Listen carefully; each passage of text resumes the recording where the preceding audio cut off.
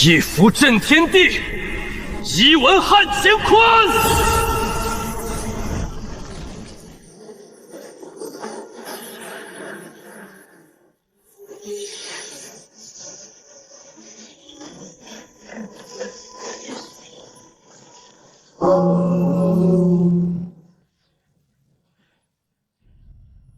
符道大陆，一个以符文为力量之源的世界。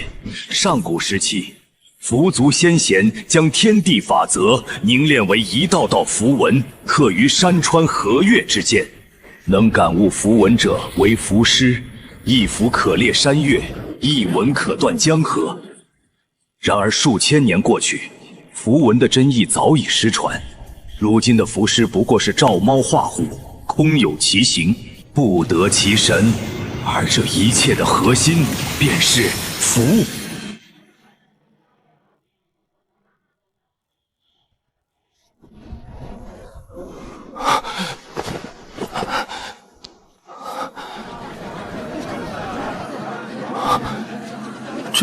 这是什么地方？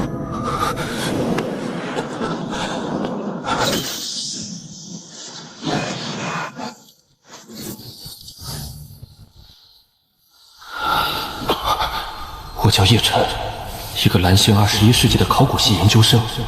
符文大陆，符文时代。等等，这具身体的原主也叫叶晨，是清河镇的一个卖鱼孤儿。父母叶浩天和白晨月是符文筑器师。叶晨的父母在其幼年时被一群黑衣人抢走，下落不明。而原主则在清河镇上孤苦伶仃的长大，后来救了一个叫柳青怡的姑娘，两人订了婚约。但几天前，昊天宗长老下山收徒，把柳青怡带走了。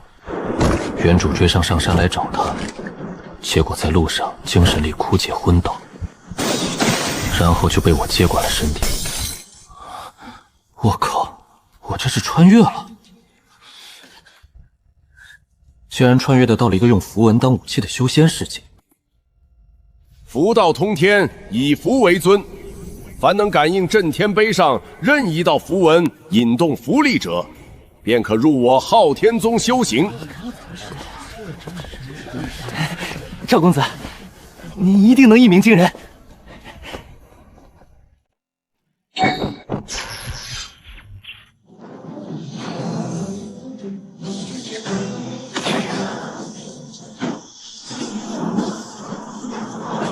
成功了！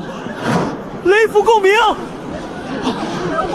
不愧是赵氏世家的嫡子，一上来就引动了雷符。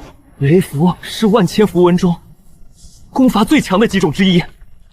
赵公子，真是天赋惊人啊！不错，根基扎实，准你入我昊天宗外门。谢长老。下一个，叶晨。嘿，你不是清河镇那个卖鱼的叶晨吗？你来这儿干嘛？考试。哎，你们看，我没看错吧？就他一个泥腿子也想成为符师？他一个卖鱼的在这里干什么？别为难人家了，他是来找老婆的，不是来考核的。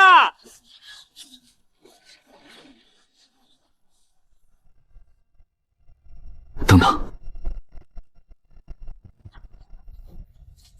这个是风的甲骨关节法，凤鸟展翅的象形。旁边这个是雨，上面一横代表天穹，下面的点是雨滴。雷，上面是雨，下面是回转的闪电形。火、山、水、剑、盾，他感觉自己的心跳在加速。这特喵的，我全都认识。这整面碑上刻的所谓上古符文，全是汉字，甲骨文、金文篆书的变体。好，那这波我不装了。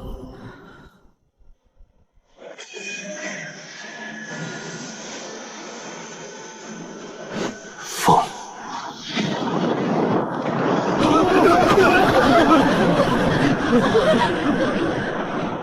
符文共鸣，他引动了震天碑的符文共鸣。雨，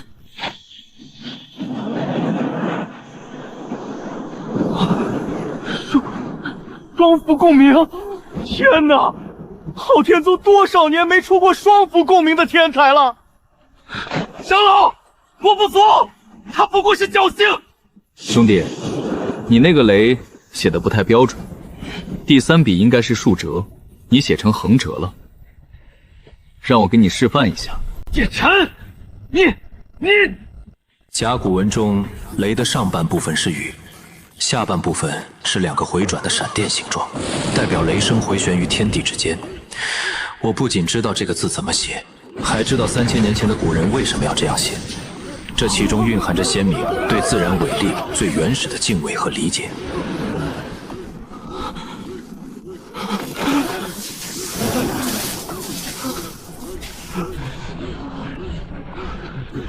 3符共鸣，风与雷3相齐出，100年难遇的天赋。燕儿，从今日起，你便是我昊天宗。等等，谁说我只会3个？火。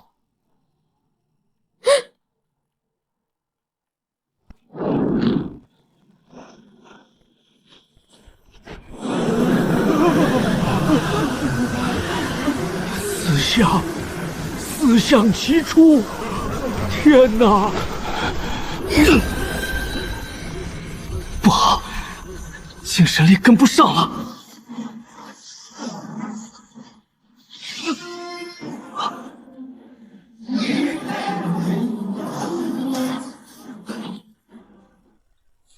不好，4相失控了，所有人快退！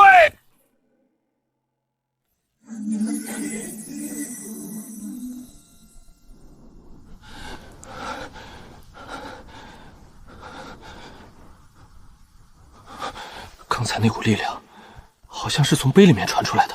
这股力量一瞬间就化解了4相，仿佛天地间所有的法则，皆由其操控制衡。这座真天碑里，到底蕴藏着什么？叶晨，你没事吧？没事，就是有点头晕，好像脑子被掏空了。那是精神力耗竭的反噬。你的悟性逆天，但你现在的境界承受不了这种强度的符文共鸣。4相齐出，你简直是在拿命开玩笑！他说的没错，这具身体的境界太低了，精神力就像一个杯子，我往里面灌了一条河，不炸才怪。得想办法提升境界才行。天上有人，他们在飞，那是天象境的强者，好像是玄元宗的宗主，还有赤焰宗的、万象门的也在。3大宗门的宗主，他们怎么会同时出现在这里？昊天宗长老周明远见过3位宗主，不知3位大驾光临。小友，在下玄元宗宗主韩玄熙，老夫想收你为亲传弟子，不知小友可愿入我玄元宗？什么？玄元宗的韩宗主要亲自收徒？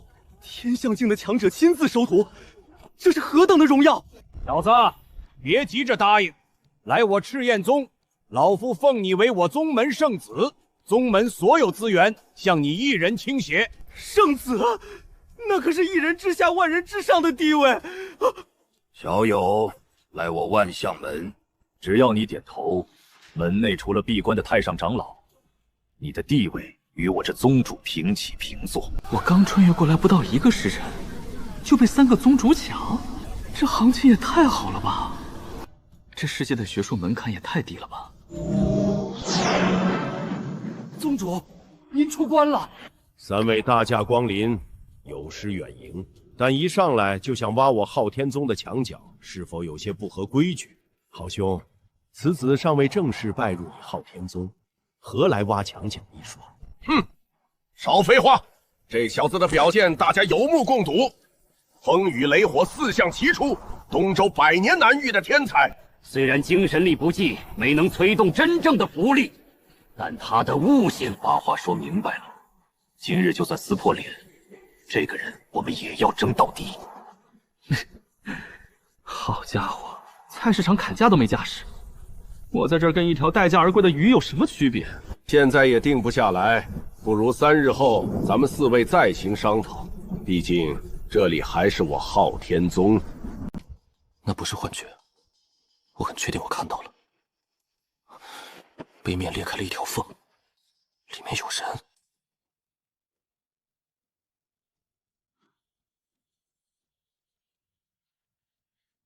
这不是装饰性的符文，这是一段信息。有人故意刻在这里的。无名苏念清，佛祖莫弈，四宗联手灭我全族，封我于碑300年，以我符力养碑，就有缘人结棍。碑里封着一个人，被四大宗门封印了300年，当电池用。你能看懂？你真的能看懂这些字？大姐，这玩意儿我闭着眼都认识，你谁啊？300年，300年了！你到底是谁？为什么被封在碑里？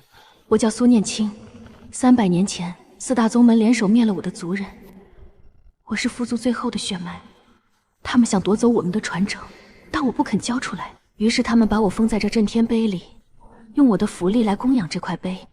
300年了，我的力量在一点一点的被抽走，维持着这块碑的运转。如果不是你今天引动了4项共鸣，震松了封印，我可能再也醒不过来。你是让我放你出来？你身上有佛族的血脉。什么意思？你为什么能看懂这些符文？因为你流着佛族的血。普通人看这些字，只能看到形状，无法理解其意。但佛族后裔天生就能与符文产生共鸣。你今天4项齐出，不只是因为你聪明，是因为你的血在呼应这些字。你的父母叶昊天和白晨月，他们是符文铸器师，对吗？你知道我父母？我不认识他们，但我感应到了你身上的铸器气息，那是佛族独有的手法。佛族被灭之后，少数后裔隐姓埋名，散落民间。你的父母很可能就是佛族后裔。他们被人抓走了，我不知道他们在哪里。是死是活4大宗门一直在暗中搜捕佛族后人，如果你父母被他们抓走了，我也许能帮你找到线索，但前提是我得放你出来。是的。他说的可能是真的，也可能是骗我。被封印300年的人，什么话说不出来。但是原主的记忆告诉我，父母的铸器手法确实和宗门里的完全不同。如果他说的是真的，那他可能就是唯一知道线索的人。好，那就赌一把。封印最薄弱的地方在裂纹处，你需要用2个符文同时攻击同一个点，但不是普通的符文，而是组合符文。破和封2个字合在一起。破封！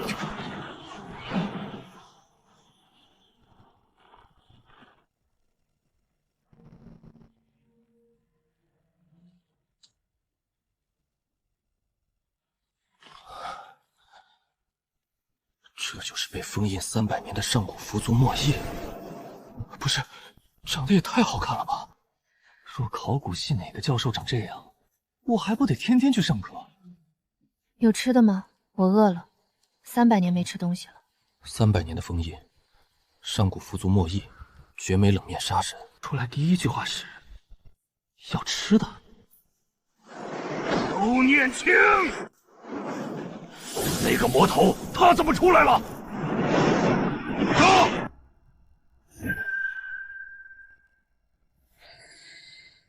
杀！杀！王级，这是王级的符文之力。他被封印300年，怎么还有王级的力量？等，你干嘛？放我下来，我恐高！闭嘴，先跑！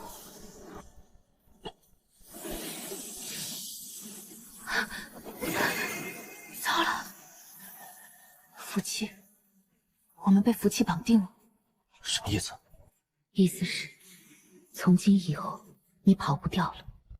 我穿越过来1天，认了4个字，炸了一块碑，放了1个人，被4个大佬追杀。现在还被一个300岁的美女绑定了，这个穿越信息量有点大呀。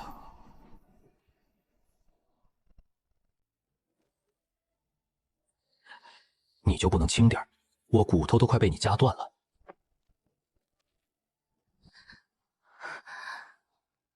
你还好吗？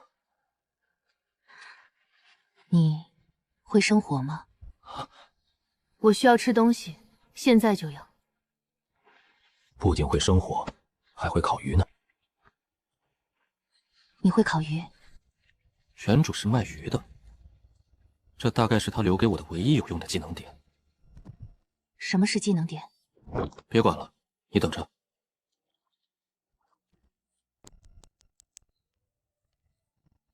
来，先将就吃，没有调料，味道一般。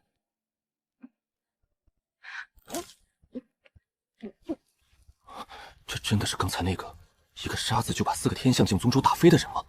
再来条。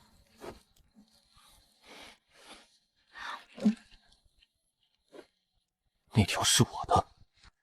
行行行，都给你，我不吃了。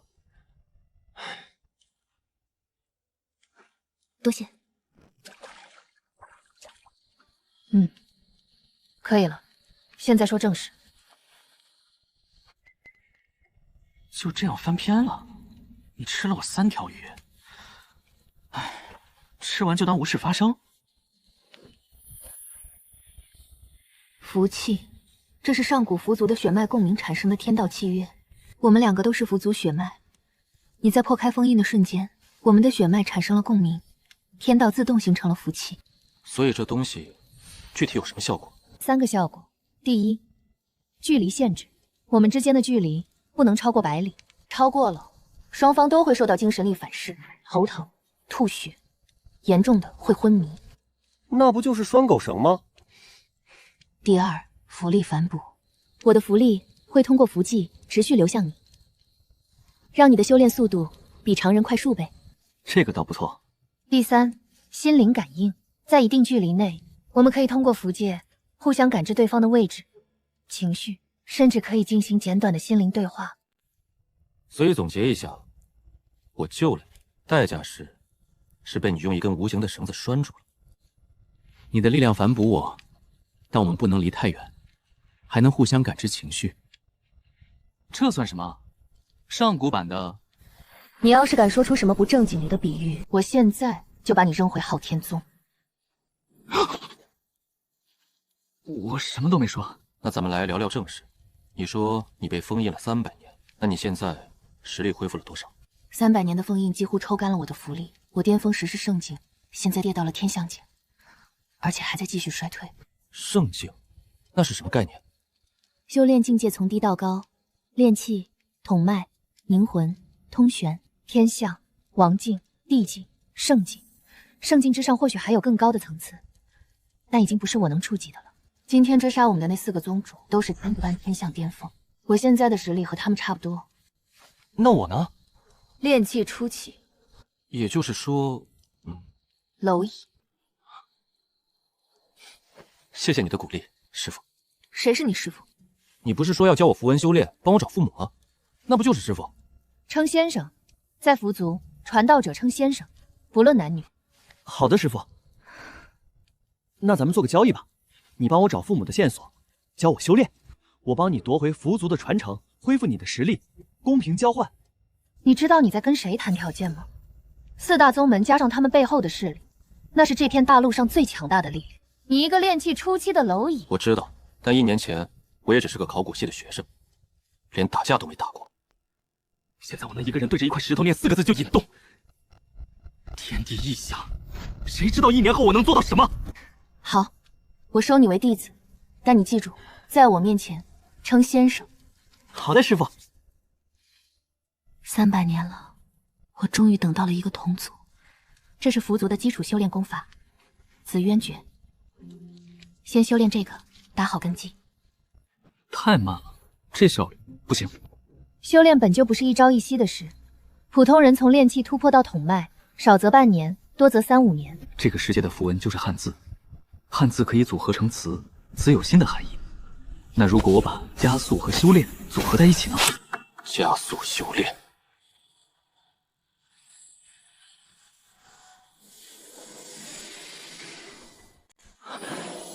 师傅，有这个增益在，我的修炼速度快了至少10倍。这是什么符文？符文还能这么用？在我老家，这叫开挂。什么是挂？挂在哪里？算了，你不懂，反正就是一种不公平的优势。你的悟性不是天才能形容的，但你的嘴是真的欠。修炼吧。你说你能看一币遍就理解符文的真意，那看好了，杀！杀！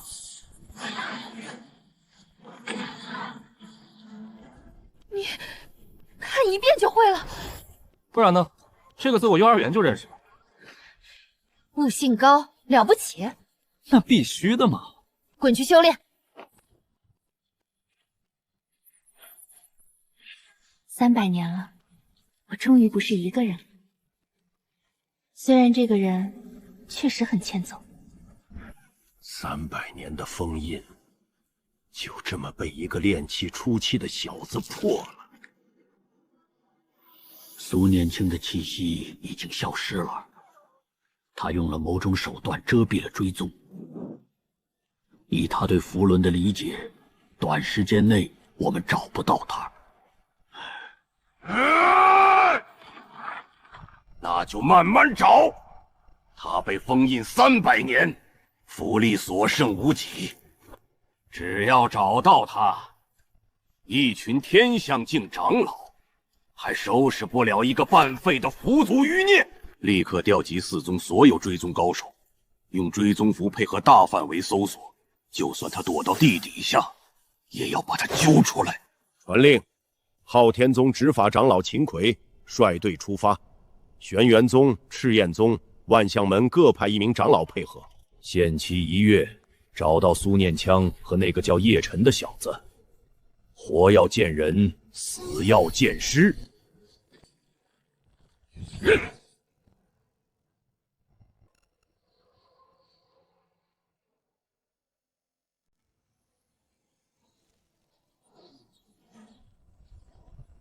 就这也叫突破？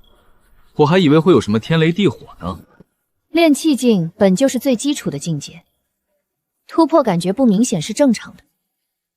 别得意，继续。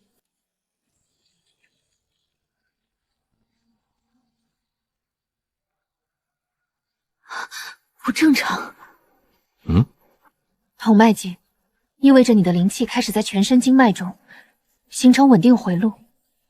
普通修士到这一步需要数月，甚至数年，你用了3天，这不是天赋能解释的。可能是你的符气反母太给力了。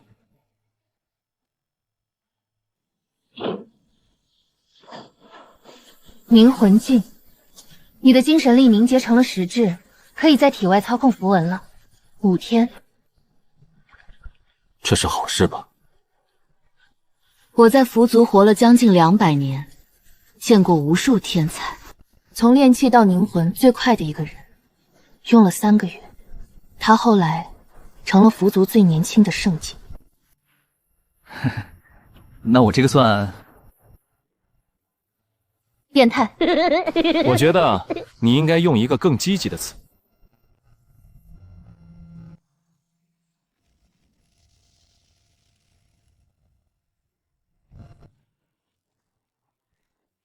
师傅，我现在还是蝼蚁吗？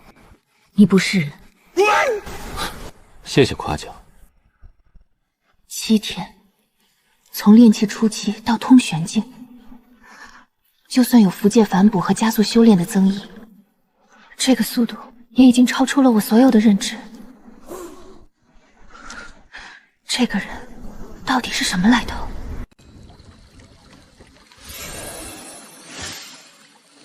加速。不行，这些符文不接纳我。我能感觉到他们的存在，但无法理解他们的真意，就像看着一扇门，却找不到钥匙。也许是因为你不理解这些字的造字逻辑。加速术这个概念，在你们的认知体系里可能不存在。你们的符文是从天地法则中感悟的，而我的理解方式是从文字的演变历史中推导的，是两种完全不同的路径。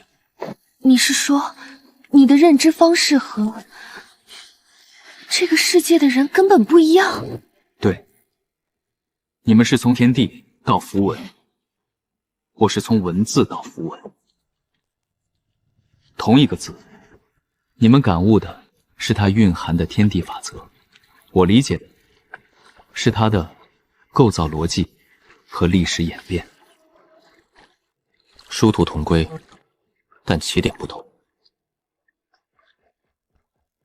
那你能不能教我你的理解方式？我可以试试。来，我教你一个最简单的光。光的甲骨安是一个跪着的人，头顶上顶着一团火，意思是人举着火把，在黑暗中照亮前方。所以光的本质不只是光明，它是人主动创造光明的行为。人主动创造光明。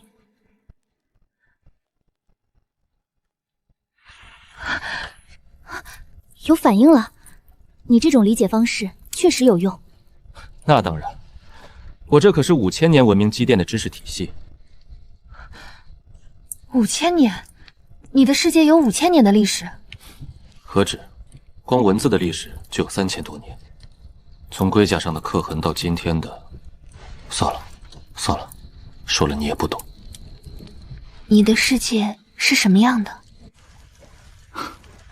我的世界没有符文，没有修炼，没有飞天遁地，但是我们的文字比你们这里的任何一个符师都要懂得多。在我那儿，人人识字，每个人从小就学认字写字，一直学到长大。人人都识字？对，在我的世界，不识字才是不正常的。如果你世界的人都来到这里，那就人人如龙了。师傅，你说过让我学会用最少的符力打出最大的效果，但我想先试试极限在哪。你想干什么？提升修炼。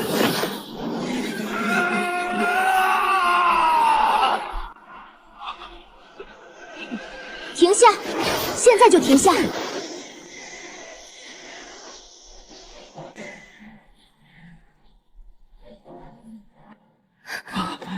好家伙，差点把自己玩死。你有极限，精神力就是你的天花板。悟性再高，如果精神力承受不了，符文就会反噬你的身体，轻则吐血，重则经脉寸断，沦为废人。明白了，不是字越多越好。对，符文的真谛不在于多，而在于精。一个字用到极致，胜过10个字的堆砌。你要学会的不是写更多的字，而是用最少的笔画表达最强的意思。用最少的笔画表达最强的意思，这不就是文言文的精髓吗？一个杀字就能退4宗主，因为它足够纯粹，足够凝练。我一直在想着往上加字，其实方向反了。他不仅悟性高，领悟力也惊人。大多数人摔了跟头只会下次小心，而他直接从失败中提炼出了符道的核心理念。7天从炼气到通玄不算什么，真正可怕的是他的学习能力。杀意从山谷外围的密林中传来的不止1股，是好几股，全部都是天象境的气息，而且在逼近。他正处于通玄境稳固的关键时刻，体内的灵气在进行最后的整合。这个过程不能被打断，一旦中断，轻则前功尽弃，重则走火入魔。修炼吧，外面的事师傅来处理。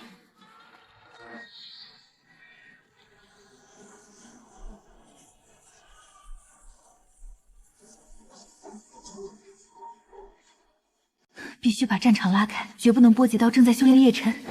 苏念青，你以为躲在深山老林里，我们就找不到你了吗？追踪符一刻在手，你的气息就无处遁形。灵气护体， 300年前你的沙子能斩天灭地，现在嘛，就是一只拔了牙的老虎。跑不动了吧？300年没活动筋骨，一把老骨头能撑到现在已经不错了。300年前我们封印你的时候，就该直接杀了你。当时宗主说留你一命做碑灵，好心留了你300年的命，没想到你还不知感恩。他身上带着佛族最后的传承秘典，杀了他，传承归我们4宗平分。动手吧，拖得越久变数越多。叶晨，你继续修炼吧，师父把他们引远了，不会波及到你。300年了，终于等到了一个同族，才相处了7天就要死在这里。苏念青，去陪你的佛族吧。住手！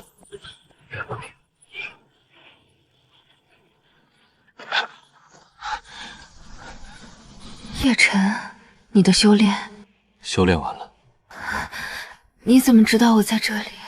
福气，你疼的时候我能感觉到，那种感觉越来越强，我就知道你出事了。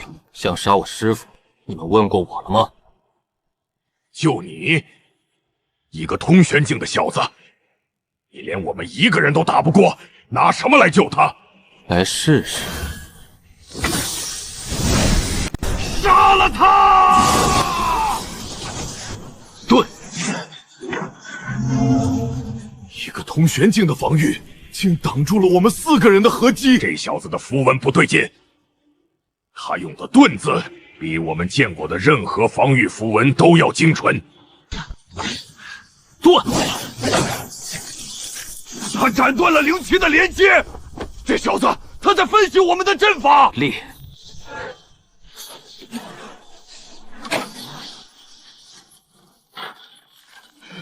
不可能！行，这是什么符文？我从未见过。看清楚了，在我老家，这叫降维打击。你们这帮只会抄作业的学渣，遇到原创作者了，慌不慌？你破！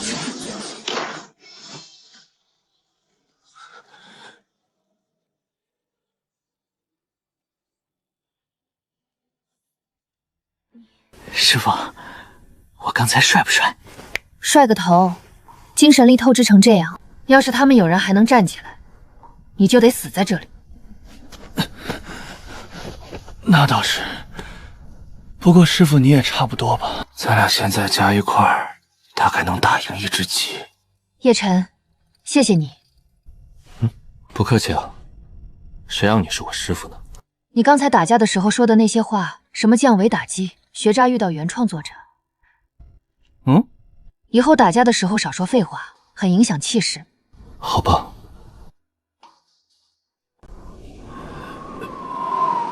师傅，来看看这些。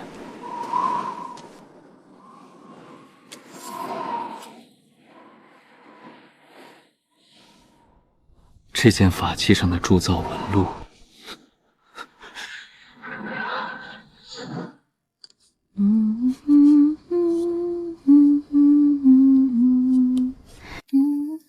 小陈乖，爹在做重要的东西，不能碰哦。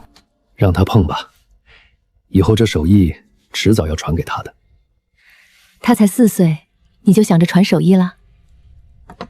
看，小陈，这是爹娘打的符文，每一道纹路都要这样，像水一样流畅，像风一样自然，不能有一丝毛刺，不能有一处断痕。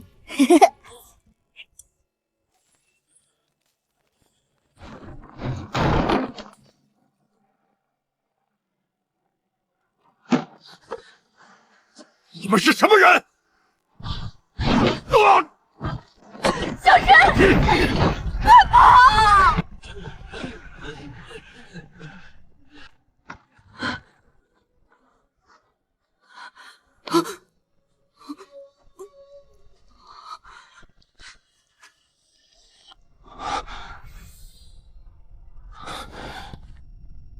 这件法器上的铸造纹路，和我记忆中父母的手法一模一样。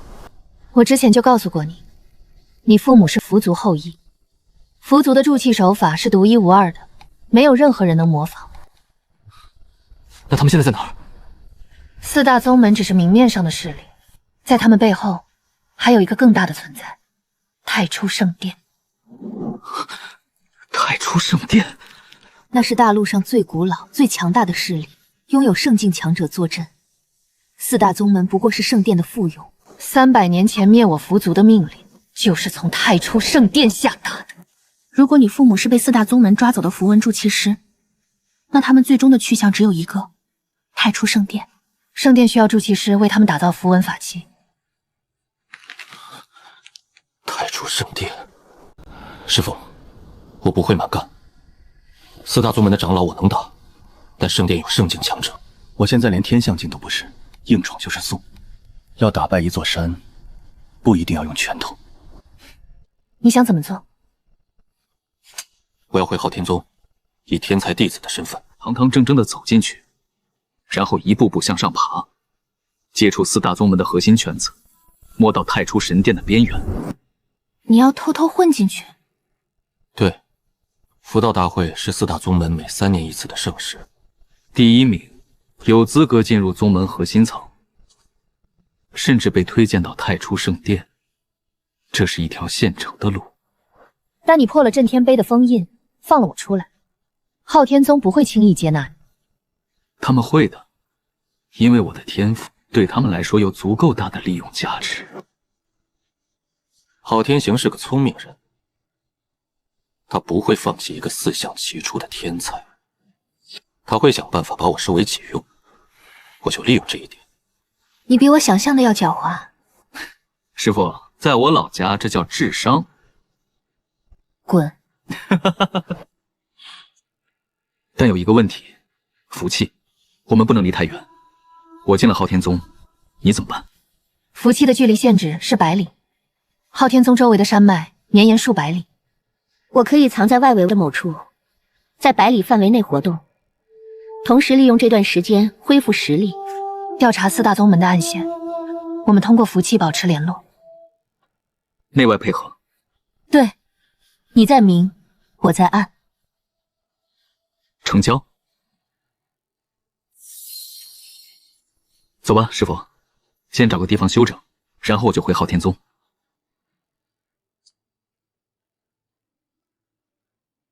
叶晨，你父母，我会帮你找到他们的，这不只是交易。多谢师父。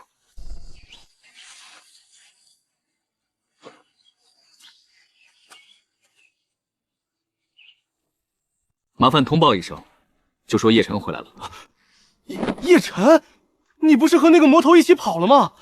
我没跑，我是被强行带走的。现在我自己回来了。你回来是来自制手的？自首？我犯了什么罪？我不过是在测试的时候，被一个突然出现的陌生女人带着妃子。我也是受害者。别愣着了，我估计你们宗主会很想见我。宗主，此子释放妖女，破坏镇宗之宝，罪不可赦，应当立即拿下，严刑审问。没错，苏念青逃到了哪里？你一定知道。各位长老，容我说2句。第一，我不知道苏念青在哪里，他带我离开后，第2天就消失了。我独自在山里晃了3天才摸回来。第二，如果我真的投靠了苏念青，那么我为什么要回来送死？我知道震天碑的事是我引起的，但说实话，我当时只是在做测试，4项齐出之后失控，碑裂了，那个女人跑出来，带着我就飞走了，我连反抗的机会都没有。胡说！你明明是自己用符文破的封印。叶晨，你回来的真正目的是什么？修炼，我需要资源和传承来提升自己。外面的荒山野岭给不了我这些。就这么简单？就这么简单。我是个实用主义者，宗主大人。你们昊天宗有整个东周最好的修炼资源，我为什么要放着不用？至于苏念青，他对我没有任何恩情，我也不欠他什么。这个年轻人说的是真话还是假话？他的神色毫无变动，要么是真的无所谓，要么就是撒谎的功力极深。但不管怎样，4项齐出的天赋是真的。这种天才300年不出一个，就算他有问题，留在宗内也比放在外面好，至少能看住他。叶晨，你破坏震天碑，本该治你的罪，但念在你天赋惊人，本座给你一个机会。3个月后的4宗福道大会，你代表昊天宗参赛，若能夺冠，为宗门正回颜面，过往之事既往不咎。若做不到，你就自己去牢里反省吧。弟子明白。安排他进内门，给他一间单独的修炼室。第一步完成。进来坐。叶晨，我知道你恨我不辞而别。当初昊天宗长老来收徒的时候，我根本来不及跟你解释。青衣，我不恨你，真的。你有你的路要走，成为符师是你的机会。换作是我也会做同样的选择。别把这件事放在心上。你变了。人总会变的。青衣，我现在只想问你一件事。什么？你在宗门里有没有听说过关于符文筑起师被抓走的事？你怎么知道这件事？你知道？我入宗后被分到了典藏阁做杂物。有一次整理密库的时候，我在最深处的架子上发现了一批来历不明的符文法器。我当时觉得奇怪，就多留了个心眼，偷偷记下了法器上的标记。后来我比对了一下宗门的筑器记录，那批法器没有任何来源登记，完全是凭空出现在密库里的。那就是我父母做的。你父母是筑器师？是。他们在我小时候被人抓走了，我一直在找他们的下落。我帮你查。我虽然只是一个在典藏阁做杂物的普通弟子，但我能接触到密库。我会慢慢查那批法器的来源。叶晨，你救过我一命，这份恩情我一直记在心里。青衣，这可能很危险。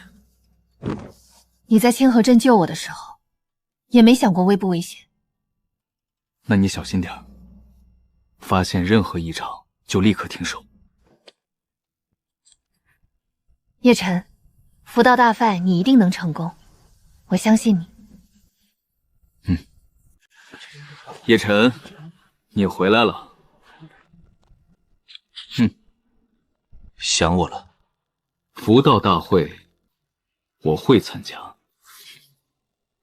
巧了，我也会。叶晨，测试那天，你用4象齐出赢了全场，风风头，但那不算数。你是悟性碾压，不是实力碾压。真正的比试是旗鼓相当的对手之间的较量。你说的对，不过你的雷符第3笔还是横折，什么时候改成竖折了，再来跟我说这话。你这张嘴是真的欠。很多人都这么说。福道大会见。赵锦，世家天才，骄傲但不蠢，有底线有脊梁。这种人可以是对手，也可以是盟友，关键看他知道真相之后怎么选。你就是那个卖鱼的叶晨，破坏震天碑的罪人。你还有脸回来？你叫什么？我叫……不。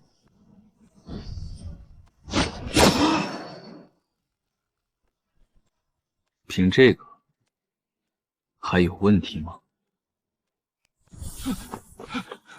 ？3个月，福道大会夺冠，进入核心圈，接触太初圣殿，找到爹妈，一步一步来。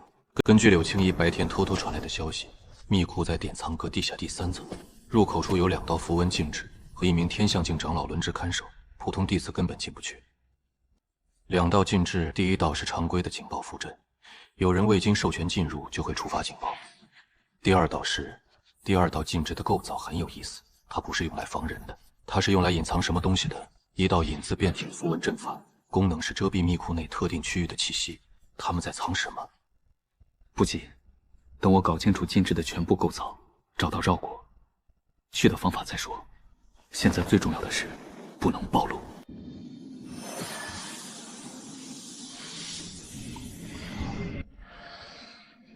密库的情况怎么样？2道禁制，1道警报，1道隐匿。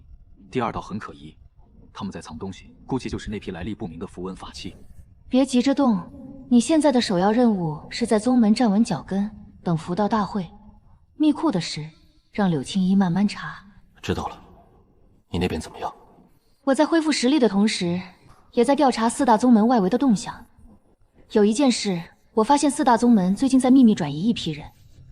那些人被蒙着头，封着嘴，由天象境的护卫押送，走的是一条极其隐蔽的山间小路，方向东北。那些被转移的人，会不会就是筑气师？很有可能。叶晨，你父母的事和这条线一定有关联，但我们现在还不能打草惊蛇。明白，师傅，你自己也小心。好好修炼，好好参赛，别给我丢人。得嘞，师傅。叫先生。好的，师傅，晚安。这个臭小子！圣殿使者，我宗派出的搜捕队已在外围搜索了半月有余，没有找到苏念清的踪迹。此前派出的秦奎等4名长老，反被那个叫叶晨的小子重创，至今修为未复。他用了某种上古隐匿符文，我们的追踪符完全失效。苏念清不是重点。他一个被封印300年的废人，翻不起大浪。圣主真正关心的是另一件，是那个叫叶晨的年轻人。自向其出，自创组合符文，这种天赋在整个大陆的历史上都极为罕见。更重要的是，他能读懂震天碑上的上古符文。你知道这意味着什么？他可能是佛祖后裔。圣主的意思是不要动他。让他参加符道大会，让他展现实力。如果他真的足够出色，圣殿会亲自来接他。接他去圣殿？圣殿需要这样的人才。另外，那批筑气师的转移不能再拖了，圣主催得紧，尽快安排。是。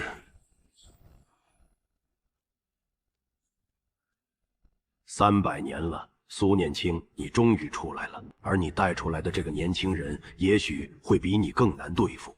符道大会有3轮符文辨识、符阵破解、实战对决，前2轮对我来说不是问题，认字和拆字我是专业的。关键是第3轮实战，通玄境对天象境硬拼是打不过的，但上次打4个长老的经验告诉我，符文的运用方式比境界更重要。如果我能在符文的精度和策略上碾压对手，弱胜强不是不可能。静。反，将对手的攻击原路反弹，封锁，同时封住对手的身体和符文运转。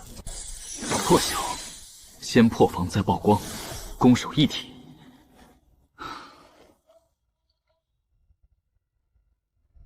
别多讲，我只是觉得你的修炼方式很有意思。你在研究组合符文？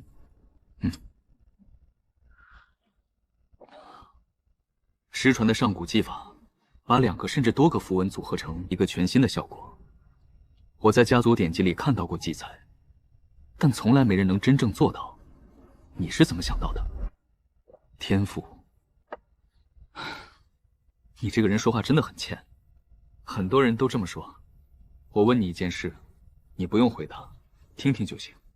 你说，你有没有觉得我们宗门有些地方很奇怪？震天碑被毁后，宗门上下都在追查苏念清，但没有人追究为什么震天碑里会封着一个活人。300年的封印，300年的碑灵供养，这种事正常吗？我不是要你回答，我只是在想。符道大会上见。赵锦，这个人不只是有天赋，他有脑子，而且有良心。宗门的真相，他迟早会自己挖出来。到时候，希望他能做出正确的选择。3个月了，这天然盆地改造的主会场，四周古老符文皆已激活，四大宗门的天才终于聚齐。3个月的修炼，总算有了质的蜕变。这通玄境巅峰的领力，距离天象境只有1步之遥了。紧张吗？你呢？不紧张。巧了，我也是。你信不信？你是整个会场里穿的最难看的衣服。穿得帅又不加分，倒是你这身锦衣在战场上挺碍事的，万一被人撕了怎么办？闭嘴吧。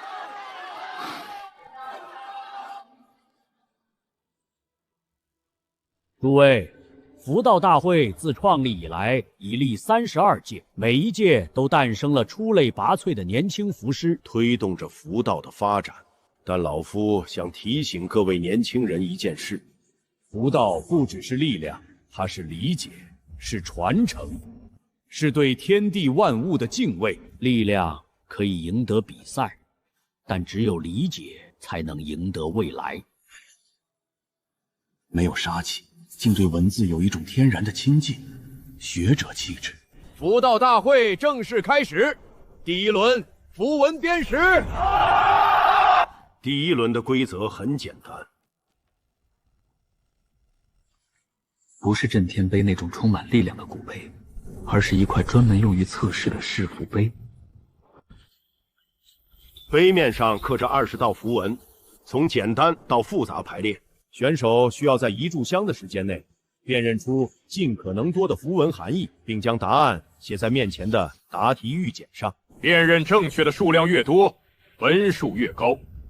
前32名进入下一轮。对大多数人来说，这20道符文中能认出10道，这就算不错了。后面的几道是上古失传符文，连很多长老都未必认识。3秒钟。第1道，明，日月并列，光明之意。第2道，守，宝盖下有寸，寸是失守的象形，意为以守护家。第3道，战，从歌从丹。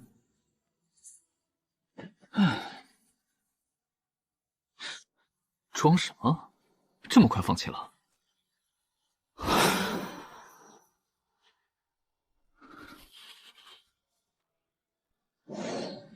师傅，大会开始了。第1轮符轮辨识，对我来说就是小校语言考试。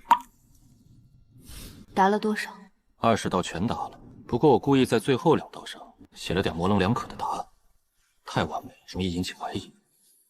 聪明，藏弱但不藏太深，让他们知道你强，但不知道你到底有多强。师傅教得好。少拍马屁，注意看台上有没有不认识的面孔。派出圣殿的人可能已经到了。找到了，看台后方2个灰袍人，气息很深，应该是圣殿的人。他们来看你了，小心，但不要躲。你需要他们注意到你，这是我们进入圣殿的入场券。鱼饵已经下了，就看鱼什么时候上钩。1炷香时间到。第1轮符文辨识成绩排名如下：第1名，昊天宗叶晨，辨识正确18道；第2名，昊天宗赵景，辨正确14道。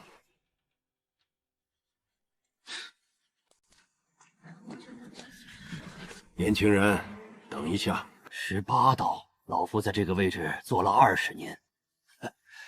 还是第一次见到有人能辨识出那么多，尤其是最后几道，那是连我都要思考良久的上古失传符文。你是怎么做到的？前辈过奖了，那些符文的构造有迹可循，只要理解了造字的逻辑，就不难推导出含义。造字的逻辑？你是说你不是靠感悟天地法则来辨识符文，而是靠分析字形结构？差不多。有意思，非常有意思。年轻人，你叫什么名字？叶晨。叶晨，老夫记住了。年轻人，符道不只是力量，记住这句话。前辈，力量不够的时候，道理有用吗？等你有了力量，就会明白道理的分量。认识他？刚认识。太学院院长陆文渊，他是整个东周最受人尊敬的学者，不属于任何宗门，连四大宗主见到他都要行礼。你小子倒是走运，第一天就被他注意到了。那他的实力呢？不知道，从来没人见他出过手。但你想，一个不属于任何宗门、没有任何势力背景的老头，能让四大宗主都对他客客气气的，你觉得他会弱吗？18道。这个年轻人的符文辨识能力远超同龄人，比辨识能力更值得注意的是，他辨识的方式，他不是用精神力去感悟，而是直接看出来的。这种能力只有符族后裔才有。统治圣殿，第1轮确认，目标值得关注。第2轮，符阵破解。这座八卦符阵迷宫由老夫与4大宗门的阵法大师联手布置。迷宫内部有32条路径，每条路径上都设有多重符文机关。选手需要破解这些机关，找到出口。限时1个时辰，最先走出迷宫的人排名最高。1个时辰内未能走出者淘汰。八卦符阵，这可不是认字就能解决的。阵法需要实际的破解能力。有意思，那些符文的排列方式不是随机的，它们有一个底层逻辑：偏旁部母组合成字，字组合成词，词组合成句。这座迷宫的符文阵法逻辑和中文的造词构句完全一样。所以破解的方法不是硬拆，而是拆字，把复杂的组合拆回最基础的偏旁，找到构成逻辑，然后反向推导出破解路径。这对我来说不叫符阵破解，这叫语文拆字题。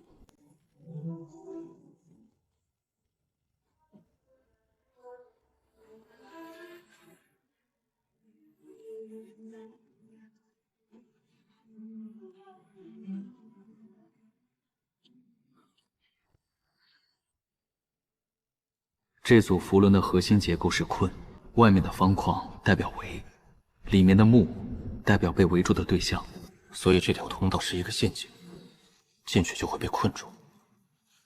这组的核心是通，走之底代表行走。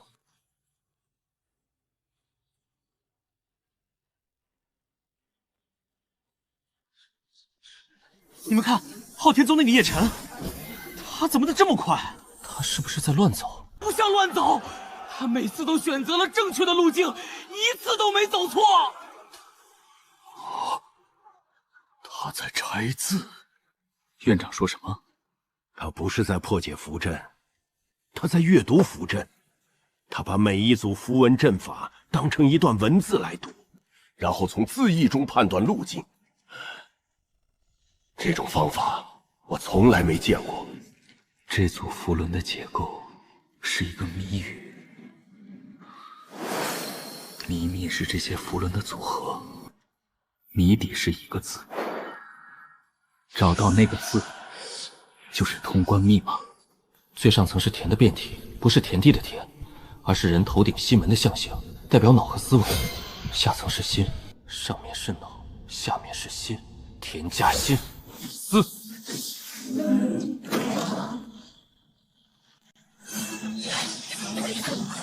阵法的攻击频率在变化，每隔7次攻击有一个间隙。这迷宫的设计者够狠，这家伙到底怎么做到的？最后一关，这组符文的复杂度是之前所有关卡的总和，但核心逻辑不会变。再复杂的文章也是由一个个字组成的。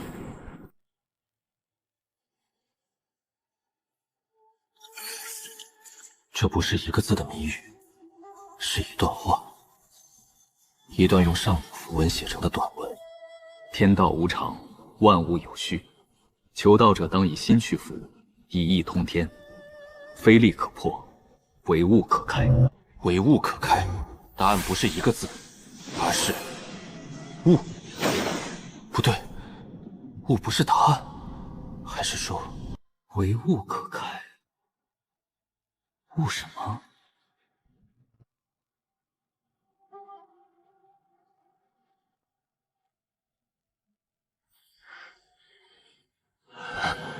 答案不是写一个字，而是同时驱动4项之力。这道门需要的不是知识，是能力。能同时驾驭4项的人，才有资格通过。风、雨、雷、火。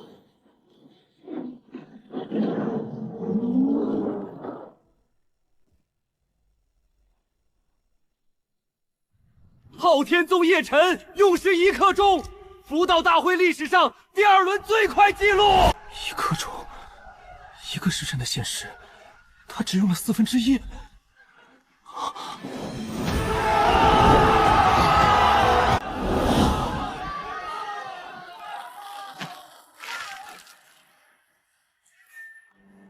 此人对符文的理解方式与符族古法竟然高度吻合。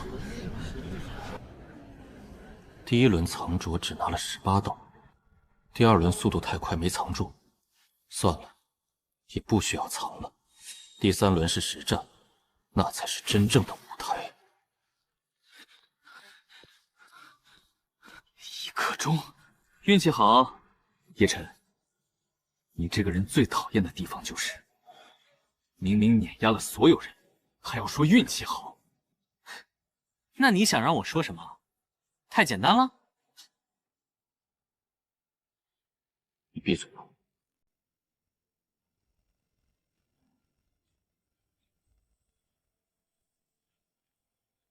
第3轮实战对决，规则很简单，16人捉对厮杀，胜者晋级，败者淘汰。每场比赛没有时间限制，但有一条铁律：不得取对手性命。除此之外，符文、法器、阵法，一切手段皆可使用。抽签决定对阵。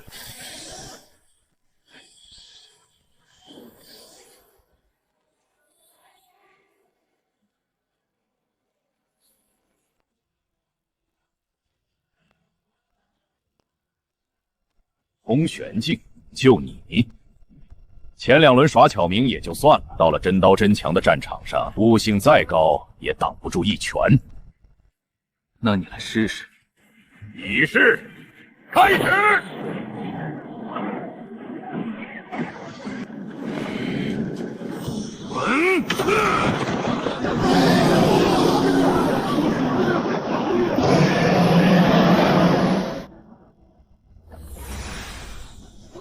静。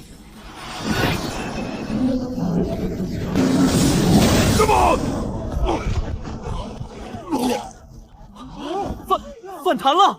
他把天象镜的攻击反弹回去了。那面镜子是什么符文？我从来没见过。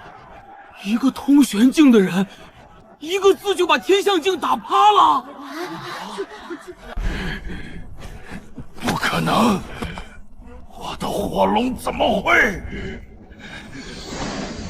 你的火龙确实很强，可惜，在我这面镜子面前，你打得越狠，伤得越重的是你自己。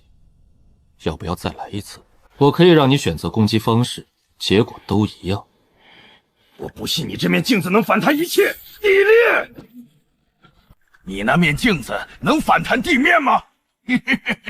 不能，但我有别的符。你的招式很多，但有个问题，都是从我那个时代的小学课本上学的。让我教教你，大学是什么水平？封锁。叶辰胜。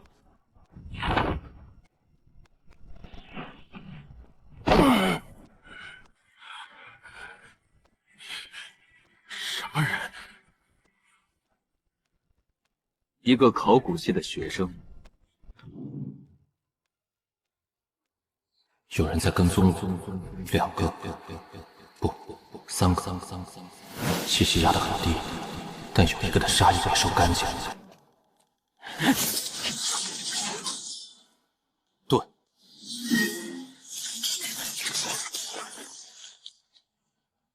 迷神毒物，影响精神力集中的毒符。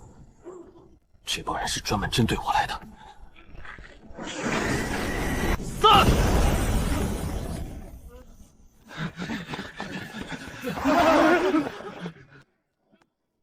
杀！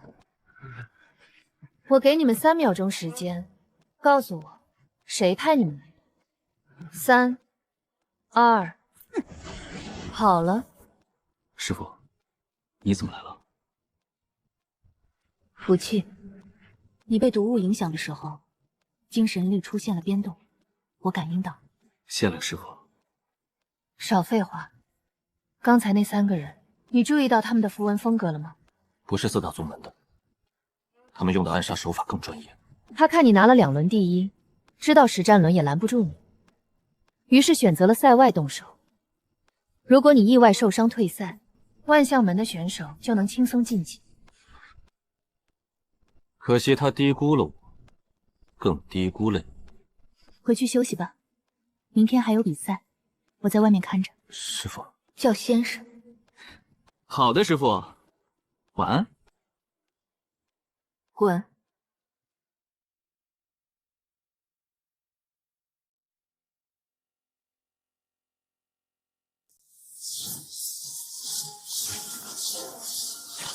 影子让我看穿了他所有的攻击习惯。他以为自己的路径很难预判，但对我来说，他的每一步都写在脸上。兄弟，你跑够了吗？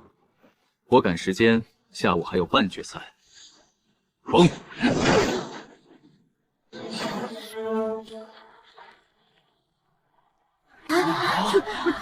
叶晨胜。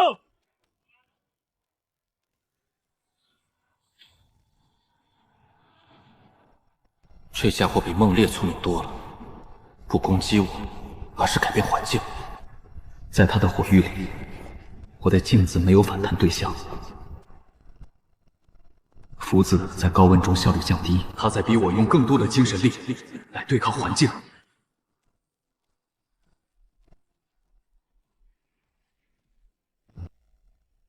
雨。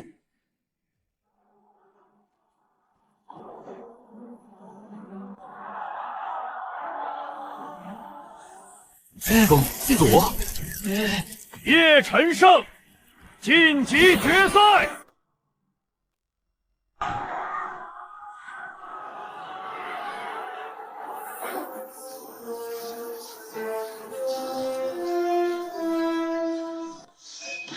雷川，雷父。他也学会组合符文了，而且是他自己琢磨出来。雷川利用了雷电的穿透特性，雷父利用了雷电的导体约束特性。他没有我的认字优势，但他靠纯粹的对雷符的深度理解，做到了同样的事。这家伙比我想的还强。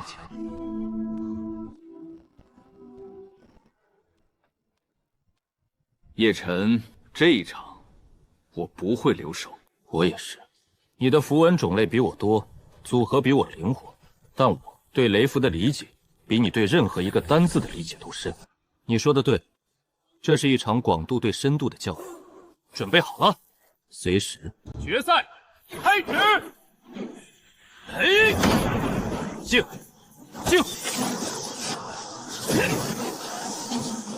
好。他研究过我的镜子。他知道镜面反弹只对面积攻击有效，对穿透性攻击无法完全反弹。好快！雷玉，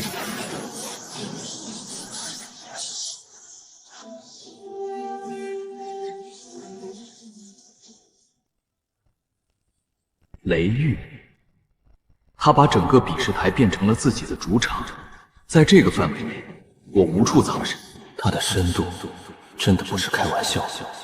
广度对深度，他只有一个字，但这个字被他打磨到了极致。但是，雷的本质是什么？在甲骨文中，雷是雨下有回转的闪电，雷是天地间的放电现象，它需要正负两极之间的电位差才能产生。如果我消除了电瓦差，君，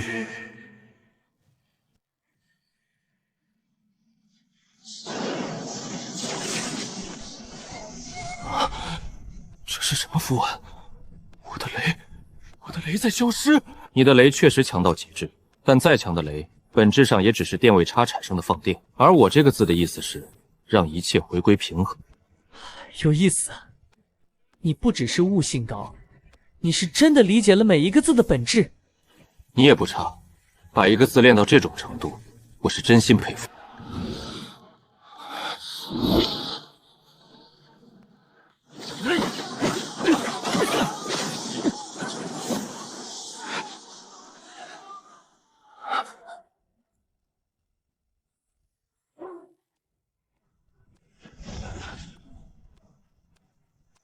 雷霆风。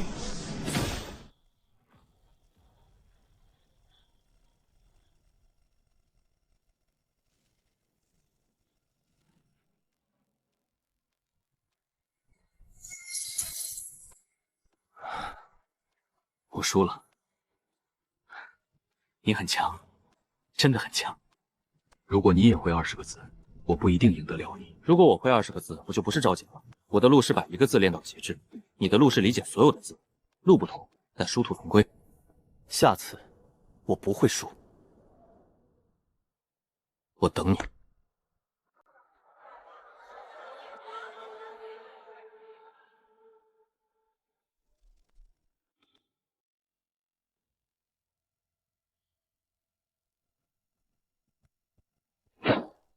你夺冠之后，圣殿的动作会加快。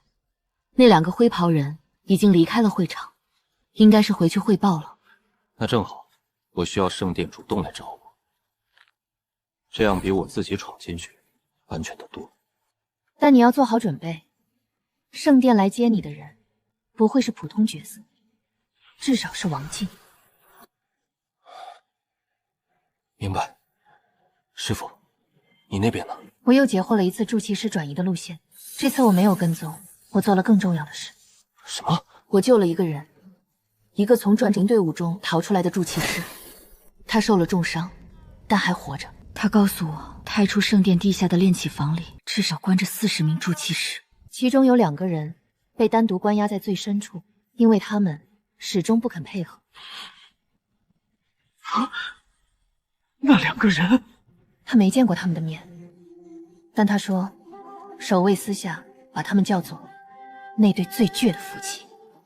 是他们，一定是他们。叶晨、陈筑气，他们还活着，这就是最好的消息。我知道，师傅，谢谢你。不用谢，我说过，这不只是交易。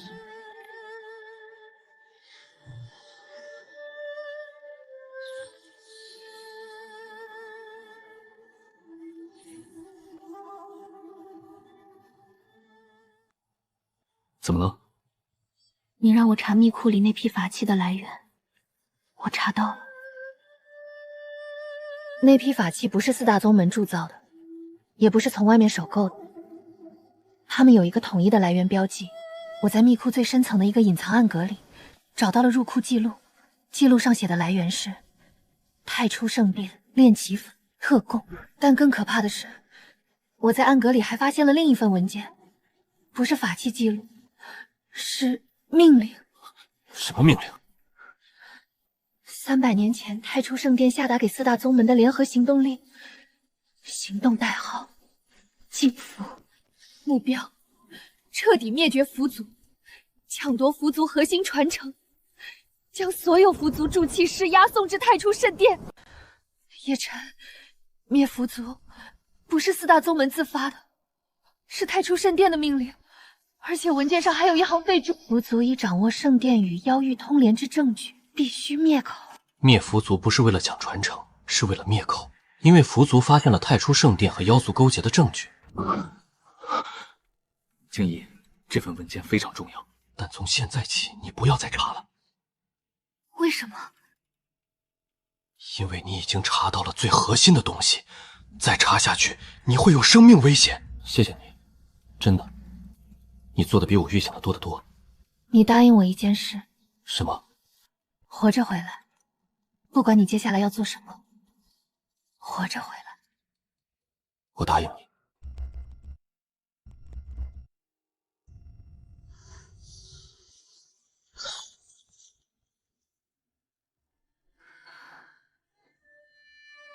灭口，原来如此。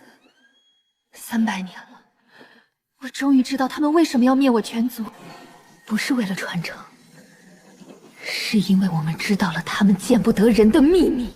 师父，这份证据很关键，等时机成熟，我们可以用它来瓦解4大宗门的合法性。但现在，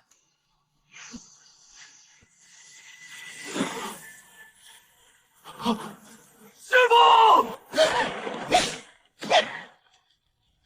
郝天行，他亲自来了，带了宗内精锐，他们找到了我的藏身点。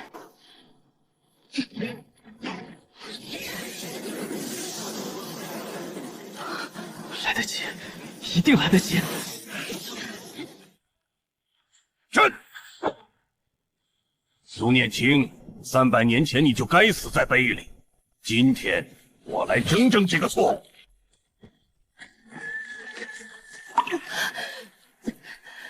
撑不住了，叶晨，你别来，这里太危险了。郝天行，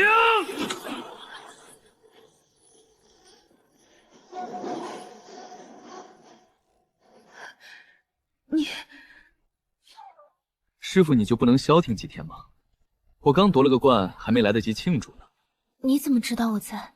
福气，你每次受伤我都能感觉到。我说过多少次了，有危险就叫我。我叫你了。什么？符气震动的时候，我没有屏蔽。傲娇？什么？没什么，师父，咱们先把眼前这帮人解决了再说。叶晨，你果然和苏念青在一起。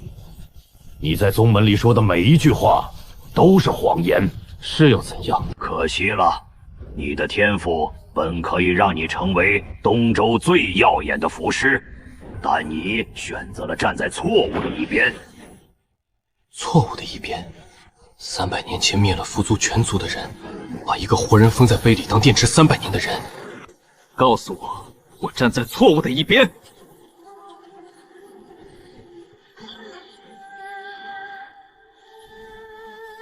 郝天行，300年前你们封印我的时候，有没有想过会有今天？苏念青，我不否认当年之事，但我所做的一切，都是为了维护大陆的秩序。符族的力量太强大了，如果不加控制，所以你们就有权灭我全族，夺我传承，把我当电池用300年。而且，你以为我不知道吗？灭符族的真正原因不是什么维护秩序，是灭口。因为符族发现了太初圣殿痛结妖族的证据。你知道的太多了，所以你们2个今晚都不能离开。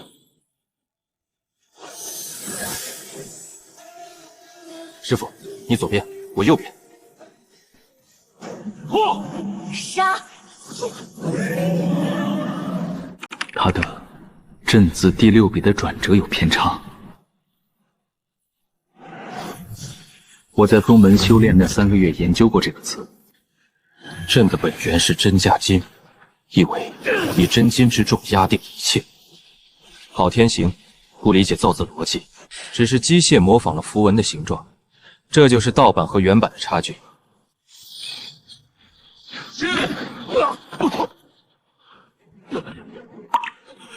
你你怎么可能比我更懂这个字？这是符族的传承，你不过是一个……一个符族后裔，你用的是偷来的东西，我用的是血脉里的东西，你说谁更懂？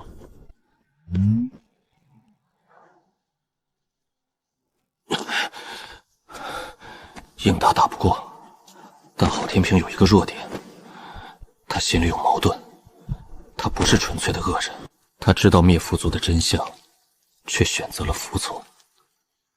这种人内心深处一定有挣扎，也许我可以利用这一点。郝天行，你刚才说你所做的一切都是为了维护秩序，但你自己信吗？300年前，符族发现了太初圣殿勾结妖族的证据，圣殿下令灭口，你执行了命令，灭了符族全族，把苏念青封进碑里。你告诉自己这是为了秩序，但你有没有想过，如果符族当年的证据是真的呢？如果太初圣殿真的在和妖族做交易呢？那你维护的到底是什么秩序？你在维护一个勾结妖族、出卖人族的势力的秩序。你灭了唯一知道真相的人，帮叛徒扫除了障碍。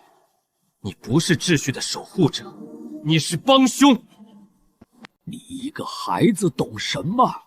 你以为我不知道这些？你以为我300年来没有想过这些？我知道，我什么都知道。圣殿在做什么？它背后藏着什么？我比你清楚得多。但你有没有想过，反抗圣殿的代价是什么？圣殿有圣境强者，有无数资源，有整个大陆的政权网络。4大宗门加起来都不够他塞牙缝的。反抗他，不是一个人死，不是一个宗门灭，是整个东周都会陷入动荡。真相只会带来更大的灾难。你怕了？你知道真相，但你不敢反抗，因为你怕失去一切，怕宗门毁灭，怕生灵涂炭，怕自己变成第2个符族，所以你选择了服从，选择了当帮凶，选择了把一个女人关在碑里300年，选择了抓走无辜的筑气师送去圣殿。你不是为了秩序，你是为了自己的安全。我不能说你的选择是完全错误的。如果我站在你的位置，也许我也会怕，但是怕归怕，至少不要假装自己是对的。宗主，苏念青就在。我说撤。太初圣殿的通行令，只有他可以进入圣殿外围。我只有1枚，是圣殿多年前赐给我的。你为什么给我这个？因为你说的对，我怕了300年也够了。我不会帮你，但我也不会再拦你。从今天起，你的事和昊天宗无关，昊天宗我来善后。苏念青，300年前的事，我没有资格说对不起。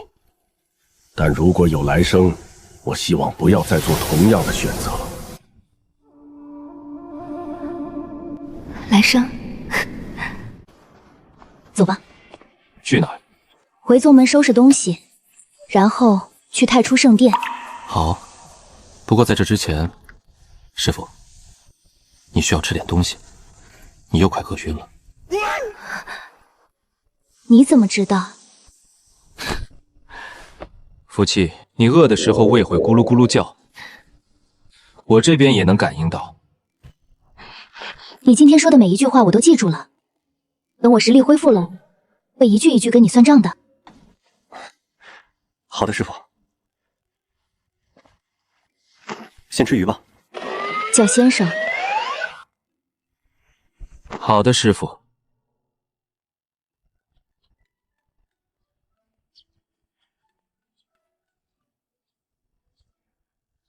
叶晨已经离宗出走，从此和昊天宗再无瓜葛。另外，典藏阁秘库从今以后禁止任何人进入。赵瑾，你曾问过我，为什么震天碑里会封着一个活人？我无法回答你。但如果你真的想知道答案，就去找叶晨，他知道的比我多。另外，叶晨的路可能比你想象的要危险得多，他需要一个靠得住的人。至于你怎么选，随你。昊天行突然放人，一定是叶晨说了什么让他动摇。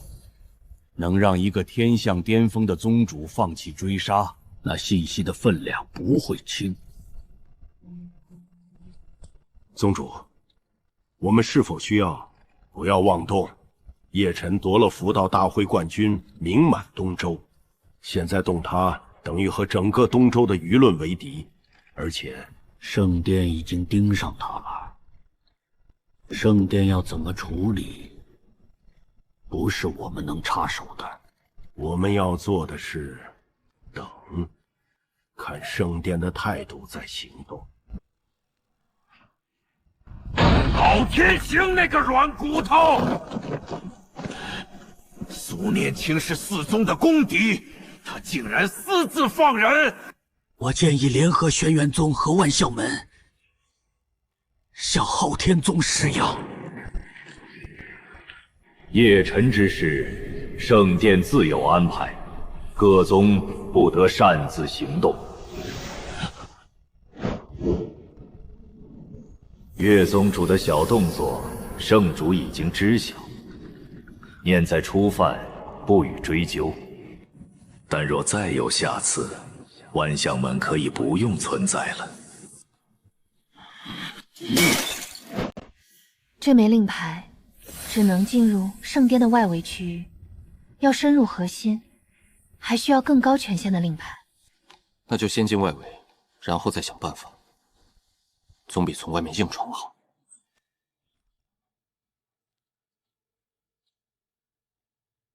你怎么找到这里的？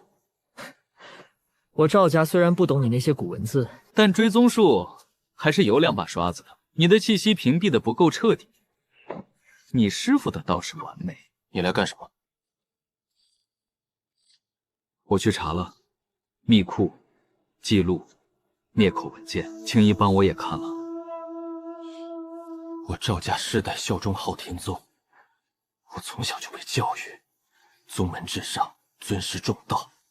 但他们没告诉我，我效忠的宗门曾经灭了一个无辜的族群，而灭族的原因是为了给真正的罪神遮掩罪行。叶晨，我赵锦虽然和你是对手，但这种事我做不到视而不见。你想做什么？和你一起去太初圣殿。你知道去圣殿意味着什么吗？那里有圣境强者。我知道，我可能会死，但至少死得明白，不像我那些前辈稀里糊涂的当了300百年帮凶。你觉得呢？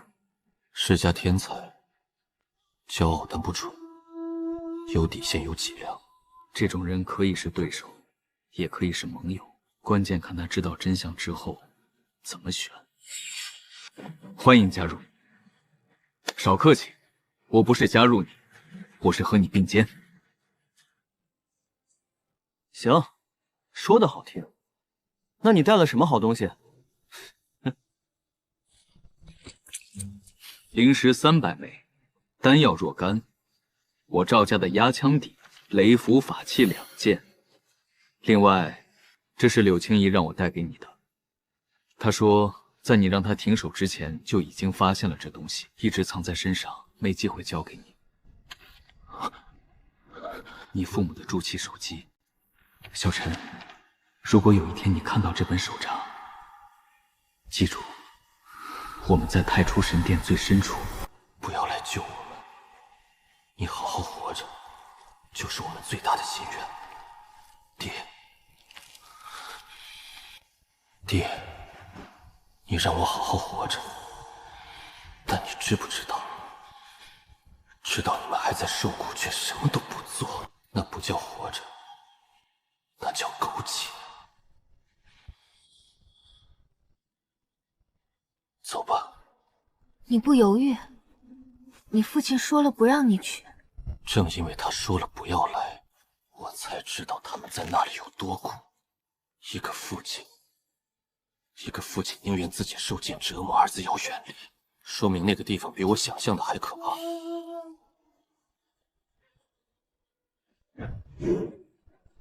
圣殿在背后操控整个大陆的势力格局，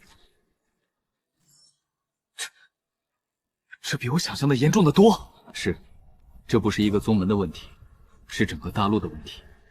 但现在我们能做的有限，先救人，再图后继。这便是云顶天宫吗？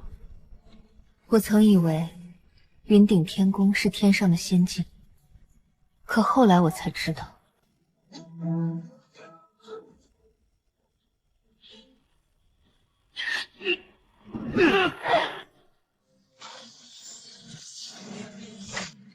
叶晨，是我。圣殿对你的才华非常欣赏，圣主亲自下令邀请你前往圣殿修行。至于苏念清，服族余孽，通缉犯，按理应该就地处决。他是我的人，动他，我不去。圣主说了，只要你去，一切好商量。跟上。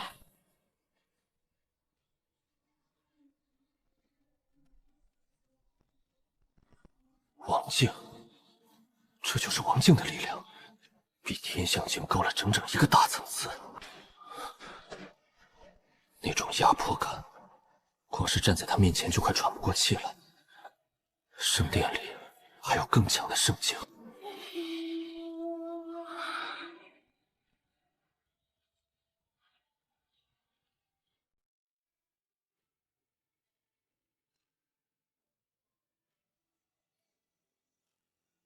从远处看到的壮观，不及亲眼所见的1/1000。地方的灵气浓度，光在这里修炼，速度就比外面快3倍。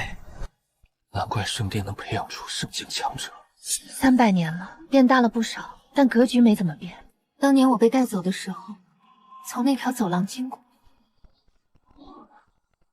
别看了，这里越漂亮，藏的东西越脏。圣殿规矩，新入者先到弟子堂登记，领取身份令牌。至于你们2个，暂时以叶晨随从的身份入内，但你们的行动范围仅限外围区域，未经许可擅入核心区者，格杀勿练。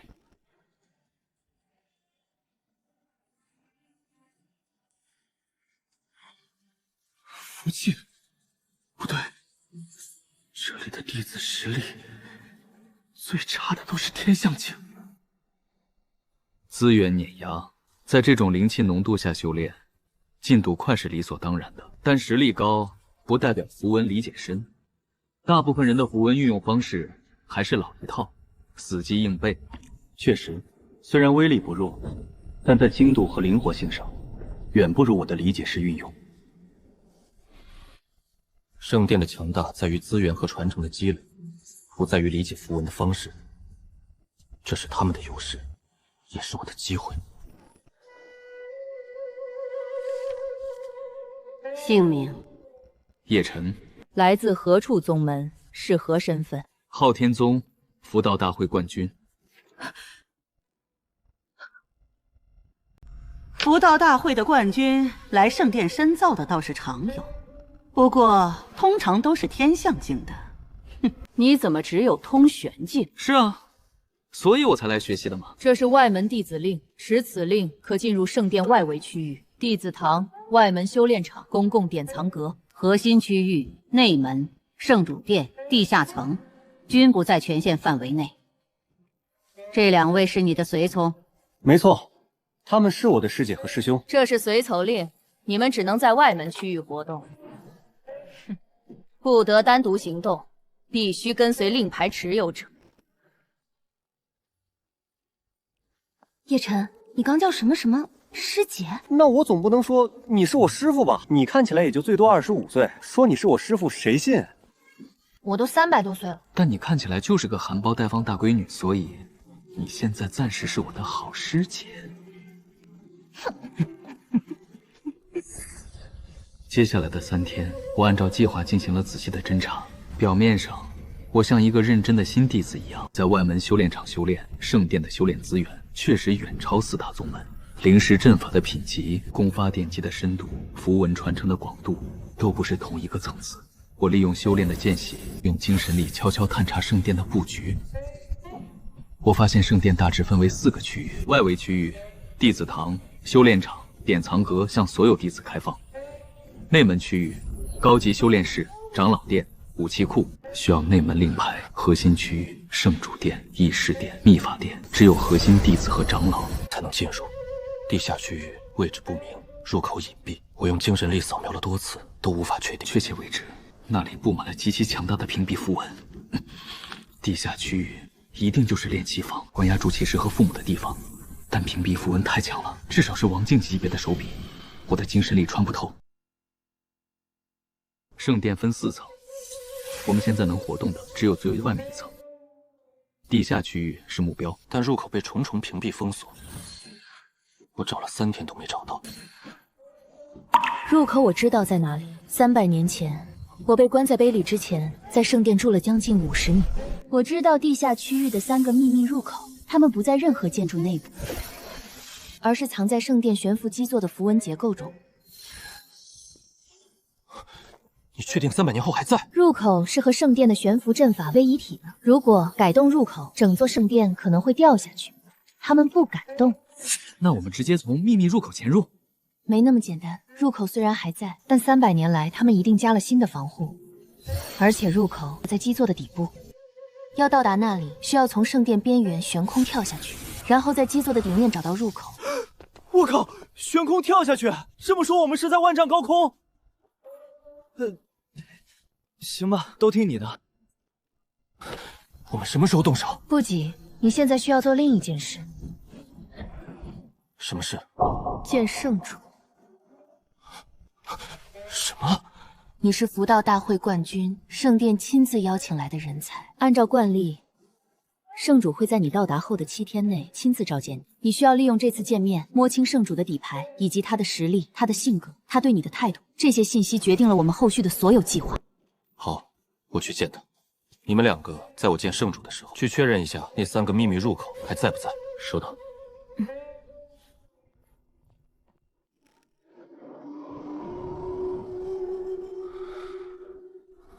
这住处奢华至极，连空气都带着灵药香气。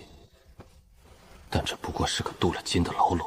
爹娘，再等等，我现在就在你们的上方，很快我就能找到你们了。叶晨听令，圣主将于午时在圣主殿召见你，你即刻出发，不得延误。是。叶晨，你听我说，圣主玄武道是圣境强者，在他面前，你的一举一动，一个表情，甚至心跳的变化，都可能被他捕捉到。不要试图撒谎，他能分辨真伪。我靠，师傅，那我怎么办？什么都说实话。说一半的实话，真假参半是最难分辨的。想想你在昊天宗对郝天行说的那些，同样的策略，但要更小心。明白了，我尽量多听少说，让他主动暴露信息。你明白就行。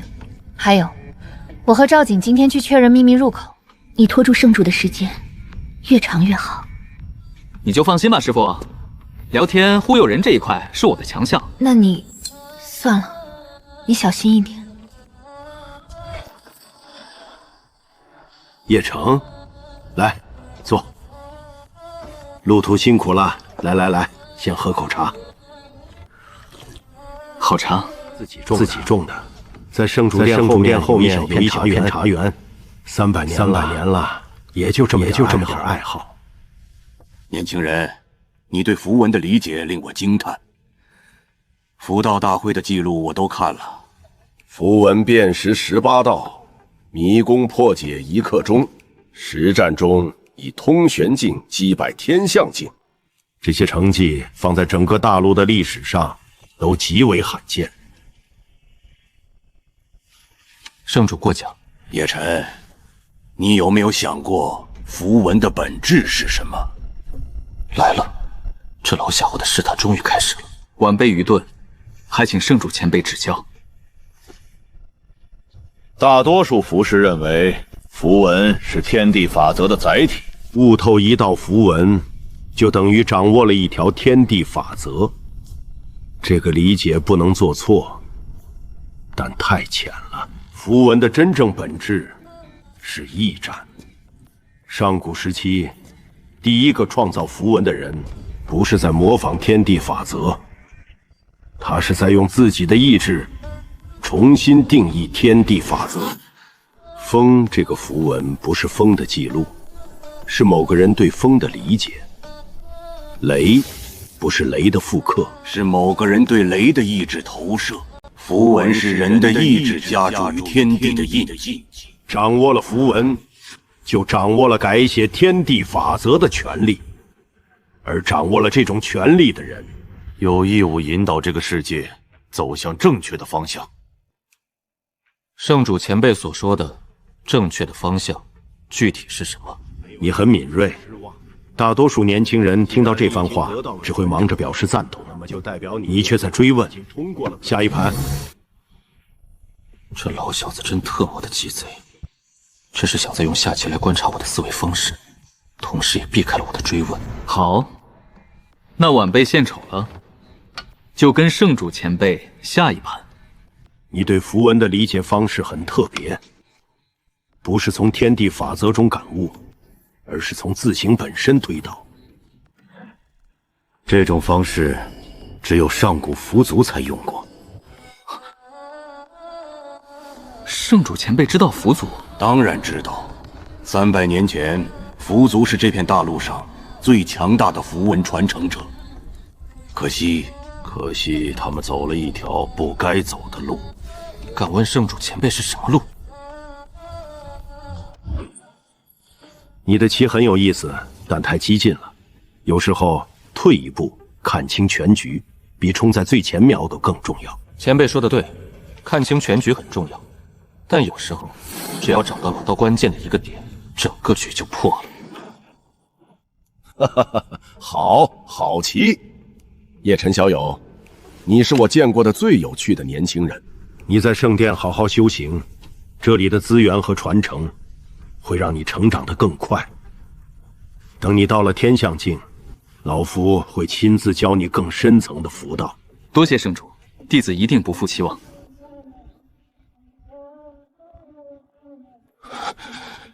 好狡猾的老贼！如果老子不知道真相的话，几乎就要相信你了。但我知道，师父，我出来了。圣主的情况摸到了一些，他很强，强到我完全看不透他的实力上限。但他对符文的理解方式有局限，而且他避开了所有敏感话题，说明他在防备我。情况就是这样。秘密入口那边也有收获，3个入口还在，但加了新的禁制。给我2天时间，我能破解其中一个。好，2天后我们行动。从这里沿着基座底面向下爬30丈，有一块刻着龟字的灵石砖，那就是入口。怎么，你有恐高症？不是，我只是不太习惯在万丈高空倒挂着爬，跟紧我就行。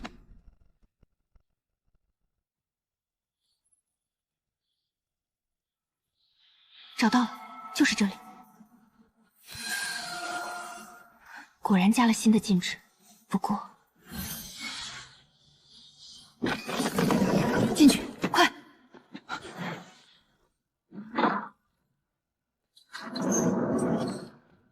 难道这些人都是筑气师？符族被灭后，大陆上残存的筑气师，只要被4大宗门或圣殿发现，全部被抓到了这里。他们被迫日夜铸造符文法器，为圣殿的军备服务。拒绝配合的，师父救的那个筑气师说过，有2个人被单独关押在最深处。最深层守卫不多，因为他们认为没有人能摸到这里来。我和师父下去。赵景，我知道，我在这里看住情况，如果有人来，我用雷符发信号。放心，这点小事我还做得来。小心点。念，不错嘛，干净利落，看来你进步了。哪里，是师傅教的好。油嘴滑舌。这些封印是圣境强者亲手布下的，威力比我在昊天宗密库外感知到的强了10倍不止。正面破解的话，至少需要王境的精神力。这些封印的结构我认识，是300年前圣殿封印我时用的同一套体系，但强化了好几层。你能破吗？如果我恢复到巅峰状态可以，但现在差得远。爹，娘，你们在里面吗？谁？爹，是我，叶晨。小晨，你怎么在这里？你不是我在手柱上写了，我让你不要来。爹，我看到了，你让我不要来，但你应该了解你儿子，越不让做的事，我越要做。你这臭小子，和你妈一个脾气。小晨，是小晨吗？小晨，妈妈在这里。娘，是我来接你们回家。爹，你们的情况怎么样？活着，但身上的劲符一旦离开实施范围超过3丈，就会发作，轻则经脉寸断，重则当场毙命。你娘的身体比我差，她被折磨得太厉害了。劲符是什么构造？圣境强者亲手种下的，刻在我们的经脉深处。不是外在的封印，而是内在的锁。你从外面破门没用，必须先解除我们体内的禁符。叶师叔，我是苏念青，符族后裔。禁符的结构你看清了吗？苏念青，你是苏家的后人？是。我以为符族已经没人了。剩我一个。叶师叔，禁符的结构。禁符以锁字为核心，穿透了困和绝2层增强，3个字环环相扣，形成了一个自循环的封锁体系。只要其中一个字还在运转，另外2个就会自动修复。锁、困、绝3字嵌套，要同时破解3个字才能解除禁符，而且是圣境强者种下的，精神力的门槛远超我目前的水平。爹，我会回来，我需要时间准备，但我向你保证，下一次来，我一定带你们走。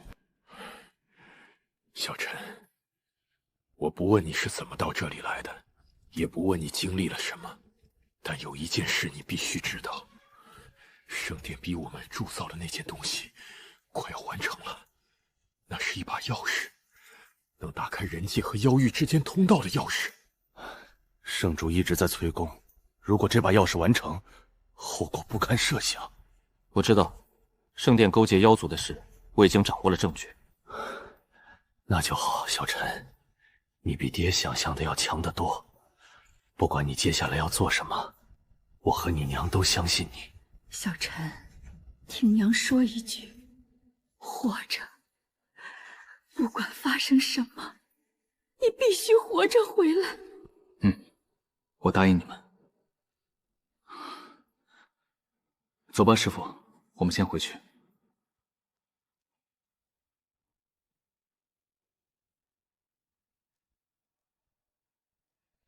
不只是爹娘，这里的每一个人，我都要带出去。总结一下：第一，我父母还活着，但身上有圣境级别的禁符，我们目前无力破解。第二，炼器房里至少关着40名筑器师，全部被奴役。第三，最紧迫的，圣殿在逼筑器师铸造一把妖域通道钥匙，而且快要完成了。钥匙完成之后呢？完成之后，圣殿就可以随时打开人界和妖域之间的通道，到时候妖族大军可以长驱直入人界。那不是灭世吗？圣主他疯了！他不是疯了，他是怕了。300年前，狐族发现了圣殿和妖族的秘密交易，妖族背后有一个更强大的存在。圣主发现了那个存在的恐怖后，选择了投降。钥匙就是他献给妖族的投名状，用整个人作为筹码，换取自己和圣殿的苟活。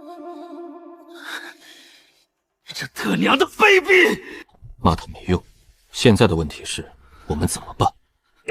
禁符解不了，人救不出来，钥匙即将完成，时间紧迫，我们只有3个人，一个通玄巅峰，一个天象后期，一个通玄巅峰。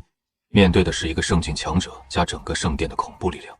有一个办法，禁符我解不了，但如果我能恢复到圣境，就有可能恢复到圣境。你现在天下后期，距离圣境隔了王境和地境2个大境界，这怎么恢复？我说的不是修炼突破，是解封。300年的封印虽然被你破了，但封印在我体内残留了一道锁魂，这道锁魂压制着我大部分的符力，就像一个水库，上了一道闸门，水还在里面，但放不出来。你之前没说过这个。因为这道锁魂是圣境级别的，自己解不开，说了也没用。但现在，你的破子符文在对付好天行的时候，展现出了接近王境的瞬间爆发力。如果你能将这个破子再精进一步，集中全部精神力，在极短的时间内打出一击，也许能破开锁魂。也许，那就是你也不确定能不能成功解封。有3成把握，如果失败，锁魂反噬会让我直接陷入昏迷，在圣殿腹地昏迷，等于送死。3成，太冒险了。我们什么时候做？越快越好，钥匙不等人。那就今晚。叶晨，你不要冲动，我知道你很想救出你父母。赵锦，如果有更好的办法，我洗耳恭听。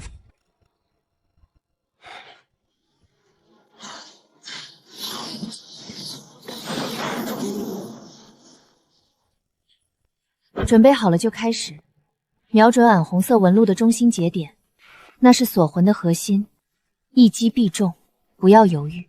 如果你疼，我300年前被封印的时候，疼得比这厉害1万倍。别废话了，开始吧，老娘受得了。3成把握不够，但如果我把破子的精度再提高一个层次，不是破面，不是破线，而是破点，精确到一个点的极限穿透，也许可以提高到5成。所有的精神力不是扩散的面，不是锋利的刃，而是一根针，一根由破子真意凝聚成的极致精纯的金色针。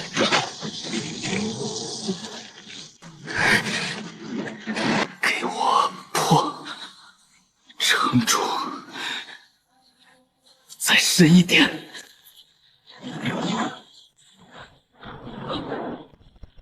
这气息，这不是天象，这是他原本的力量回来了。成了。师父，你的实力……地境后期，离巅峰还差一步，但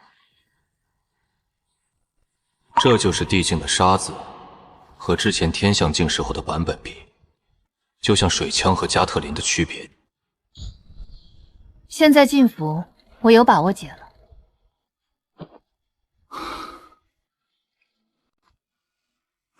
地境，外门区域怎么会有地境的气息？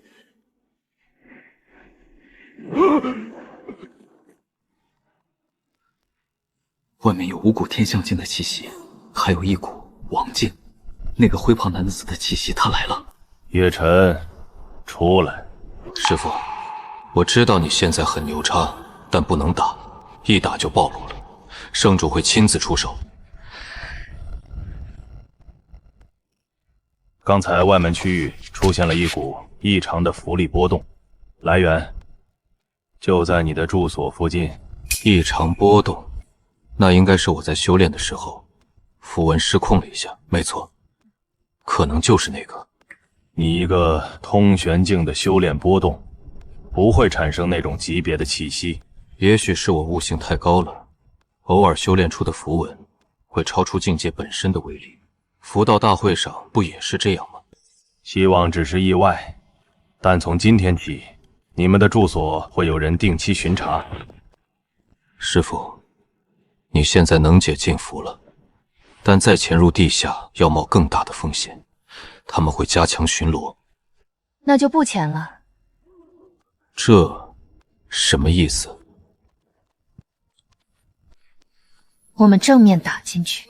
我现在是地境后期，这座圣殿里除了圣主本人，没有人能拦我。与其偷偷摸摸被他们一步步逼入死角，不如主动出击，趁地境气势还没完全搞清危险状况，直接杀进地下，救人走人。那圣主呢？圣主的事到时候再说。什么时候？明天天亮之前。那就明天。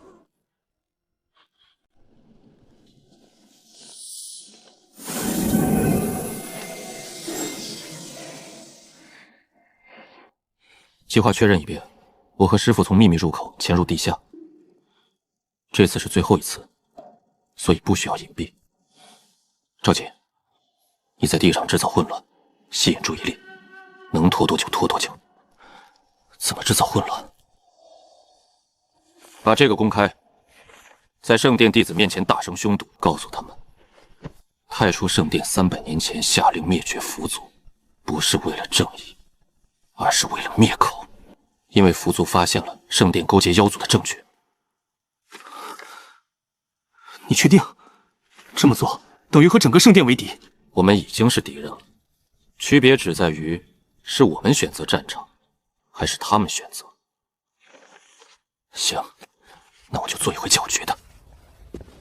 小心，你也是。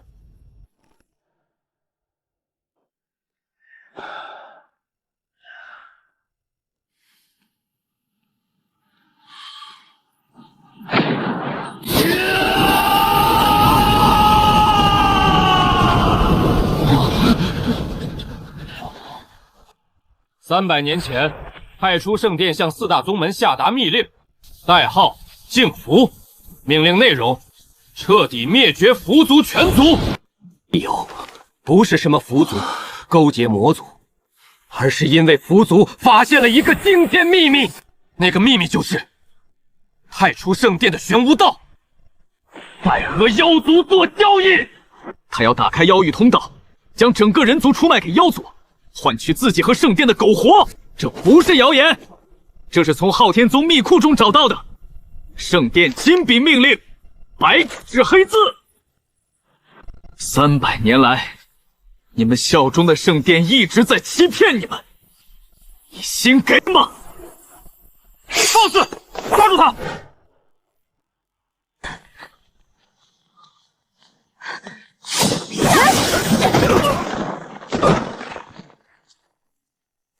这还只是我天象后期的沙子，如果释放地境的版本，这3个人连渣都不剩。爹娘，爹娘，爹娘，我来了。小陈，怎么这么快？长话短说，师父要破你们的禁符，你们配合。破风劫，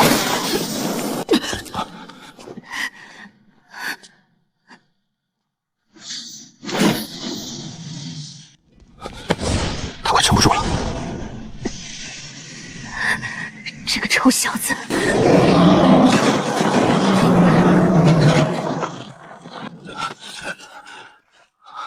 小陈，小陈，爹娘先走，回头再续。师父，其他助骑士呢？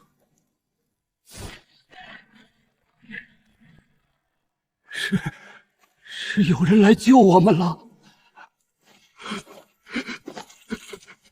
这不是做梦。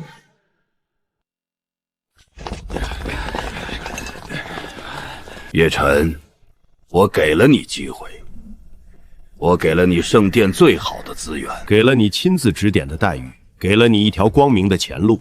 你本可以成为这个大陆最伟大的符师，与我并肩，引导这个世界走向正确的方向。但你选择了最愚蠢的路。你说的正确的方向，是把整个人族卖给妖族吗？你不懂。我不懂什么？不懂你为了活命可以出卖所有人？不懂你把筑气师关在地下当奴隶，逼他们造钥匙？不懂你灭了符族全族，只因为他们发现了你的秘密？你出卖整个人族，你配当圣主吗？那些人真的被关在地下？圣大人，这是真的，圣主他真的做了这些事。你们不会明白的。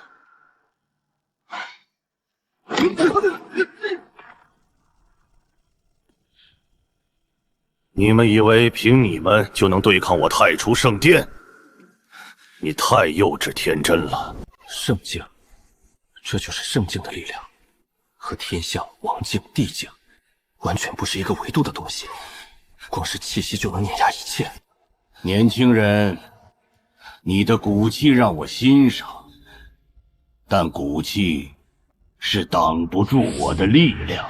最后再给你一次机会，放下一切，留在圣殿。我可以当今天的事没有发生过，否则全都给我死！前辈，你的棋下得不错，茶也泡得好，但你有一个致命的问题，你太习惯别人跪着跟你说话了。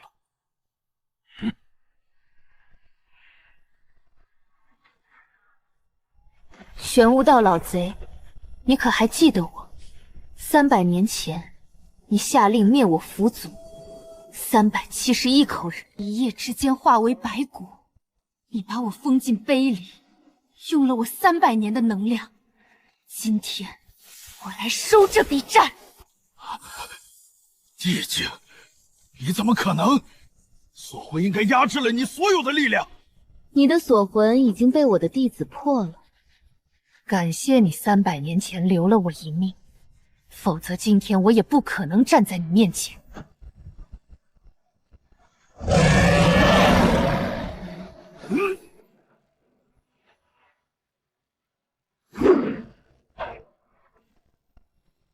少杰，快带着所有人撤，从东侧平台走，秘密入口那个方向。所有人跟我走，快！杀！给我杀！够了，给我阵！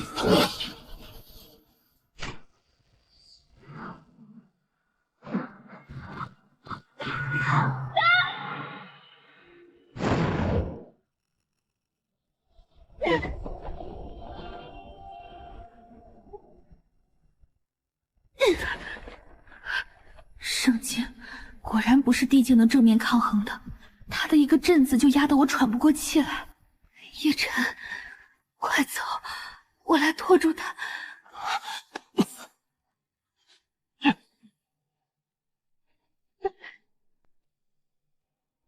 你干什么？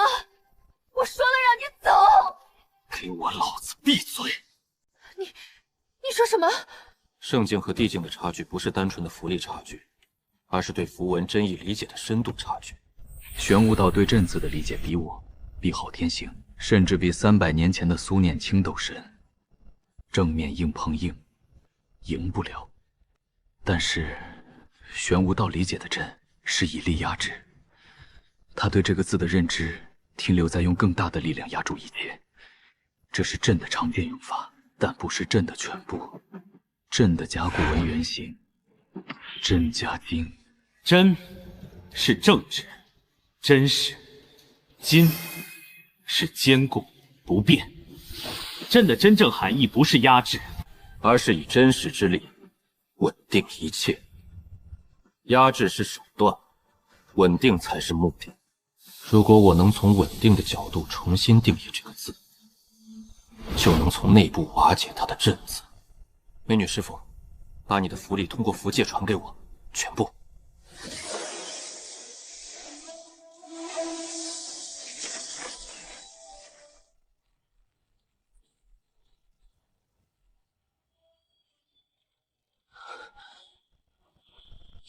外一剑，天外一剑，超越一切框架的，回归本源的，以意念为刃的终极一击。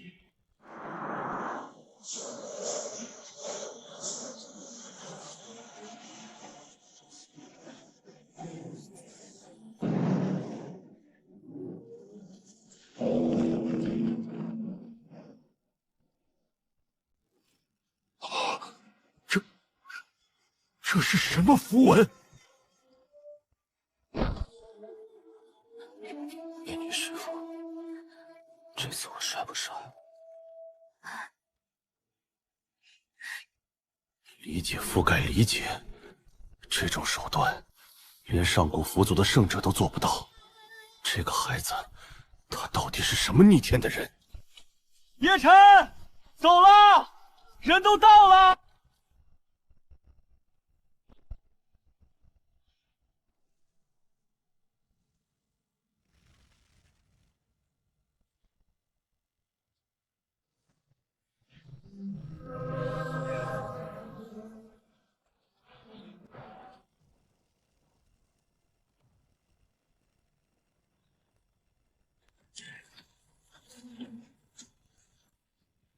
圣境不是现在的我们能解决的。虽然没有杀死这个老贼，但我们救出了所有人，爹娘也在身边。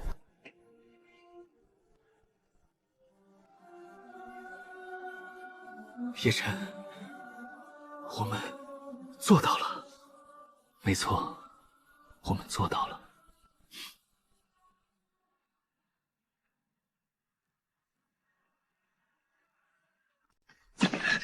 撑不了多久了。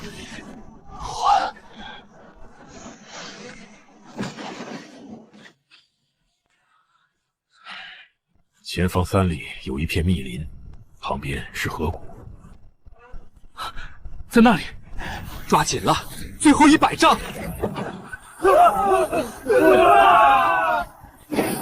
落。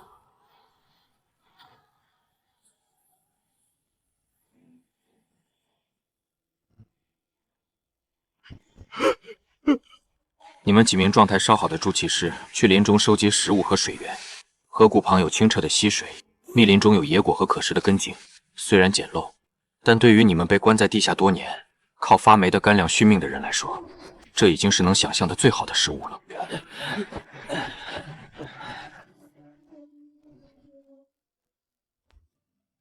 老天！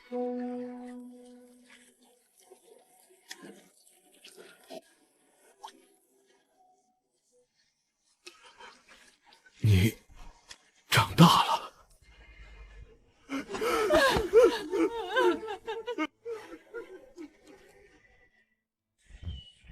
师傅。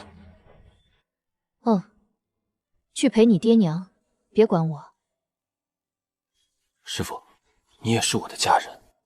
少煽情。我说真的，没有你，我爹娘出不来。你300年没有家人了，从今天开始，我们就是你的家人，我爹娘也是。你要是不信，我让我爹给你磕一个。胡说什么？滚回去陪你爹娘。师傅，又怎么了？晚上我给你烤鱼。滚！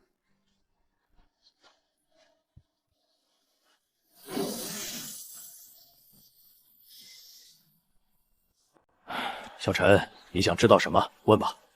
钥匙，妖域通道钥匙，你们铸造到什么程度了？完成了9成，核心结构已经成型，只差最后一步，注入圣境级别的符力激活。整把钥匙需要1名圣境强者以全部符力灌注，才能与妖域的空间壁障产生共振。而且以玄无道的能力，他不需要筑气师来完成最后一步，他自己就能做。那他之前为什么不做？因为激活钥匙需要消耗圣境修为的3成，他在忌惮一旦消耗了3成修为，他在短时间内无法恢复巅峰状态。在没有外敌危险的时候，他可以从容选择时机。但现在你们闹了这么大动静，圣殿内部人心防冻，筑气师全部被救走，他的秘密被公之于众，他被逼到了墙角。一个被逼到墙角的人会做什么？他会不顾一切的激活钥匙，没错，因为对他来说，人族的力量他已经不信任了。四大宗门分崩离析，圣殿信誉崩塌，他经营了300年的秩序正在瓦解。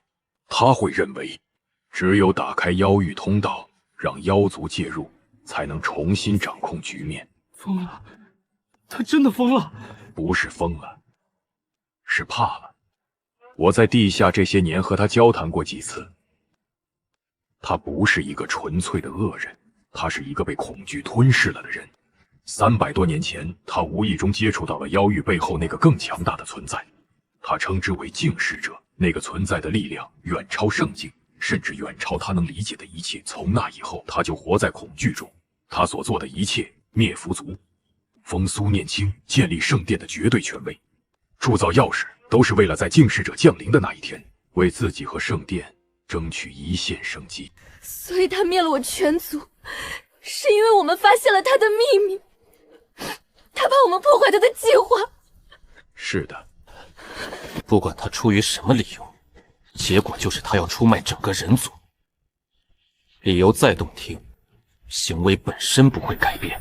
妖域通道会在大陆北境打开，因为北境的空间壁障最薄，通道一旦打开，短时间内无法关闭，妖族大军可以长驱直入。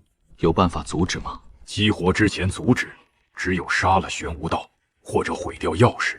但钥匙在圣殿地下，玄无道也在圣殿。以你们现在的状态，回去等于送死。如果阻止不了呢？如果通道打开了，那就只有一个办法：打！集结人族所有的力量，在北境阻击妖族，不让他们南进一步。师父，你觉得呢？300年前符族倒下的时候，没有任何人站出来帮我们。但这一次不一样，这一次我们有选择。什么选择？告诉所有人真相，让所有人自己选择。是跪下来等死，还是站起来打？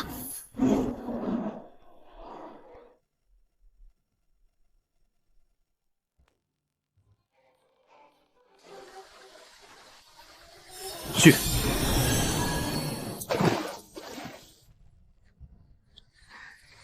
你还记得这事？我叶晨这个人，嘴贱归嘴贱，但说过的话从不打折。这孩子真的长大了，他小时候连鱼都不敢杀，现在他能杀比鱼大得多的东西了。别说杀不杀的，我就想看他平平安安的。平安的日子还得再等等。下一步怎么走？回东周。昊天宗那边，昊天行已经主动交出了宗主之位，他被我说服了，选择了退出。改革派现在掌权，赵简，你赵家在昊天宗的根基还在，你回去之后可以整合宗门力量。然后呢？然后联络其他3宗中的改革派，韩玄机、云破兰、岳无极。这3个宗主虽然各有问题，但他们不是所有人都愿意跟着圣殿卖命的。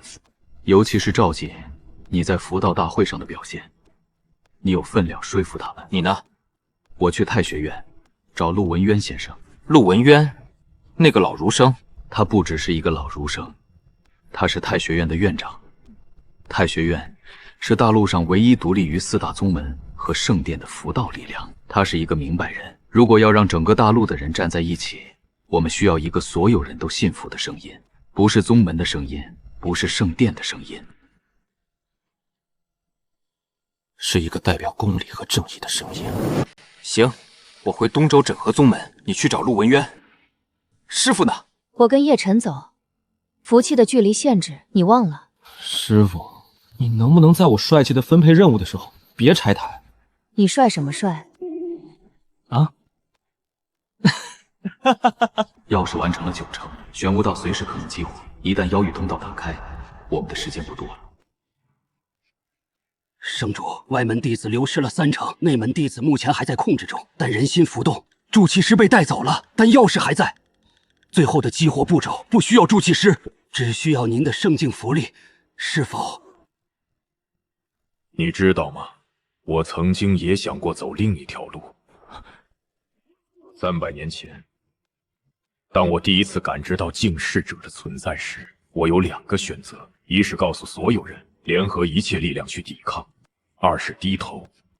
你猜我为什么选了第2条？因为我见过净世者毁灭一个世界，不是这个世界，是另一个。他就像一个孩子踩死一只蚂蚁一样轻松。我站在虚空中，看着一整个文明在3天之内化为灰烬，几十亿生灵连惨叫的时间都没有。你告诉我，面对那样的力量，抵抗有意义吗？属下不敢妄言。那个叶晨，他说我不配当圣主，也许他是对的。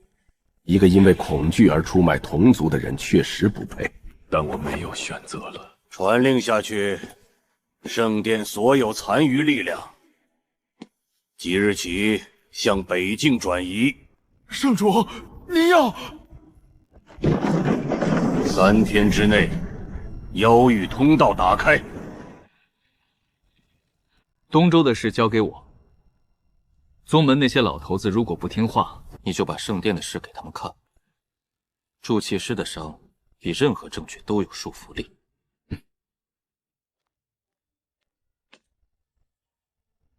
叶晨，赵兄，你这是何意？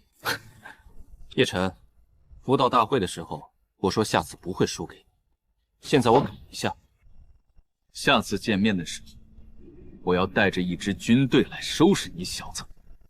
那我等你。我们该走了。太学院在西南方向，有2天路程，我们没有2天的时间。我知道。这个人不错，他是我见过最硬的对手，硬到让人放心把后背交给他。娘，能走吗？你娘还没老到走不动路，少废话，出发。放我下来。娘，你儿子现在通玄境巅峰，背你跟背个小鸡仔似的，你就安心当一回公主吧。小陈，有件事我昨天没说，钥匙。我说钥匙完成了9成，这是真的，但我没说的是，最后那1成，是我故意没完成的。你做了手脚。钥匙的核心是一枚通字符文，通达2界之意。我在铸造这枚符文的时候，偷偷将通字的第7笔改了。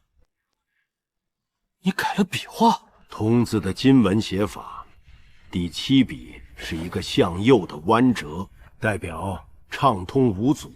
我把它改成了向左的弯折。向左弯折，那就不是通了。改完之后，这个字变成了一个古体的祖字，从外观上看几乎没有区别。即便是圣境强者，也不一定能分辨出来。但当他注入符力，激活钥匙的时候，钥匙不会完全打开通道。对，通道会打开，但不稳定。它会像一扇半开的门，时开时合，无法让大规模的军队通过，最多只能过来一些先遣部队。爹，你比我想的要鸡贼的多了。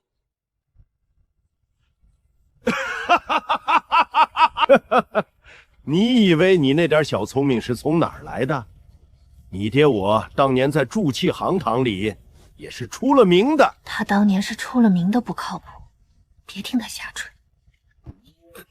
陈月，你醒着呢？我一直醒着。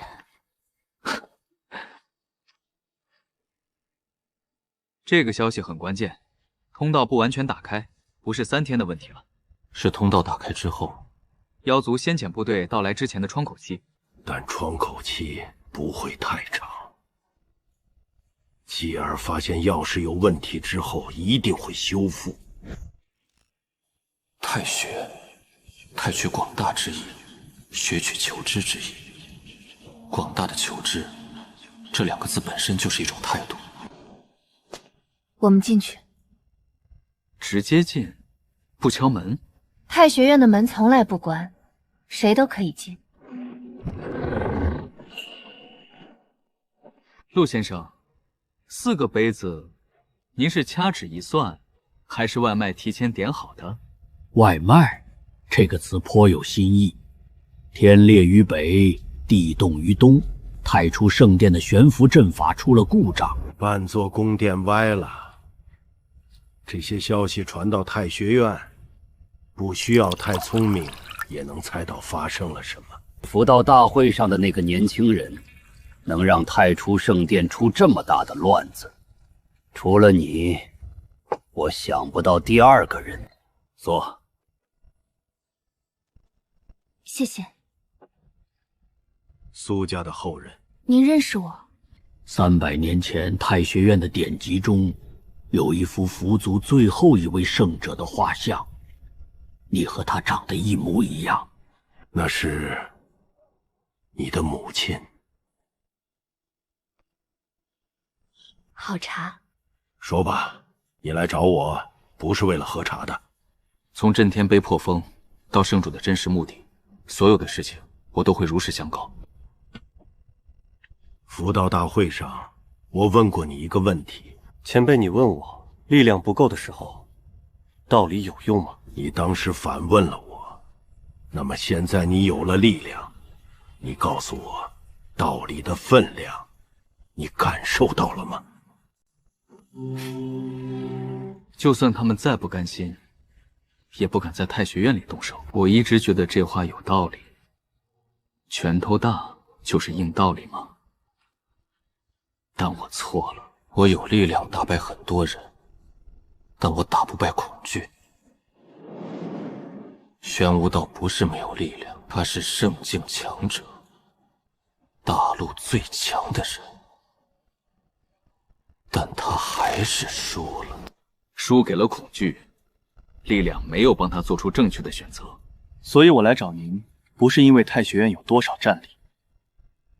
说实话，打战这件事，太学院不如4大宗门，但我需要一个能站出来告诉所有人为什么要打这一仗的人。不是为了我叶晨，而是为了他们自己。这些人被关在地下10几年，他们需要有人告诉他们，你们受的苦不是白受的。这个世界还有人在乎公理。太学院建院600年，600年来，我们不参与宗门争斗，不介入皇权更替，不依附任何势力，因为太学院只做一件事：守住道理。但道理不是摆在书架上供人瞻仰的，道理是要有人去践行的。第4杯茶是给你父亲的，叫他进来吧，我要当面听听。一个在地狱里待了10几年，还没有屈服的筑起师，有什么话要对这个世界说？陆先生，去叫人，别在这里煽情。你父亲让我看了他手臂上的伤疤，圣殿的人在他骨头上刻了禁符。这是600年以来太学第1次对外发布集结令。这是太学院的文令，凭此令，大黎境内所有太学分院、所有文人符师、挂名学者和教员，全部集结。7天之内发往所有分辨，告诉他们，太初圣殿叛人族，妖域通道将开，太学院不会袖手旁观。太学院有符师3600人，不多，但我们的符文造诣是大陆最强的，结界增幅，价值不比公鸡差。我知道，这也是我来找您的原因。还有一件事，里面有传承防御体系，据说有一套可以封锁空间裂缝的古阵。你应该比我更懂，那套阵法叫什么？归元阵。归元阵可以将空间裂缝强行闭合，但需要庞大符力支撑，且布阵者必须深入理解。佛族的后人只剩你一个了，这套阵法能不能用，取决于你。我需要看那些典籍。明天一早，典藏阁为你开放。看来，钥匙已经被激活了。玄武道动手了，爹的手脚起作用了，通变成了阻，通道打不完全，但这只是暂时的，玄武道迟早会发现问题。他动手了，比预想的快。他比我们更急。叶晨，关于归元阵，我看过母亲留下的手札，知道大概的原理，但要完整布阵，需要至少20名通晓符族传承的符师。我们只有你一个符族后裔，所以，我需要教人。300年来，我一直是符族最后的守墓人，所有的传承都在我一个人身上。我从来没有想过要传给别人，因为我不信任这个世界。灭了我全族的就是这个世界上的人。但今天，陆文渊让我看到了一件事。什么事？300年前，太学院冒着灭门的风险，替符族保存了那批典籍。他们不认识我的任何一个族人，他们只是觉得这些东西不应该被毁掉。我要打开符族的传承，不只传给你，传给所有愿意学的人。师父，371条命换来的传承，不应该跟着我一起埋进坟里，它应该继续传承下去，发扬光大。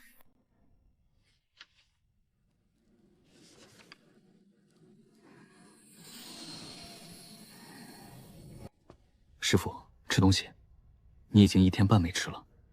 放那儿吧，我饿了300年都没死，1天半算什么？你能不能别老拿300年说事了？归元阵的核心我已经理清了，比我想象的复杂，但也比我想象的精妙。我母亲当年对空间符文的理解远超我原本的认知，但有一个问题。什么？归元阵的布阵需要20个节点，每个节点需要1名符师持续输出特定的符文来维持。这20道符文全部是符族独有的空间系符文。你说过要教人，3天够吗？教普通符师学会这些符文，正常情况下需要3年，但我有一个捷径。你和我之间的符气可以传递精神印记。如果我将这20道符文的真意直接以精神印记方式灌注给你，你凭借对文字的理解力，可以在极短时间内消化，然后你再通过精简版的方式交给其他人。你灌给我，我再教别人。会疼，忍着。能有多？不能断，一旦中断，苏年清的精神力就白耗了。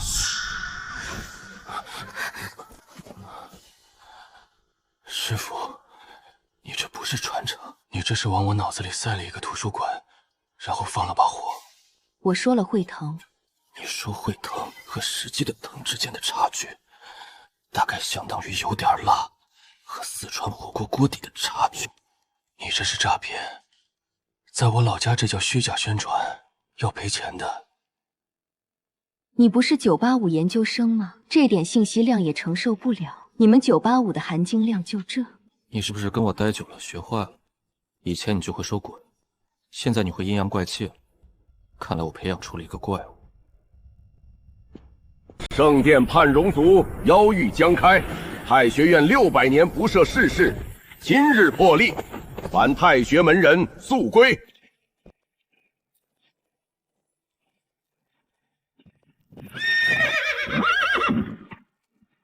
叶晨，你怎么来了？东周呢？哼，搞定了。昊天宗改革派全面接管，内门弟子300人即可增援。玄元宗宗主韩玄机犹豫了2天，我让他看了朱祁时的伤疤照片，他当场拍桌答应出兵。赤焰宗的云破兰不想被落下，跟着也同意了。万象门呢？岳无极拒绝了，他在等。等什么？哼，等看谁赢。意料之中，但万象门的2长老就是佛道大会上那个暗中使用禁术被你反弹的那家伙的师傅。他带着60名弟子私下脱离了万象门，加入了联盟。他说：“我这把老骨头没几年活头了，但我不想死的时候被人说我是个缩头乌龟。” 3宗联军加上这些人，战斗人员总共1200人。另外，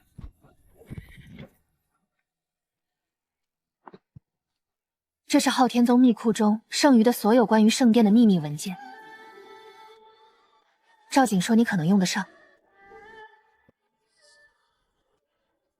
谢谢。不用谢，叶晨。我知道现在不是说这些的时候，但有句话我一直没说。当初我被带进昊天宗的时候，我以为我可以从内部改变一些东西，但我错了。一个人改变不了一个体系。但现在不一样了，现在有很多人。你来了就好。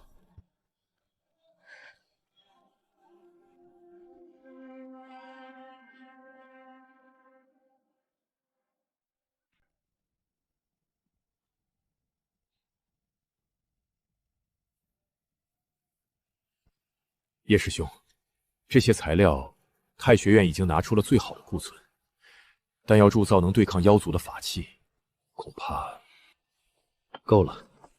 材料好坏不是决定性的，决定法器品质的是铸器师对符文的理解。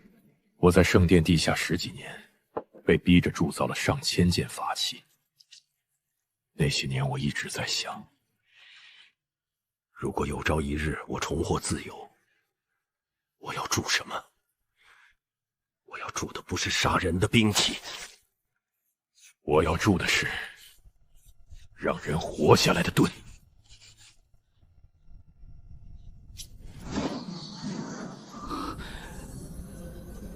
这枚符文核心的防御密度，比圣殿的标准之号高了30%。这就是我在圣殿地下囚笼10几年的成果，1000多天，每天都在脑子里铸造。现在总算有机会做出来了。兄弟们，我们在地下囚笼的那些年不是白过的，每一天的苦，都是在为今天做准备。现在，把你们脑子里存了多少年的东西，全部给老子拿出来！开锅！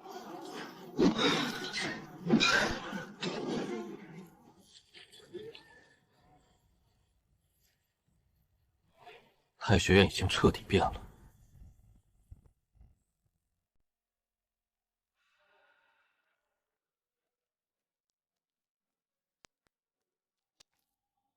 写什么呢？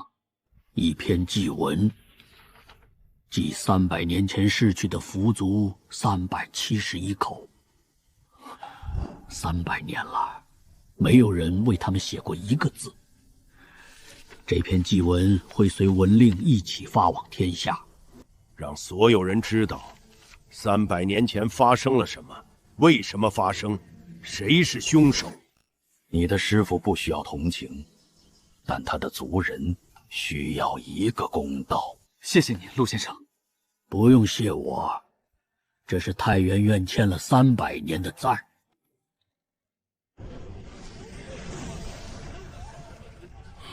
2400名文人符师，1200名宗门战士，12名铸器师，加上师傅和我，够吗？不知道，但这已经是我们能集结的一切了。归元阵的核心符文我已经全部整理出来了。第一批20名太学院精英符师，明天开始强化训练，7天后可以上阵。7天，够用吗？必须够。那就开始倒计时吧。各位，我不擅长演讲，说实话，站在这里让我很不自在。但今天我得正经一回。明天我们出发去北京。北方的天空你们都看到了，那道裂缝每天都在变大。等它完全裂开，妖族大军就来了。我不会跟你们说什么“我们一定能赢”之类的话，因为我不知道能不能赢。我们3000多人，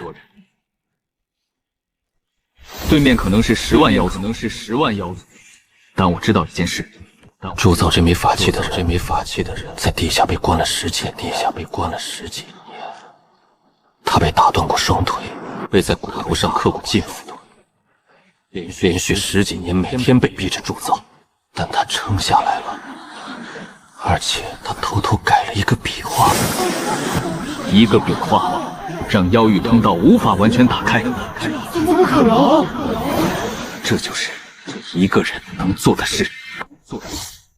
关上之后，妖族就可以滚回去，继续过他们暗无天日的生活了。据说妖域那边常年不见太阳，怪不得脾气那么差。换我天天阴天，我也想打人。所以明天的任务很简单，我们就是一群门卫，守好大门，别让隔壁的进来蹭吃蹭喝。散了，各位早点睡，明天赶路。打仗之前失眠的，在我老家叫考前焦虑症，严重影响发挥。所以，都给我好好睡一觉，这是命令。你说不擅长演讲，我确实不擅长。那你刚才那番话，那不是演讲，那是实话。不错，没有说大话，没有画饼。你什么时候学的这些词？跟你学的。是吗？师傅，我怎么突然觉得你更漂亮了？油嘴滑舌，滚去睡觉。之后汇报，裂缝每天都在扩大，按照目前的速度，3天之内会扩展到可以让妖族的先遣部队通过的程度。先遣部队的规模，根据裂缝对面的影子密度估算，至少3000到5000，和我们差不多。数量差不多，但妖族的个体战力远超人族普通修士。1名天象级的妖将可以单敲我们5到8名同境界的弟子。归元阵呢？难道我北境真的无阵可用了吗？20名节点符师全部到位，归元阵可在1个时辰内完成布阵。但什么？归元阵需要对准裂缝的核心位置才能生效，也就是说，布阵的地点不能在城墙后面，必须在城墙前方的平原上，直接面对裂缝。在阵前布阵，那20个人不是活北子吗？所以我们需要在归元阵布成之前，在阵前形成一道防线，挡住所有试图攻击节点符师的妖族。挡多久？1个时辰。挡多久？在妖族大军面前守住1个时辰。赵锦，你负责防线，3宗联军全部归你指挥，1200人，加上万象门的60人。你们的任务只有1个时辰内不让任何妖族靠近归元阵的布阵范围。得令。陆先生，太学院的2400名符师，老夫在。抽出20人给归元阵，剩下的人全部布防御阵法和增幅结界，给赵锦的防线加一层保险。明白。师傅，你带20名节点符师在防线后方布阵，布阵期间你自己也是目标，保护好自己。你不用操心我。我知道，但我还是得说，我呢，你干什么？去裂缝前面蹲着。行，那我就在后面给你看好了。你给我活着回来！一定。师傅，我真的死不了。闭嘴。爹，你在做什么？带上。这是我能做的最好的东西，材料有限，只能做这么大，挡不住圣境的攻击。但天象以下的致命一击，可以帮你扛一次，只有一次。谢了，老爹。别跟我客气，你娘让我跟你说，活着回来。我知道，我不说那种话，我只说一句：你是我叶昊天的儿子，你不会输。不会。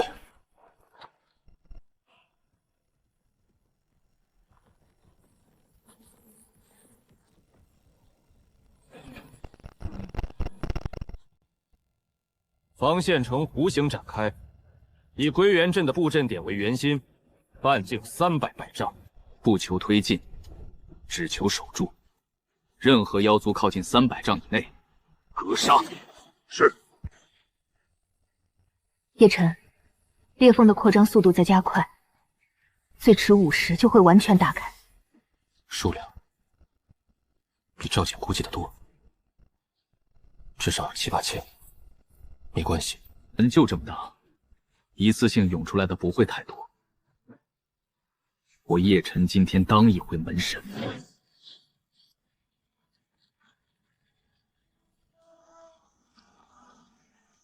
燃！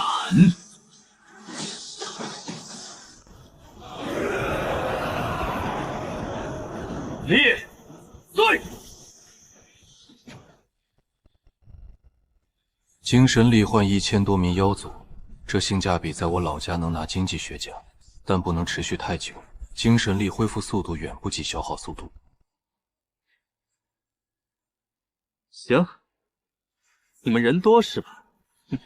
没关系，我叶晨最擅长的就是考试，考场上人越多，衬托我越强。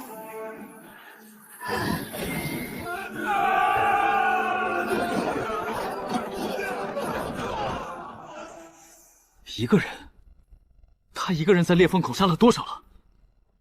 粗略估计，至少2000，以一己之力对抗这这种密度的敌人，精神力不会支撑太久。可恶的人类，杀了我3个族的兵！哟，终于来个穿铠甲的了。你们前面那3000人是怎么回事？穿着睡衣就来打仗？你们妖族没有9年义务教育吗？基本的战前准备都不教的。我等了半个时辰了。先遣部队只是探路的蝼蚁，我才是真正的刀锋。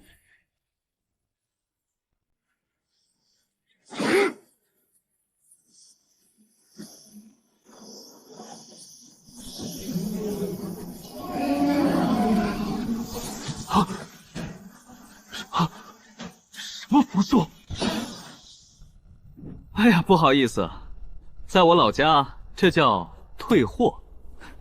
你发出去的东西质量不行，我原路给你退回来了，不用谢，包邮的。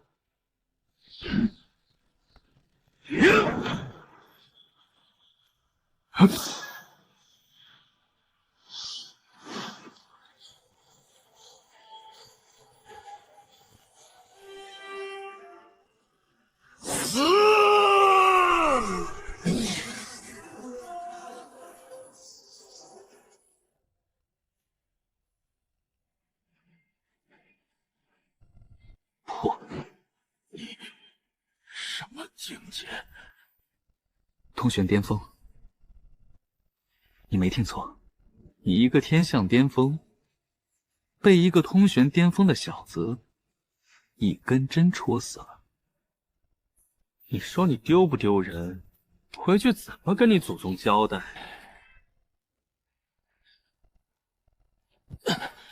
靠！装完逼差点给自己送走。人军突击！傻站着干什么？退后！赵姐，我是不是很帅？你他妈闭嘴！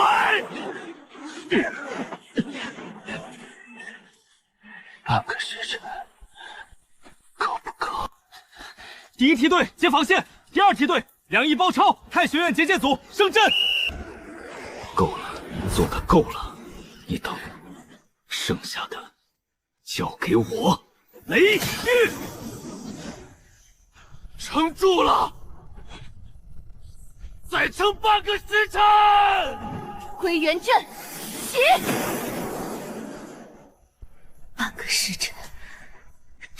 再半个时辰，归元阵和。赢了。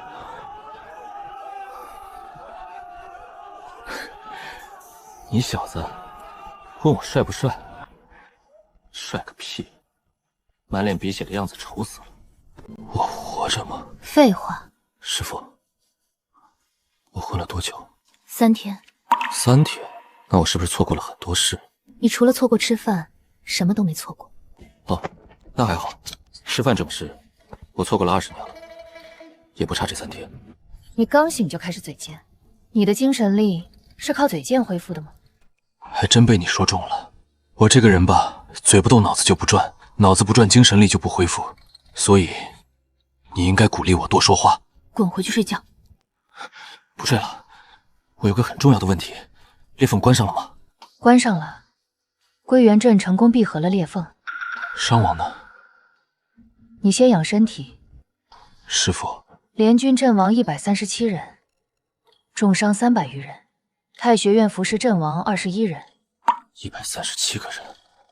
名单呢？赵锦整理了，你要看？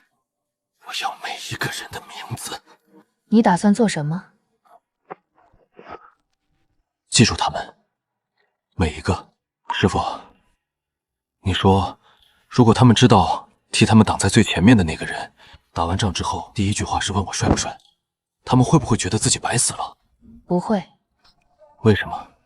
因为活着的人替他们继续嘴贱，说明这个世界还没坏到让人笑不出来的程度。师傅，你偶尔说句人话的时候还挺好听的。闭嘴，去吃药。啊！你小子终于醒了，我还以为你打算混到妖族2次入侵呢。我是在等一个帅气的醒来方式，可惜没等到美女喂我喝水，只等到我师傅冷着脸说废话。别逗我笑，伤口裂了。严重吗？一个妖族天象中期的爪子，挺深的。柳青衣说骨头没乱，养个把月就好。你一个雷符高手，被人挠了。你行你来。哦，等等，你来了。你昏了3天。哼，行，这轮你赢了。说正事，裂缝虽然被归元阵关上了，但所有人都知道，这不是永久的。玄武道还在，钥匙还在，他发现暗手之后可以修复。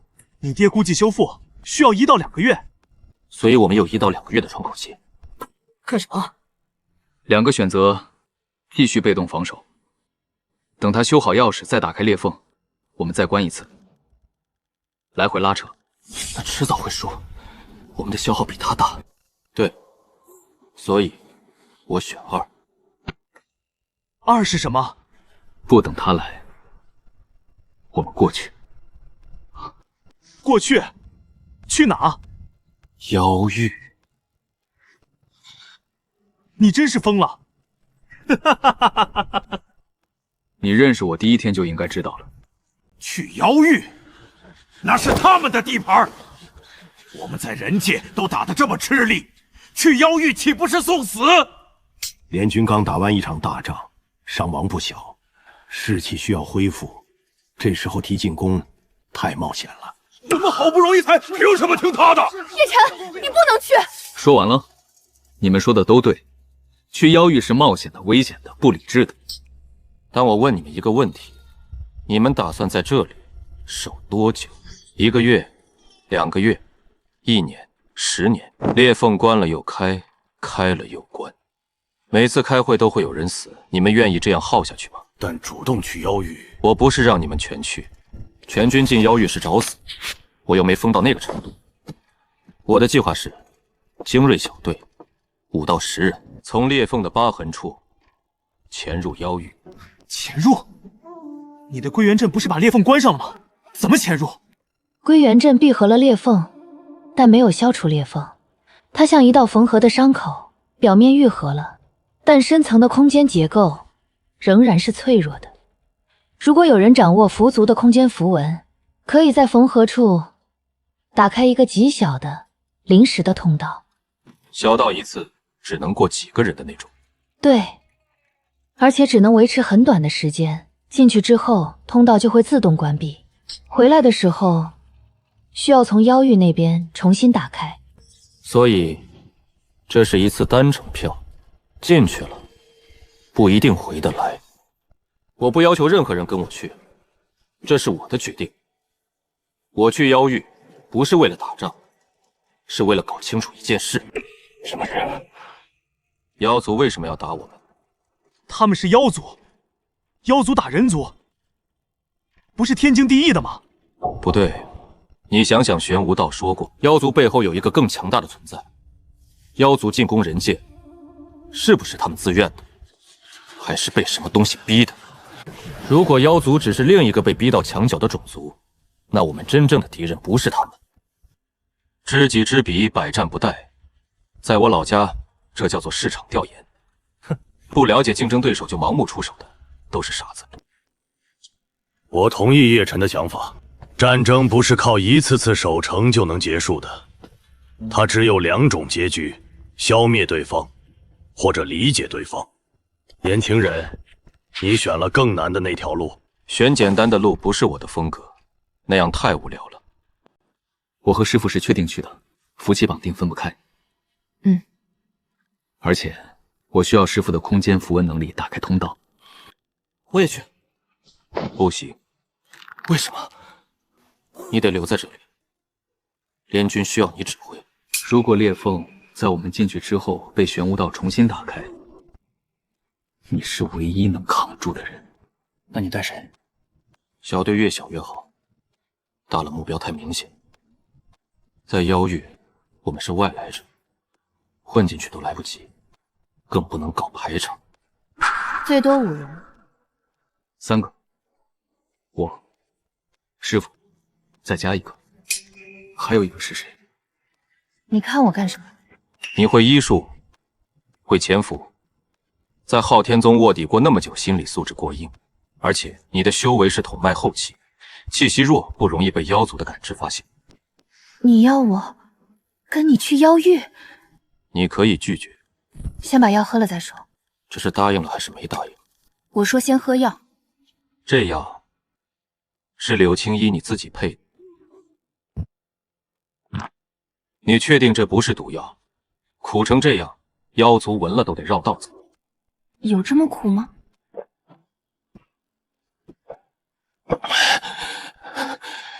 比我经历过的任何一场战斗都可怕。良药苦口。你闭嘴！你300年没吃过药，不懂这种痛苦。我饿了300年，我都没说啥，你还给我抱怨上了。又来了，别逗我！我去。什么？我说我去，跟你们去妖域。你说的对，我在昊天宗卧底了那么久，潜伏是我的强项，去妖域不过是换个地方卧底而已。欢迎加入叶晨妖域1日游旅行团，不保证安全，不包食宿，不提供回程票。我后悔了。晚了。准备好了吗？准备好了。准备好了。通道只能维持10秒，进去之后不要停，直接冲到对面。10秒？那我得提前把遗言想好。你再废话，就只剩5秒。嗨！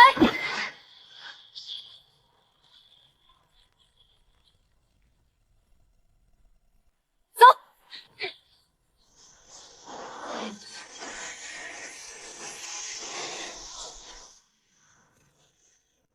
好家伙，这地方的环境怎么说呢？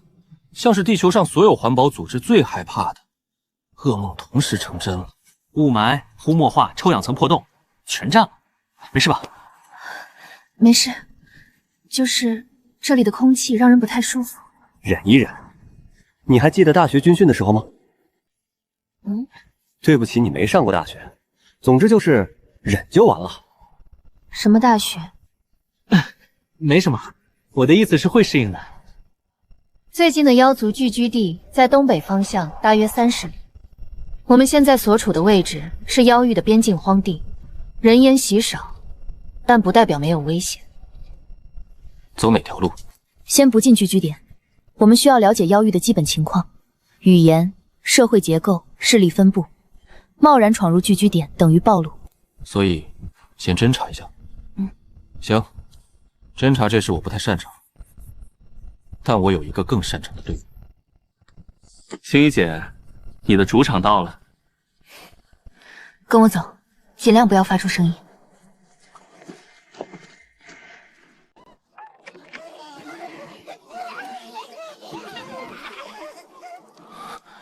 这些不是士兵。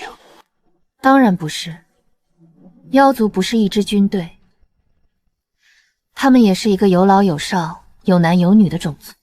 你在战场上看到的只是他们的战士，那些缺胳膊少腿的，不像是战伤，伤口的位置和形状不对。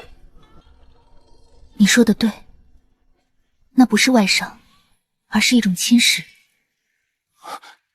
侵蚀？你没注意到吗？这个世界在腐烂。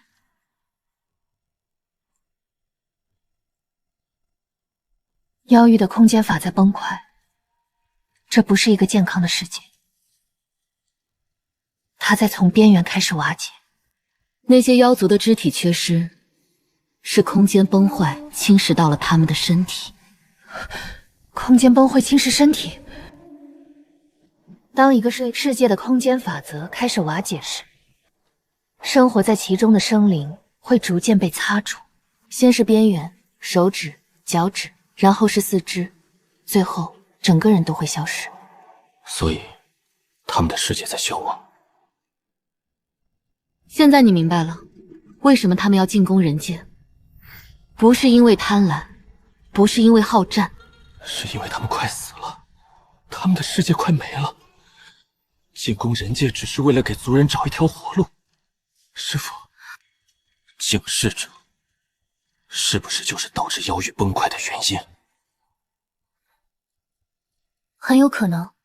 玄无道说过，敬视者是一种清理星球文明的存在。他也许不是直接进攻，而是从根本上瓦解一个世界的空间基础。妖域可能已经被他盯上了。所以妖族不是入侵者，他们是难民。我需要和妖族的人说话，不是士兵，是能做决定的人。你打算和妖族谈判？不叫谈判，叫搞清楚谁才是真正的敌人。有人。妖族，人类，对，人类，但别急着扎我，我这身衣服刚洗，扎出洞来不好补。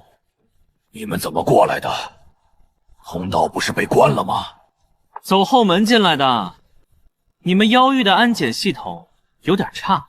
我一个人类带着2个同伴晃了大半天了，到现在才被发现，差事。你来这里干什么？你的手臂是空间崩坏造成的。你知道崩石？刚知道的。我看到你们的村子了，很多人都有同样的问题。我来妖域不是打仗的，我想知道，你们进攻人地，是因为想打仗，还是因为没有选择？跟我来。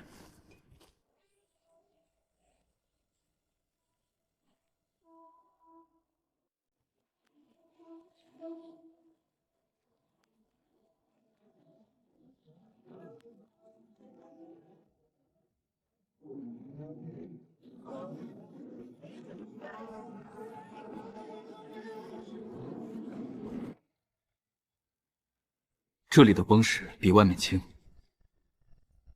蓝晶矿石有稳定空间的作用，这座山里有大量蓝晶，所以洞穴内部的空间法则比外面稳定得多。我们在这里躲了3年。3年？ 3年前，妖王下令全族备战，准备进攻人界，所有青壮年都被征召。我本来也在征召之列，但崩闪吃掉了我的右臂，残疾妖族不被允许上战场。但妖王也不允许我们留在聚居地浪费资源。他把所有残疾者和不愿参战的人驱逐到了边境荒地。所以你们是被抛弃的人，不想打仗的人，打不了仗的人，带着老人和孩子无处可去的人。走，我带你去见长老。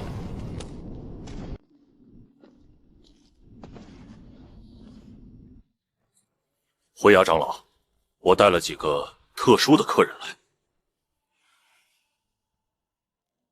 你身上有佛祖的气息。这是我和我师父之间的福气。我师父是佛祖后裔。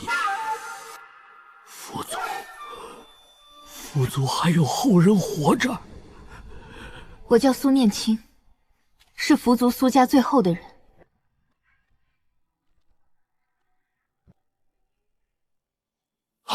长老不可！你这是做什么？300年前，佛族是唯一愿意和妖族和平交流的人族。苏家的先祖是你的什么人？是我的祖父，苏衍。苏衍，他曾经来过妖域。他是第一个，也是唯一一个踏入妖域，不是为了杀戮，而是为了了解我们的人类。他教了我们很多东西。他说，文字是所有智慧生灵共通的语言，只要能交流，妖族和人奴就不必为敌。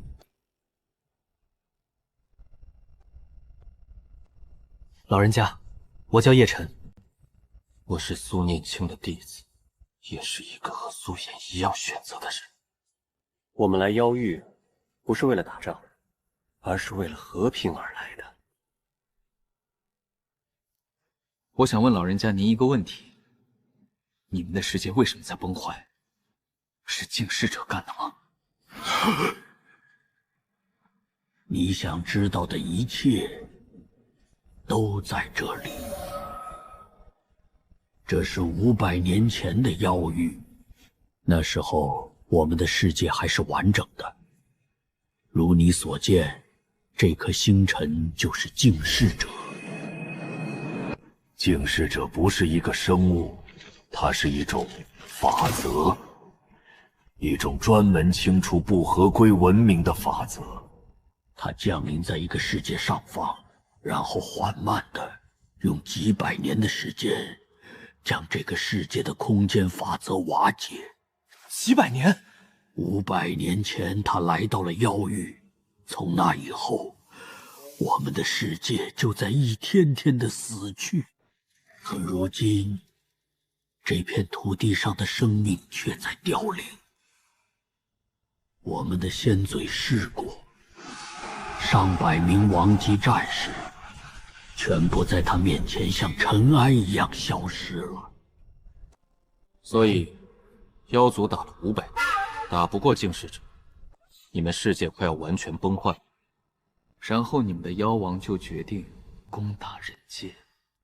没错，妖王认为，既然我们的世界要完了，就必须抢占一个新的世界。人界是距离妖域最近的稳定世界，也是唯一的选择。但你没有同意。我不同意进攻人界，就算成功了，也只是暂时的。净世者不会因为我们换了个世界就放过我们。它是一种法则，它清理的不是世界，而是不合规的文明。妖族被它盯上了，跑到哪里都没用。那什么叫不合规？我不知道，我们从来没能理解净世者判断合规的标准是什么。也许不是妖族不合规，也许是所有文明都不合规，在净世者的眼中。这片宇宙中的所有智慧生灵都是不应该存在的。他不是在挑选谁合规谁不合规，他是在清理所有人。玄无道，人界的圣主，说他在虚空中亲眼见过净世者毁灭另一个世界，不是妖域，是另一个完全不同的世界。如果净世者只针对妖族，为什么要毁灭其他世界？因为他针对的不是妖族，是所有人。他在清理这片宇宙中所有的智慧文明。妖域先被盯上了，人界迟早也会。如果真是这样，那不管我们打不打，结局都一样啊。不一样。如果你们和我们打得两败俱伤，见识者坐收渔翁之利。如果你们和我们联手，至少还有一线希望。联手？人族和妖族联手？你觉得不可能？300年前，苏颜也说过同样的话。他来妖域就是为了促成两族联盟，但他回去之后就被人族自己灭了。300年前不行，不代表现在不行。300年前灭掉苏衍的那个人，被我从圣殿里打出来了。300年前被蒙在鼓里的4大宗门，现在有3个站在了我这边。300年前被封印在镇魂碑里的符族唯一幸存者，他现在站在你面前。我叶晨这个人吧，狂妄，不知天高地厚，但我有一个优点，我说到做到。我说要救我爹娘，我从圣殿里把他们带出来了。我说要关裂缝，我关上了。现在我说人族和妖族可以联手。现在的我，不是300年前的苏颜，你信不信我能做到？我信，但我一个人的信没有用。你需要说服的不是我，是妖王。妖王在哪儿？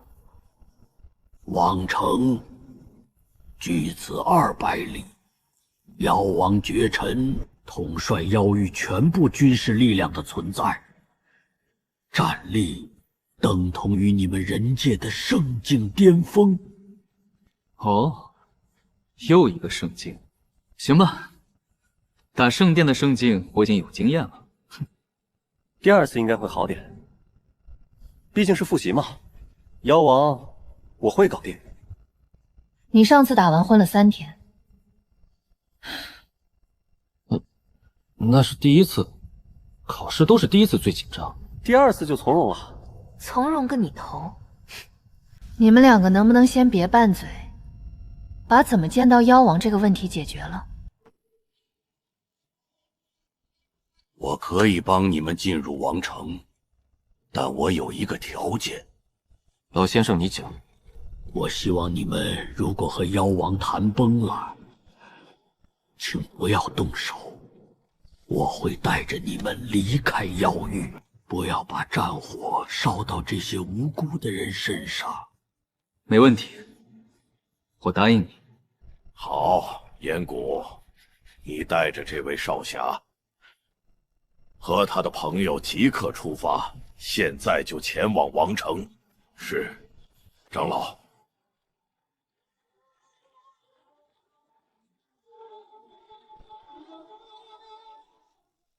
好家伙，这防御密度比圣殿还夸张！我数了一下，光外围巡逻的就有至少2000，天象境以上的不少于200。王城是妖域最后的堡垒，妖王将全族70%以上的战力集中在这里。70%？那外面那些村落呢？那些被崩染折磨的平民呢？妖王认为保存战力比保护平民重要，等拿下人界之后，再回头收容他们。那我们现在应该怎么进去？叶少侠、苏姑娘，你们在这稍等片刻，我在王城中有一些旧日的关系，我先去联系他们，把你们带着狐族传承的消息带给妖王，这样或许你们能见上妖王。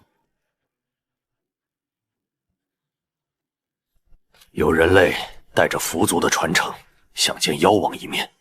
狐族传承，行，你们跟我来。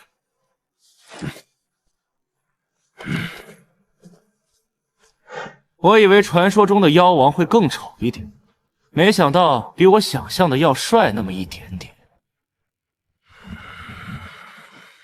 你就是在裂缝口独自杀了我3000士兵，击杀了我1名妖将的人类。没错，就是我。3000这个数字我没数，但应该是差不多。那你知道吗？你的同伴关闭了裂缝，让我的先遣部队损失殆尽。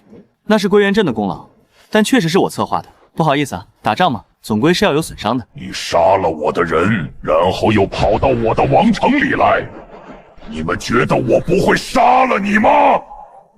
你不会。哦，是吗？因为如果你想杀我，我一进大门你就应该动手了。但你非但没有动手，还让我走到了你面前，这就说明了你很想知道我问什么感谢。说吧，希望不要让我失望，否则死。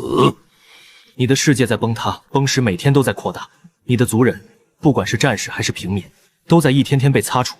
你打人界是为了给你的族人找一条活路，但其实你也知道，打赢了人族也是没用的。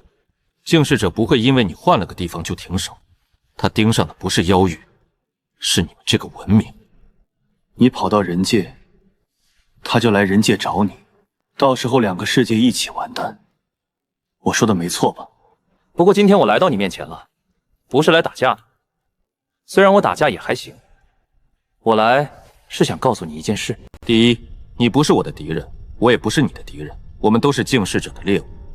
猎物和猎物之间互相撕咬，猎人在旁边看笑话，这不是挺傻的吗？年轻人，你很有意思。谢谢，很多人都这么夸过我，但大部分人说完这句话之后就想揍我。300年前，有一个人类来过我的王城，他也说了类似的话。他叫苏颜，你和他长得一样。他是我的祖父，他是我见过的最有智慧的人类，不是因为他的实力，而是因为他的眼界。可惜他回去之后就死了，死在了自己人手里。所以我有一个问题，你怎么保证你不会和苏衍一样？不能，我不能代表所有人，但我能代表愿意站出来的那些人。3宗联军、太学院还有很多人，他们选择了相信我，不是因为我有多厉害，是因为我做了正确的事。你呢？你能代表所有妖族吗？我是妖王。那你能代表你城外那些被崩染折磨、被你驱逐到边境的残疾者和老人吗？你知道的不少。我来的路上看到的。我驱逐他们，不是因为我不想保护他们，是因为王城的资源只够维持战力，我必须做出选择。我知道。你知道？我在人界也见过做同样选择的人。圣殿的圣主，为了保存自己和圣殿的力量，牺牲了佛祖，牺牲了铸器师，牺牲了所有人的资源。他的理由和你一样，我必须做出选择，但他错了，不是因为他做了选择，而是因为他只看到了保存力量这一条路，他没有想过，也许还有别的路。你现在也是，你把所有赌注都压在打下人界上，但你有没有想过，如果2族联手，不是打彼此，而是一起对付净世者呢？联手？用什么联手？就凭你们人族的实力，连我的先遣部队都不一定能全歼。你的先遣部队被我一个人在裂缝口堵了半个时辰。我不是说人族的战力能和你正面硬碰，但我们有你没有的东西。什么？符文，你的世界在崩坏，因为空间法则在瓦解，但符文是操控法则的工具。如果符的传承能用来修复空间法则呢？你打人界，最好的结果是抢到一块地，但你的世界还是在崩，你的族人还是在被擦除。换个地方，问题不变。但如果我们能找到修复空间法则的方法，你们就不需要离开自己的家。人族，你知道你在说什么吗？我当然知道，我也知道妖王你不相信我们能做到。但有一件事我确定，如果我们互相打， 100%完的。如果我们联手试一试，至少还有一线希望。你要选100%完的，还是选也许？3天，我给你3天时间，向我证明你的符文能修复空间崩溃，哪怕是一小块，我就和你谈。成交。师傅，怎么样？空间法则的崩坏程度，比上次通道里的严重10倍。临时修补行不通，就算搭上去，也会在几分钟内再次崩溃。临时糊一糊行吗？糊上去也撑不过几分钟。所以要永久修复。那我们怎么干？永久修复需要做2件事。第一，找到这片区域空间法则的原始结构，就像修复一件古董，你得先知道它原来长什么样。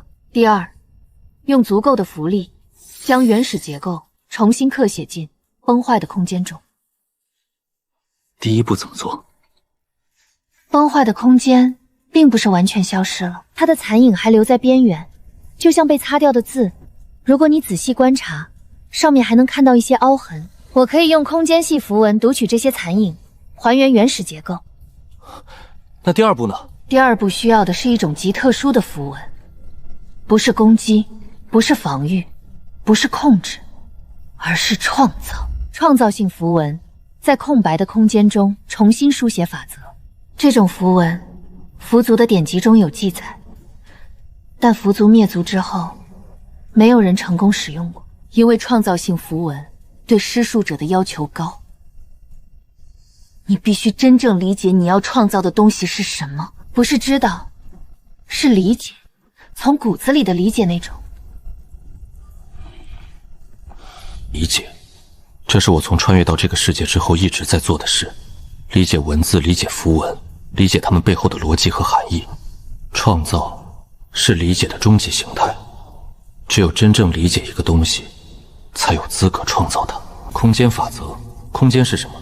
在我前世的物理学中，空间是物质存在的框架，是坐标系，是容纳一切的容器。在这个世界，空间是被符文定义的法则。师傅，第一步你来，读取残影；第二步我来。那我们开始。拿到了这片区域的原始空间结构，我已经完整阅读了。好，我知道目标了。现在用符文把它重新写出来。创造性符文，不是破，不是杀，不是震，是创造。空。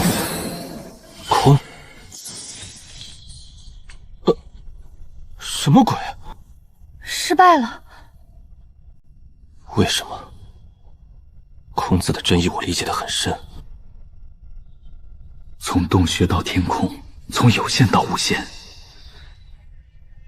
但它没有做。不对，空间不只是空。一个空的容器如果没有内容物，它就只是虚无。空间之所以有意义，是因为它容纳了事物。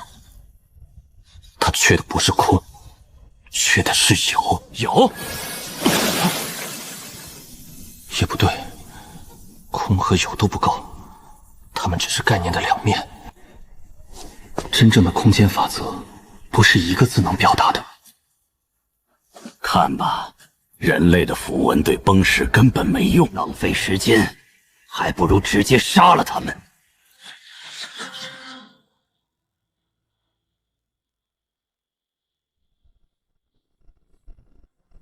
3天，他还有3天。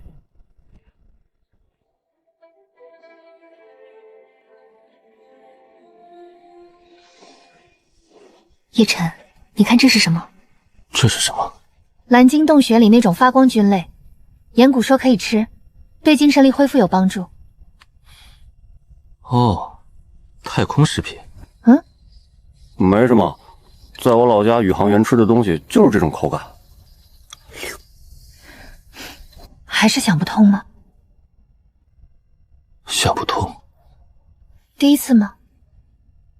好像是。以前不管遇到什么符文辨识也好，组合符文也好，破封印也好，我都能很快找到答案。因为那些东西归根颠底都是认字，我前世的积累足够应付，但这次不一样，这次不是认字，是造字。造字？对，以前我做的事情是读懂已有的字，符文是上古符族创造的，我只是因为懂汉字，所以能读懂它们。但现在，我需要写一个从来没有人写过的字，一个能定义空间的字。在我的家乡，字是一个叫仓颉的人创造的。传说仓颉造字的时候，天雨粟，鬼夜哭，天降粮食，鬼怪哭泣。为什么？因为文字的创造，意味着人类第一次有了定义世界的能力。在那之前，世界只是存在，有了文字之后，人类可以命名它，描述它，理解它。我现在要做的，和仓颉一样，不是认字，是造字。用一个字定义一片空间。那你需要什么？我明白了，我终于明白了，我需要的不是一个字。什么？你明白了什么？创造空间，不能用一个字义，因为空间不是一个概念，它是一个关系。空和有不是独立存在的，它们必须同时存在才有意义。有了空，才有有的位置；有了有，才有空的价值。不是一个字，是两个字，组合符文，但不是普通的组合，而是两个字互相定义、互相支撑，合在一起才有意义的组合。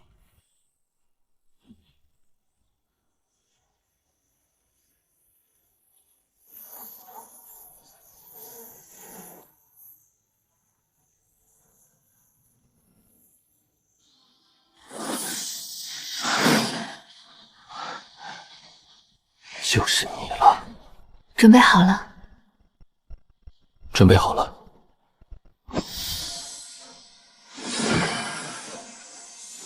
空，有，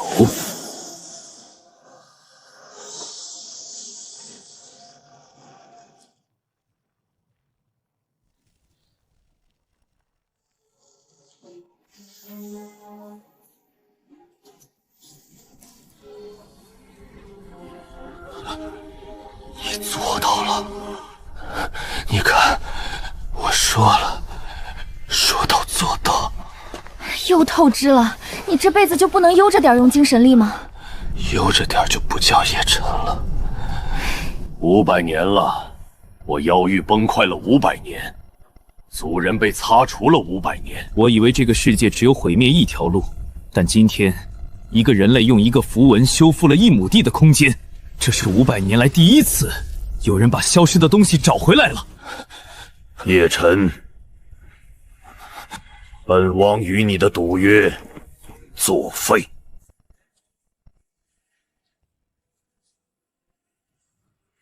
我愿意和你谈。500年来，没有任何力量能逆转崩石。妖族的王者是我，祭司是我，甚至有人以命为代价尝试过，全部失败。而一个通玄境人类，用一个符文做到了。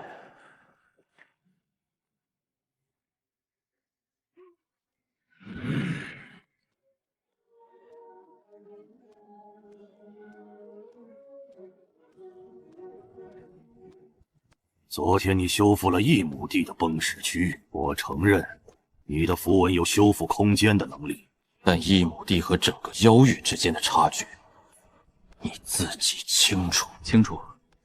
整个妖域的崩石面积大概是？妖域总面积的30%已经完全崩溃，还有40%处于不同程度的崩闪中，只剩30%是相对稳定的，包括王城所在的区域。30%完全崩溃，40%正在崩，要全部修复，靠我一个人，大概需要3万年。所以显然不能靠我一个人。那你打算怎么办？鲛人，我创造的空有符文，本质上是一种对空间法则的重新定义。你们妖族有没有类似符文的东西？我们有古文，刻在骨骼上的力量纹路，不像你们的符文那么精细，但原理相似。古文，我在灰崖长老那里见过，既使用的，但你们也用古文战斗？当然，我们伟大的妖族战斗体系就是基于古文的，只不过我们的古文直接刻在自己的骨骼和鳞甲上，用身体作为载体。古文和符文同源不同流，符文是用精神力外放，古文是刻在身体上内化，两种不同的技术路线，但底层逻辑应该是相通的。如果能把空有的概念翻译成古文的形式，妖族就可以自己修复崩石。我有一个想法，但需要验证。借我一个懂古文的人，我需要研究你们古文的底层结构。如果我能把空有翻译成古文版本，你们的族人就可以自己修复空间，不需要我了。人类，你想好了？你把你最核心的能力交给我，不怕我们学会之后就不需要你了，然后翻脸杀了你？怕，我怕的要死。但你知道吗？在我老家有个词叫开源，意思是把自己最核心的东西免费公开给所有人用。为什么要这么做？因为独占知识的人会变成第二个玄武道，他垄断了符族传承300年。结果呢？整个大陆差点完蛋。知识这种东西，只有流动起来才有价值。堵着不放的人，最后一定会被毒死。而且说实话，我一个通玄境的小子，在你们王城里被2个王境和1个圣境包围着。你们想杀我，随时可以杀。我这点东西藏着掖着有什么用？不如大大方方拿出来，至少死的时候能死得体面一点。你总是这样，把最认真的事情用最不正经的方式说出来。被我师父吐槽过无数次了，改不了。银骨，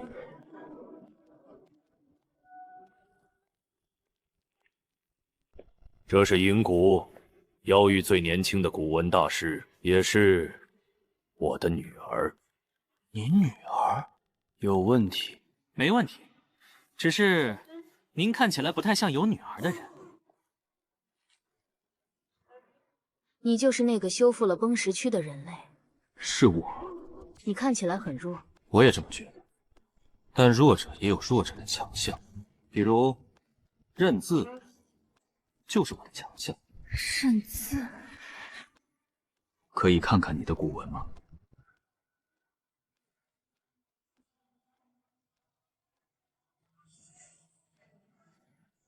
这些古文结构比我想的复杂的多，它们不是简单的线条，每一道纹路都有深浅、粗细、走向的变化。这些变化组合在一起，形成了特定的含义。等等，这个弯折，这不是，这是甲骨文生字的第3笔的变体。不对，不只是生，这道是力的变体，这道是形的变体。妖族的古文底层结构和甲骨文有共通之处。叶晨，你看到了什么？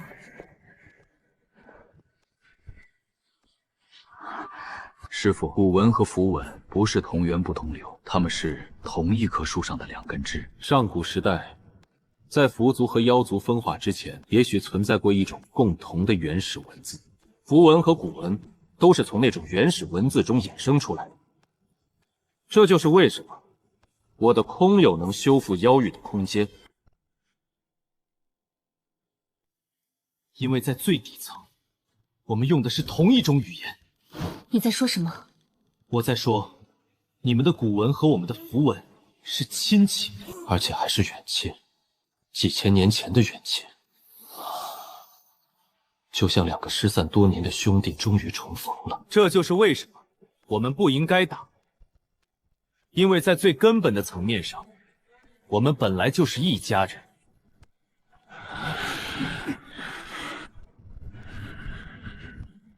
叶晨说的可能是真的，但从来没有人把这两者联系在一起，直到今天。如果你说的是真的，符文和古文同源，那么两族联手不只是权宜之计，而是回归。可以这么理解，但盟约需要约束力，不是你我口头说说就能算数的。你的人族，你能保证他们接受吗？不能保证所有人，但我能保证已经站在我身边的人，三宗联军、太学院，还有我的家人。如果人族中有人反对呢？那我去说服他们，说服不了，我来扛。盟约是我提的，出了问题我负责。妖族的盟约以天道之正为凭，需要双方的力量交织，形成一道不可篡改的印记。你的符合可以作为人族一方的凭证，我的王印作为妖族的凭证。怎么做？这妖王的王印代表着整个妖族的权柄和意志。将你的符文和我的王印融合，如果两者真的同源，他们会自然交融，形成一道天道盟约。如果不同源，力量会互相排斥，说明你说的是谎话。叶晨，符文和古文融合从来没有人做过。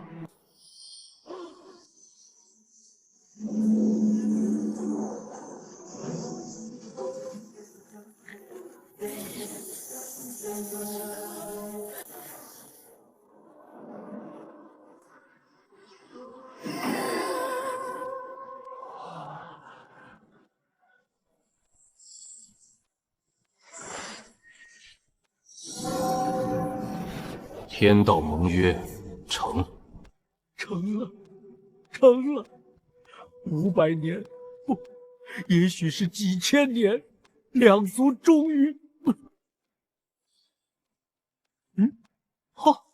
我的符器升级了，以前是金色单色的，现在变成金银双色限量版了。你能不能有1秒钟是正经的？刚才立盟约那3秒钟，我就是正经的。现在正经额度用完了。叶晨，你是我见过的最不像英雄的英雄。谢谢，这是我收到过最好的评价。需要尽快回到人界，将盟约的消息带回去，同时着手准备符文、古文的翻译工作。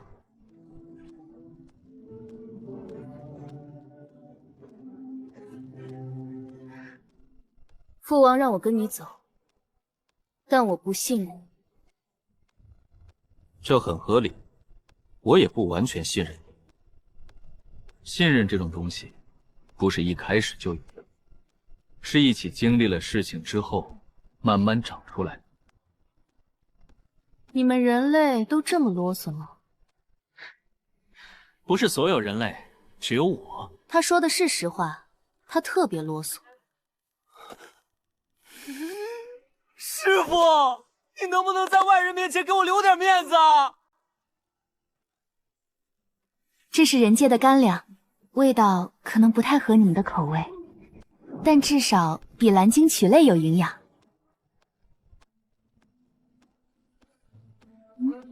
这是什么？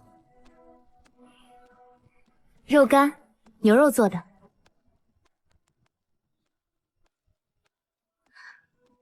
好吃吧？一般。你刚才的表情出卖了你。闭嘴！哟，闭嘴这个词，他倒是学得很快。叶晨先生，回到人界之后，你真的有把握让人族接受这个盟约吗？有把握让大部分人接受，少数人总会有反对的。但只要大多数人站在正确的一边，少数人翻不了天。如果翻了天呢？那就再翻回来。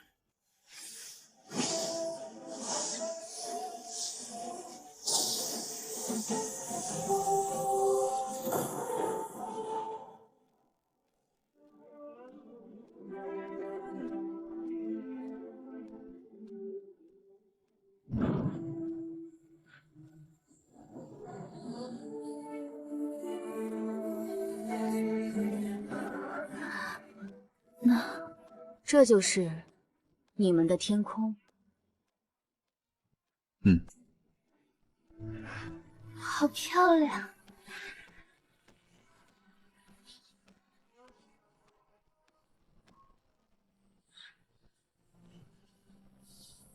走吧，回家了。别打，别打，别打，是自己人。叶晨，你从妖域带了个妖族回来，不只是妖族，是妖王的女儿。妖王的什么？女儿、公主、嫡女，你们这里怎么教来着？千金，反正就是那个意思。你去妖域10多天，带回来一个妖族公主，你能干出来的事真是永远超出我的想象。这还不是最离谱的，最离谱的是，我和妖王立了盟约，人妖联盟，天道为证。你不是在开玩笑？你觉得天道之证像是开玩笑？行，进去说。你做了苏衍300年前没做成的事，天道为证，不是你或妖王能伪造的。这个盟约是真的。和妖族结盟，妖族前脚刚杀了我们137人，后脚你就和他们称兄道弟。阵亡将士的在天之灵怎么想？你说的对，137人，我记得每一个名字。他们的死不是白死的，他们守住了防线，给了归元镇关闭炼性的时间，他们是英雄。但你有没有想过，他们为什么要死？因为妖族入侵？错，因为妖族的世界在崩坏，他们的天空在裂，地面在消失，族人在一天天被擦除。他们打我们，不是因为恨我们，是因为他们快死了。现在有2条路，第一条，继续打，妖族再来一次，我们再死一批人，再关一次裂缝，再死一批，来回拉扯，直到两边都死光了。净世者在旁边鼓掌。第二条，停止内耗，2族联手，修复妖域的空间崩溃。你想说，凭什么相信妖族，对吧？她是妖王的亲生女儿，妖王把她送到我们这里，这是人质。如果妖族违约，她的命就在我们手里。你觉得一个父亲会拿自己女儿的命开玩笑吗？我来人界的身份，确实有一半是人质，但另一半是使者。我致叶晨，我在裂缝之战中亲眼看到妖族冲过来的样子，那些普通士兵的眼睛里不是贪婪，是绝望。一群快要灭族的人，拼了命往前冲。你告诉我，这叫入侵，这叫求生。我们可以杀他们1次、2次、10次，但杀到最后，我们也剩不下几个人了。这种仗不该打。联盟的决定，以太学院院长、3宗代表和总指挥叶晨的共同署名为准。人妖盟约即日起生效。至于不同意的，我不强迫。但请记住，300年前，4大宗门因为恐惧选择了灭族。今天，我们有机会做不一样的选择。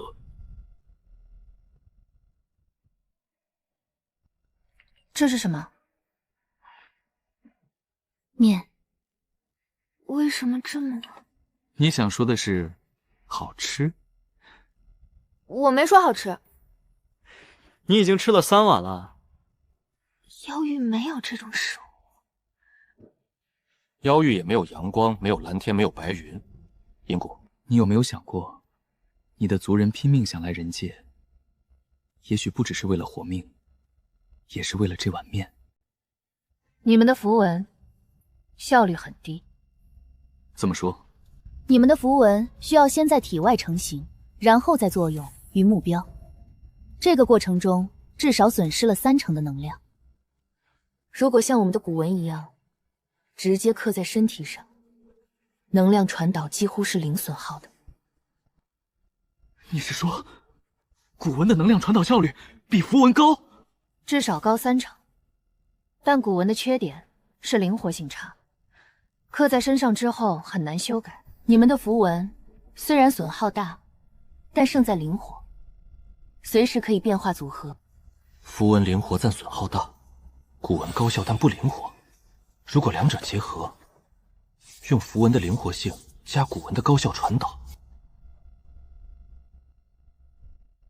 好看吗？你们每天都能看到这个，好奢侈。父王说过，妖域以前也有星星。以后会有的。等我们把崩室修好。先说再做，因为说出口了就不好意思不做了。奇怪的人类，300年前祖父没做成的事，两族和平，也许真的要在这个臭小子手里实现。祖父，你看到了吗？叶晨，这是陆先生从太学院送来的加急信函，你看看。圣殿动了，玄武道修复钥匙，天裂重现。3处裂缝，我们只有1个归元阵，一个归元阵只能关1道门，3道门同时打开，我们最多关1道，另外2道怎么办？英果，如果我现在教你空有，你能把它翻译成古文版本吗？理论上可以，但我需要时间。如果你的教学方式足够好，最少7天。没有7天，3天，我给你3天。不可能，这根本无法实现。必须够，3天之内你翻译成古文版本，然后人族1道，妖族1道，我自己关第3道。你自己？你上次关1道就昏了3天。那是归元阵，这次不用归元阵，这次我直接写。好，第一课，空间是什么？空间就是万物存在的地方。对，但不够。你说的是空间的功能，容纳万物，但空间的本质是什么？我换个问法，你们妖域的空间为什么会崩溃？因为近视者在瓦解空间的法则。空间有法则，这意味着空间不是自然而然存在的，而是被一套规则维持着。打个比方，这个杯子，它之所以是杯子，不只是因为它存在，而是因为它有形状、有材质、有结构。如果我把它的形状打碎，材质分解，结构瓦解，杯子就不存在了。空间也一样，空间之所以存在，是因为有一套法则在定义它的形状、密度和结构。竟视者瓦解的不是空间本身，而是这套法则。法则没了，空间就碎了。所以，修复空间不是填补空洞，而是重写法则。我的空和有符文做的事情就是这个，用一个全新定义的法则替代被瓦解的旧法则。但你用的是符文，我不会符文，我会的是古文。这就是关键。昨天我看你的古文时，发现了甲骨文的变体结构，这说明符文和古文的底层语言是相通的，就像方言，就是同一种话，不同的说法。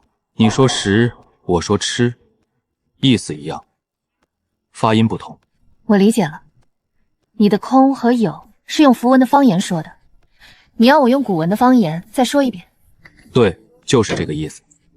你学东西很快。当然，我是妖域最年轻的古文大师。行，那我现在把空有的核心概念拆给你看。这2个字是甲空心，空最早的写法是一个洞穴的形状，代表容纳。它和有并不是矛盾对立的，有最早的写法是一只手抓着肉，代表拥有、存在。两者合在一起，就是能容纳事物的空间中有东西存在。这就是空间法则的最本源定义。这些纹路的交织方式，和我们的古文中根字有相似之处。根，在我们的古文语言中，根代表扎入大地的力量，稳定，不可动摇。它是所有空间类古文的基础。这个根字的古文纹路，完整方式和甲骨金本字几乎完全一致。本木字下面加一横，指树木的根部，根本事物的基础和本源。银谷，你们的根就是我们的本，同一个概念，两种表达方式。你看，空对应你们古文里的哪个？应该是虚或者动。这个渊代表深不可测的空间。甲骨文渊，水流旋转的深潭，深不可测，和你们的概念完全对得上。再来，有呢。这个石代表充盈的力量。这个转折方式和金文冲字的结构相似，充是充满，实是充实，从有到实到充，概念链完全对得上。师傅，你祖父苏衍300年前来妖域，他是不是也发现了这些？也许在他留下的手札中，有一些未完成的笔记，关于万文同源的设想。他认为所有智慧生灵使用的文字或纹路，在最底层都有一个共同的祖先，但他的研究还没完成就被灭族了。苏衍没完成的研究，我来完成。试试。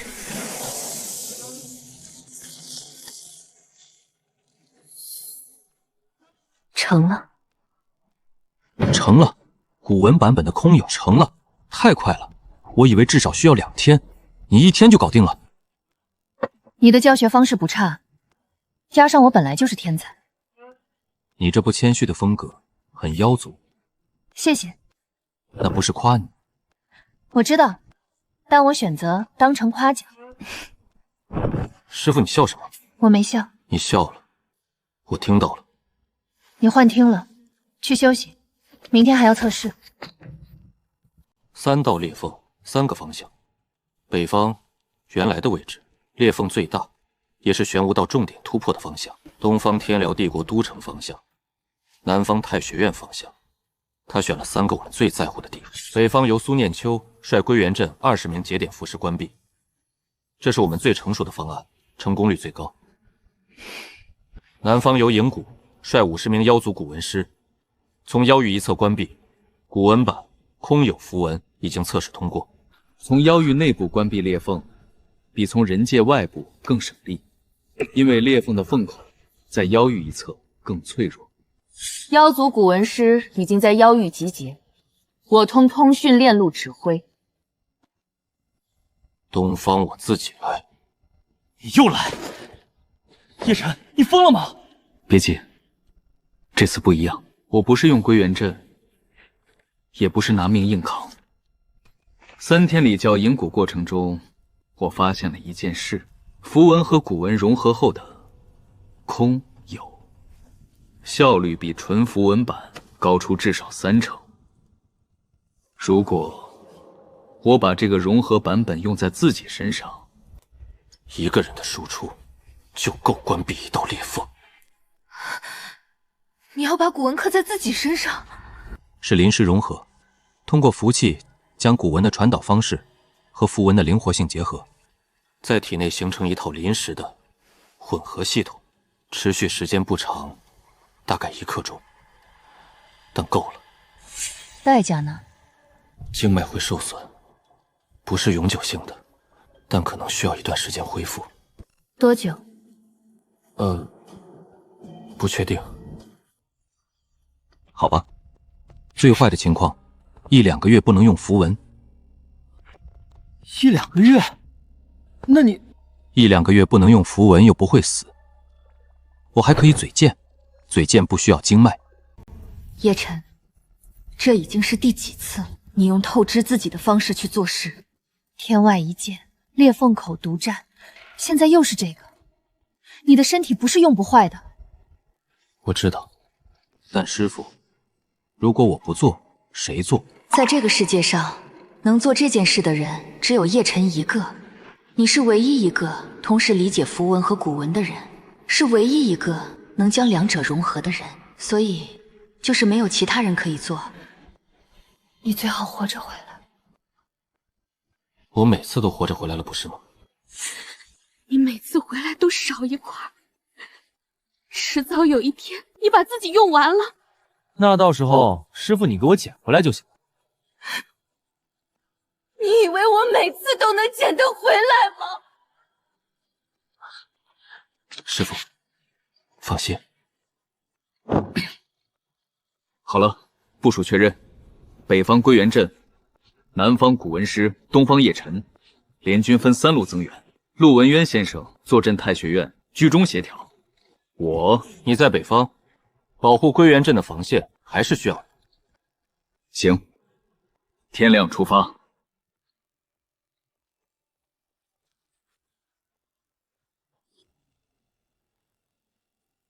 我想保住这片星空，不只是为人族，也为妖族，为所有还能抬头看星星的人。符气距离限制100里，北方与东方裂缝距离120里，超了。所以行动开始后，我们的符气会暂时中断。你感受不到我，我也感受不到你。如果你有危险，我赶不过来；如果你的经脉撑不住，没有人在旁边帮你。师傅，我不会死的。你上次也是这么说的。上次我也没死。这是我能给你的最后一道保险，地境护持能在你经脉即将崩溃时缓冲一次，只有一次。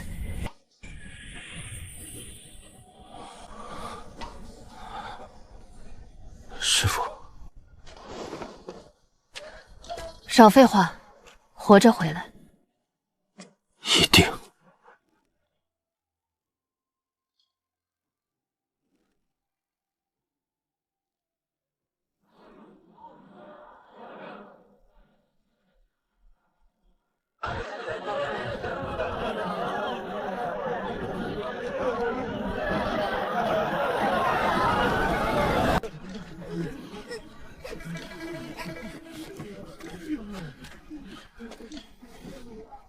怎么了？天裂了，爹说有妖怪要来了。别怕，有人在帮你们关那个裂缝。谁？一个很厉害的大哥哥。他叫什么名字？叶晨，记住这个名字，以后考试可能会考。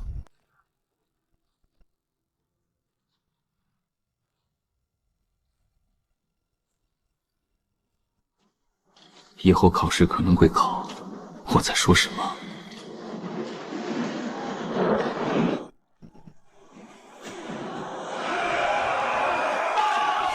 归元镇的人布阵，其余人跟我上！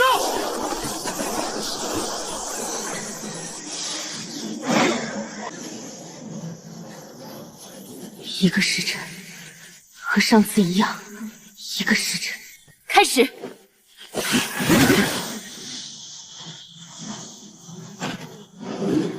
父王，我不会让你失望。东方裂缝不出兵，那里有我们的盟友。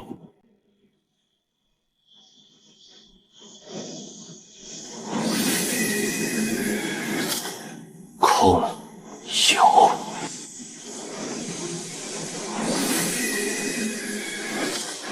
归元镇，和。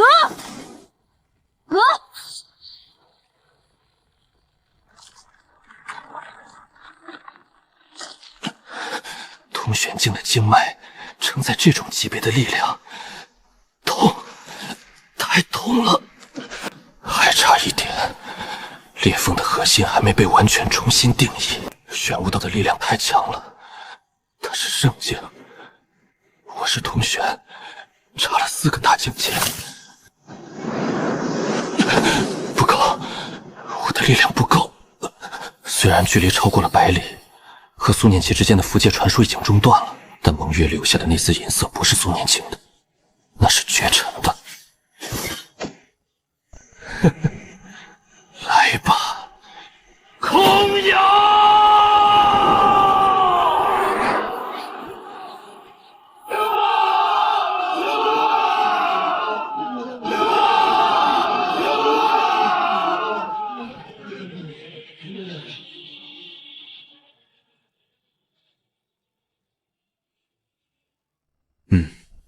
这次应该算帅了吧？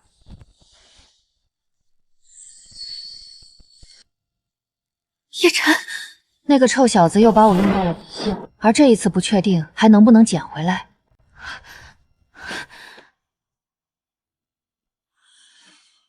经脉状况极差，全身大小经脉有30多处位裂，核心经脉有7处严重损伤，精神力储备接近于0，生命体征微弱但稳定。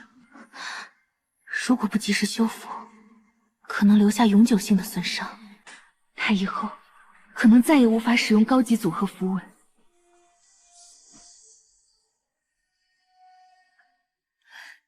你这个不省心的臭小子！300年前，我一个人的时候，从来不怕死，死了就死了，反正族人都不在。但现在，我怕了。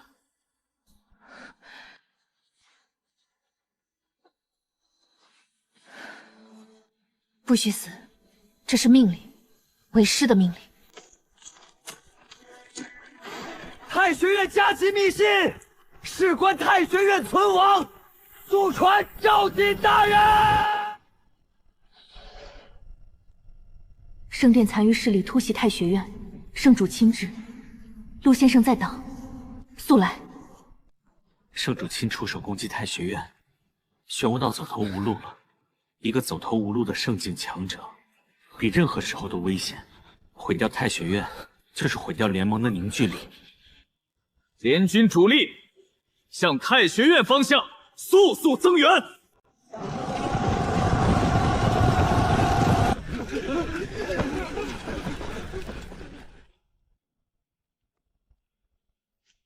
陆文渊，玄武道。你知道我为什么来？你输了，裂缝关了，钥匙没用了，圣殿分崩离析。你来太学院，是因为你没有别的地方可以去了。你说的对，我确实输了。但在我输之前，我要做最后一件事。什么事？毁掉你。陆文渊，你是这个联盟的支柱。叶晨是行动力，赵景是战力，但你是信念。只要你在，这群人就不会散。你不在了，他们会在内部矛盾中自我瓦解。所以你来杀我？是的。这篇文章我写了3天，还差最后一段。如果可以的话，我想写完它再和你过招。什么文章？一篇关于文道的文章，论述文字和文明的关系。为什么文字不只是工具，而是文明的灵魂？叶晨那个年轻人，他让我看到了一件事。他用汉字的真意来理解符文，用符文来修复空间，用空间的修复来连接2个世界。文字从一个符号变成了一种力量，从一种力量变成了一座桥梁。我这辈子研究了60年的符道，一直以为符道是一种术，但叶晨想告诉我，符道是一种道，文字之道。写完了，现在我们可以开始了。你挡不住我，你连天象境都没有。你是一个纯粹的学者，你没有战斗力。你说的对，但太学院600年不是只有战斗力。陆文渊，你的文字让我敬佩，但它救不了你。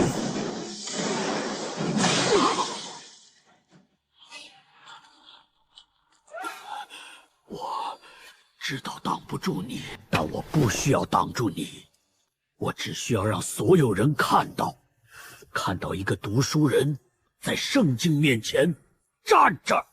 你会死的。我活了63年，这63年里，我教了3600名学生，写了47本书，研究了一辈子的符道。如果今天死在这里，我的学生会记住我，我的书会留下来。我研究的东西，叶晨那个年轻人会继续做下去。你呢？你死了之后，谁会记住你？你活了300多年，你做的最大的事，灭了一个族，封了一个人，出卖了一个种族。300年后，人们提起你的名字，会说什么？我大理读书人，上无愧于天地，下无愧于黎民。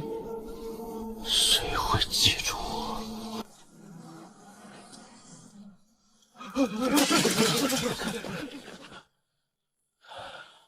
太学院保住了。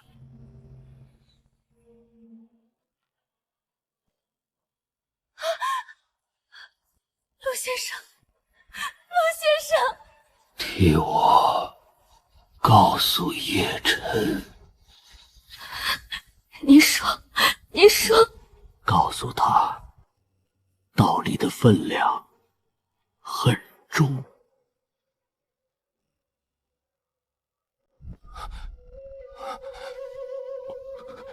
师父，醒了。昏了几天？5天。打破个人记录了，上次3天，这次5天。照这个趋势，下次得昏1个礼拜。师父，出什么事了？是谁？陆文渊，你昏迷期间，圣殿突袭太学院，玄武道亲自出手。陆先生以一个没有天象境修为的文人之身，挡了圣境一击。他用文辞符文照亮了整座太学院，文住了400名弟子，逼退了圣殿200精锐，甚至用一个问题让玄武道自己转身离开了。但他的身体承受不了和圣境对抗的代价。他让柳青怡带话给你，他说道理的分量很重。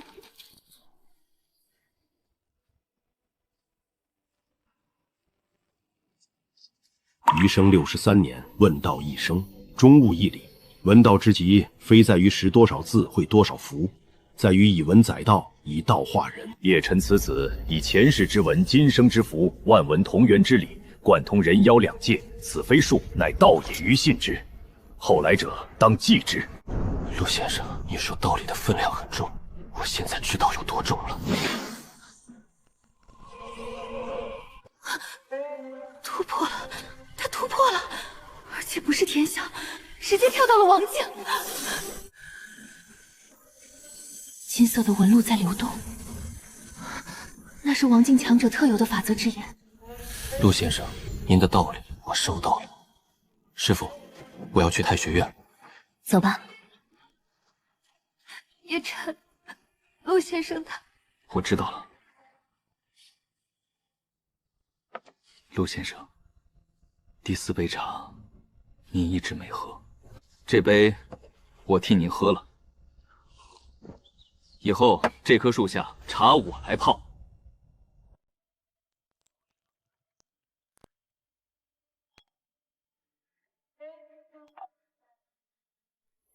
茶不如他泡的。废话，我一个喝速溶咖啡长大的人，你让我泡出老先生60年功力的茶？给我点时间好不好？什么是速溶咖啡？一种……算了，以后有机会我给你尝尝。如果这个世界有咖啡豆的话，青衣，太学院的情况怎么样？太学院弟子阵亡47人，重伤90余人，药阁被毁，但药材库在地下，没有被烧到。训练场和南院需要重建，典藏阁和北院完好。陆先生的文字护住了那片区域。圣殿残余呢？玄武道走了之后，跟着他的人大部分也散了。现在确认还忠于他的不超过50人，他们跟着玄武道不知去了哪里。也就是说，圣殿作为一个组织势力，已经瓦解了，但玄武道本人还在，一个失去了一切的圣境强者。比有组织的时候更危险，因为他已经没有什么可失去的了。所以我们不能放松。但在对付玄武道之前，有更紧迫的事。裂缝是玄武道打开的，但净世者是另一个层次的问题。即使裂缝关了，净世者对妖域的侵蚀仍在继续。如果我们不解决净世者，妖族的世界还是会灭亡。到时候他们会再次面临要么灭族，要么打人界的选择。你打算对付净世者？不是打算，是必须。人妖公约的基础是联手对抗共同威胁。如果我们不去面对净世者，盟约就是一阵废纸。你知道净世者是什么级别的存在吗？灰牙说过，妖族的王者带着上百名王级战士冲向净世者，他们全部被擦除，连渣都没剩。我知道。你现在是王境，王级战士在净世者面前像尘埃一样。我知道，但陆先生用一个没有天象境的身体挡了一个圣境，他知道自己会输，但他还是站出去，不是因为他觉得自己能赢，是因为如果他不站出去，就没有人站出去。净世者也一样，如果我不去，那谁去？你至少需要一个计划。师父，你什么时候见我没有计划过？每次，你每次的计划都是到了现场临时想的。那叫随机应变，高手都这样。滚！符文古文融合阵。什么阵？归元阵是纯符文阵法，20人协作可以关闭一道裂缝。如果把归元阵的框架和古文的传导效率结合起来，创造一个全新的人妖粉形阵法，理论上可以将空有的效果放大到覆盖整个妖域。混合阵法，符文做框架，古文做传导，人族符师和妖族古文师各占一半节点。对，但这个阵法比归元阵复杂得多，因为两种力量的频率不同，直接混合会互相干扰，需要一个调效点。这里，阵法的核心需要一个能同时理解两种力量，并实时调整频率差异的人。这个人必须同时掌握符文和古文，而且理解深度不能低于阵法中的任何一个节点。这个人只能是你。也对。你就是打算自己站在阵型？有什么问题？没问题，只要你的经脉撑得住。我刚突破王境，经脉是全新的。全新的经脉承载一个覆盖整个世界的阵法，你确定？不确定。但你没有选择。我知道，你们人类总说这种话。面的数据2碗起步，别给我少了。你是来当使者的还是来吃面的？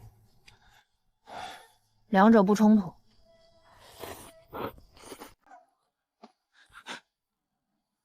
你突破了，王境。你的眼睛。金文，对，王境附赠的法则之眼，能看到符文和法则的底层结构，送的，不花钱。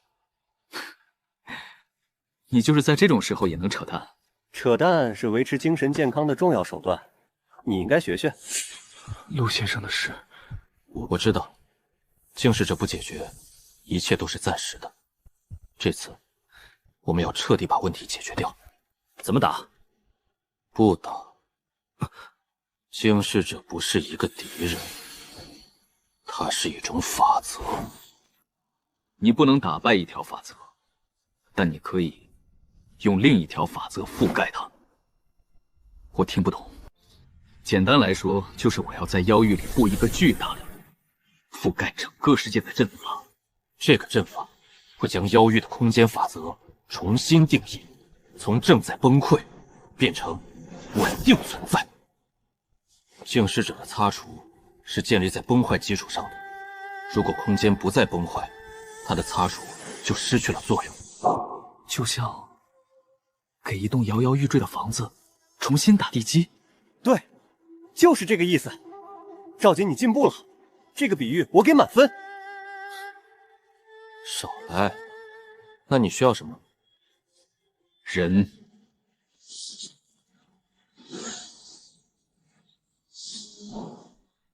100名太院精英符师，归元镇的那20人为核心，再补80人。已经开始训练了。100名妖族古文师，由影谷负责从妖域挑选和训练。已经调好了。阵法的布设地点在妖域中心，净世者的星辰悬浮在妖域天空的中心上方。阵法必须直接对着它。也就是说，我们所有人，无论是人族还是妖族，要一起进入妖域，在净世者的眼皮底下布一个覆盖整个世界的阵法。风险呢？净世者如果发现我们在布阵，一定会反击。他的反击方式就是擦除，直接抹杀靠近他的一切。所以，我们需要有人在布阵期间顶住净世者的攻击。你和联军就是那面盾，在净世者面前当盾。你知道这意味着什么？我知道，这意味着我不能保证所有人活着回来。叶晨，福道大会的时候我说，下次不会输给你。现在我改一下，我不是来和你比的，我是来和你一起扛的。生死一起。小陈，上次那枚只能挡1次天象境的攻击，爹，这枚能扛1次王境的。爹，我知道你要说什么，你要说谢了爹，对吧？你怎么知道？废话，你是我儿子。你那点出息我还不了解。娘，你不许死！我说了，你不许死！这是娘说的，不听话打屁股。我都王境了还打屁股？你修为再高也是我儿子。我答应你，活着回来。3000年来，也许是有史以来的第一次，人族和妖族站在同一边。出发！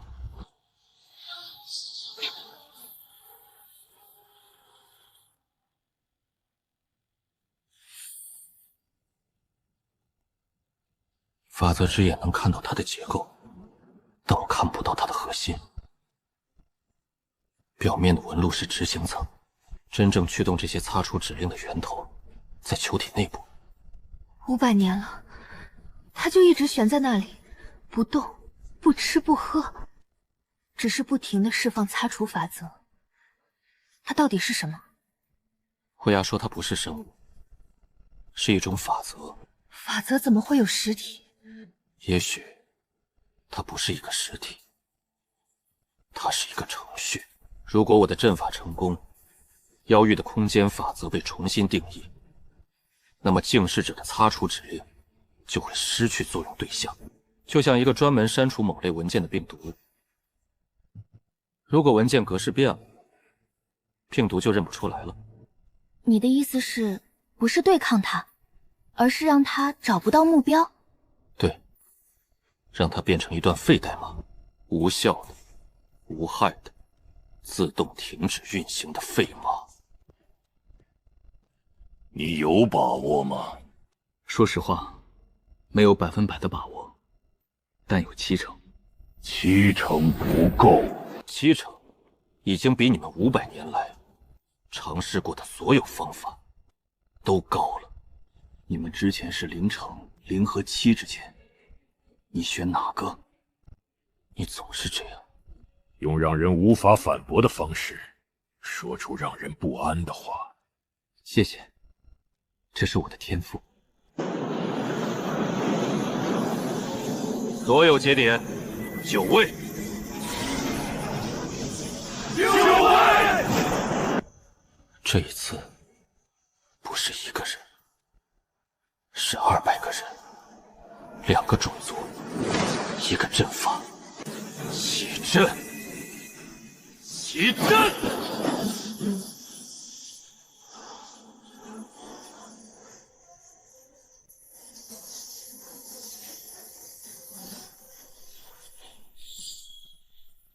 昨夜，所有人迎击！散开，不要密集站位。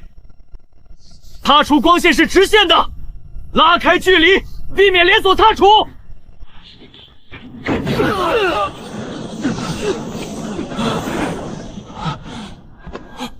不惜一切代价挡住他们！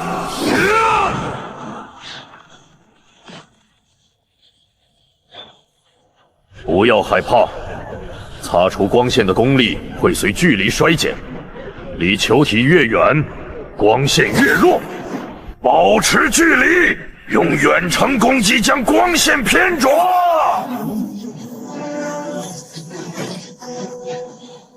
这种消耗撑不了太久，我帮你分担。雷域，你的雷能干扰擦除法则，不是干扰，是偏转。雷电本身也是一种自然法则，法则和法则之间会互相影响。我改变不了擦除的力量，但我能改变它的方向。雷电偏转法则，在雷电的必经之路上构建出一道屏障。有点意思。你叫什么？赵瑾。赵瑾，你很不错。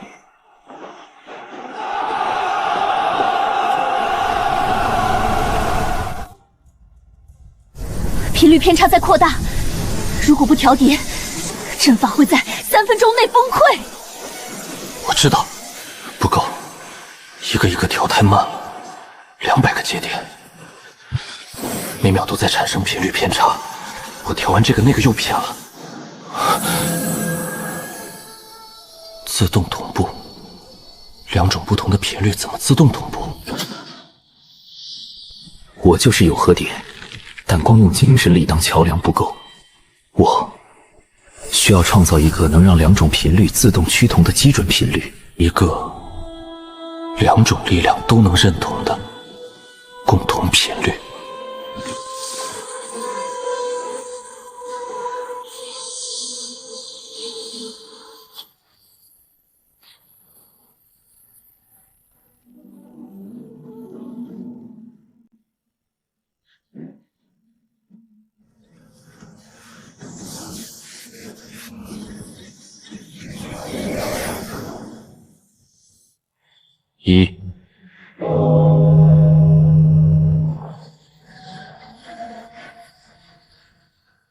你做了什么？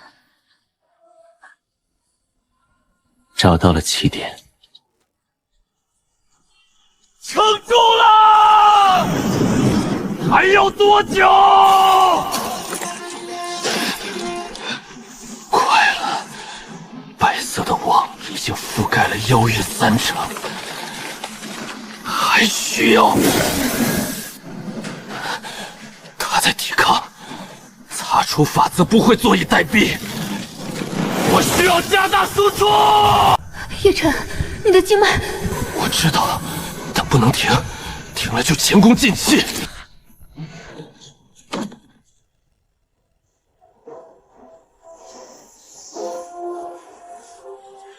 最后1成。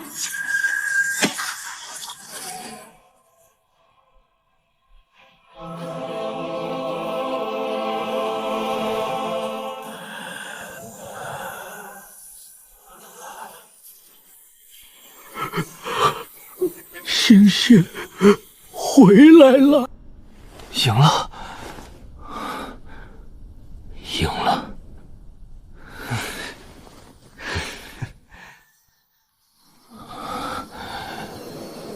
好看。叶晨，银谷，你看星星。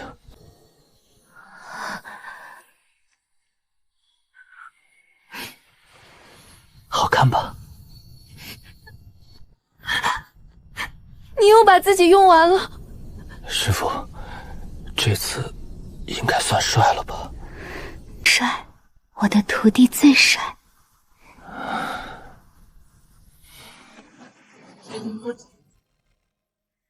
师傅，你不能总在椅子上坐7天，你的屁股不疼吗？你刚醒第一句话，问我屁股疼不疼？关心吗？你的经脉有1/3需要重新长，至少2个月，不能用任何高级符。日常的低级符文勉强可以，但空有和组合符文不能碰，碰了就会2次崩溃。2个月不用符文，那我干什么？当咸鱼？你可以当老师。银谷的融合阵法和依次符文用法，需要有人整理成教学。你不用符文也能做这件事，用嘴。你是在变着法子让我得嘴更有建设性。算你聪明。第一批修复小队已经恢复了30亩的崩闪区，效率比你单人作业高15倍。你是在嘲讽我一个人干的效率低？我在陈述事实，团队协作的效率远高于个人英雄主义。你这话说的，怎么听起来像我老家的企业管理培训课？什么是企业管理？一种让很多人一起干活比一个人效率高的学问。那我天生就懂，不需要你的企业管理。行吧，你厉害。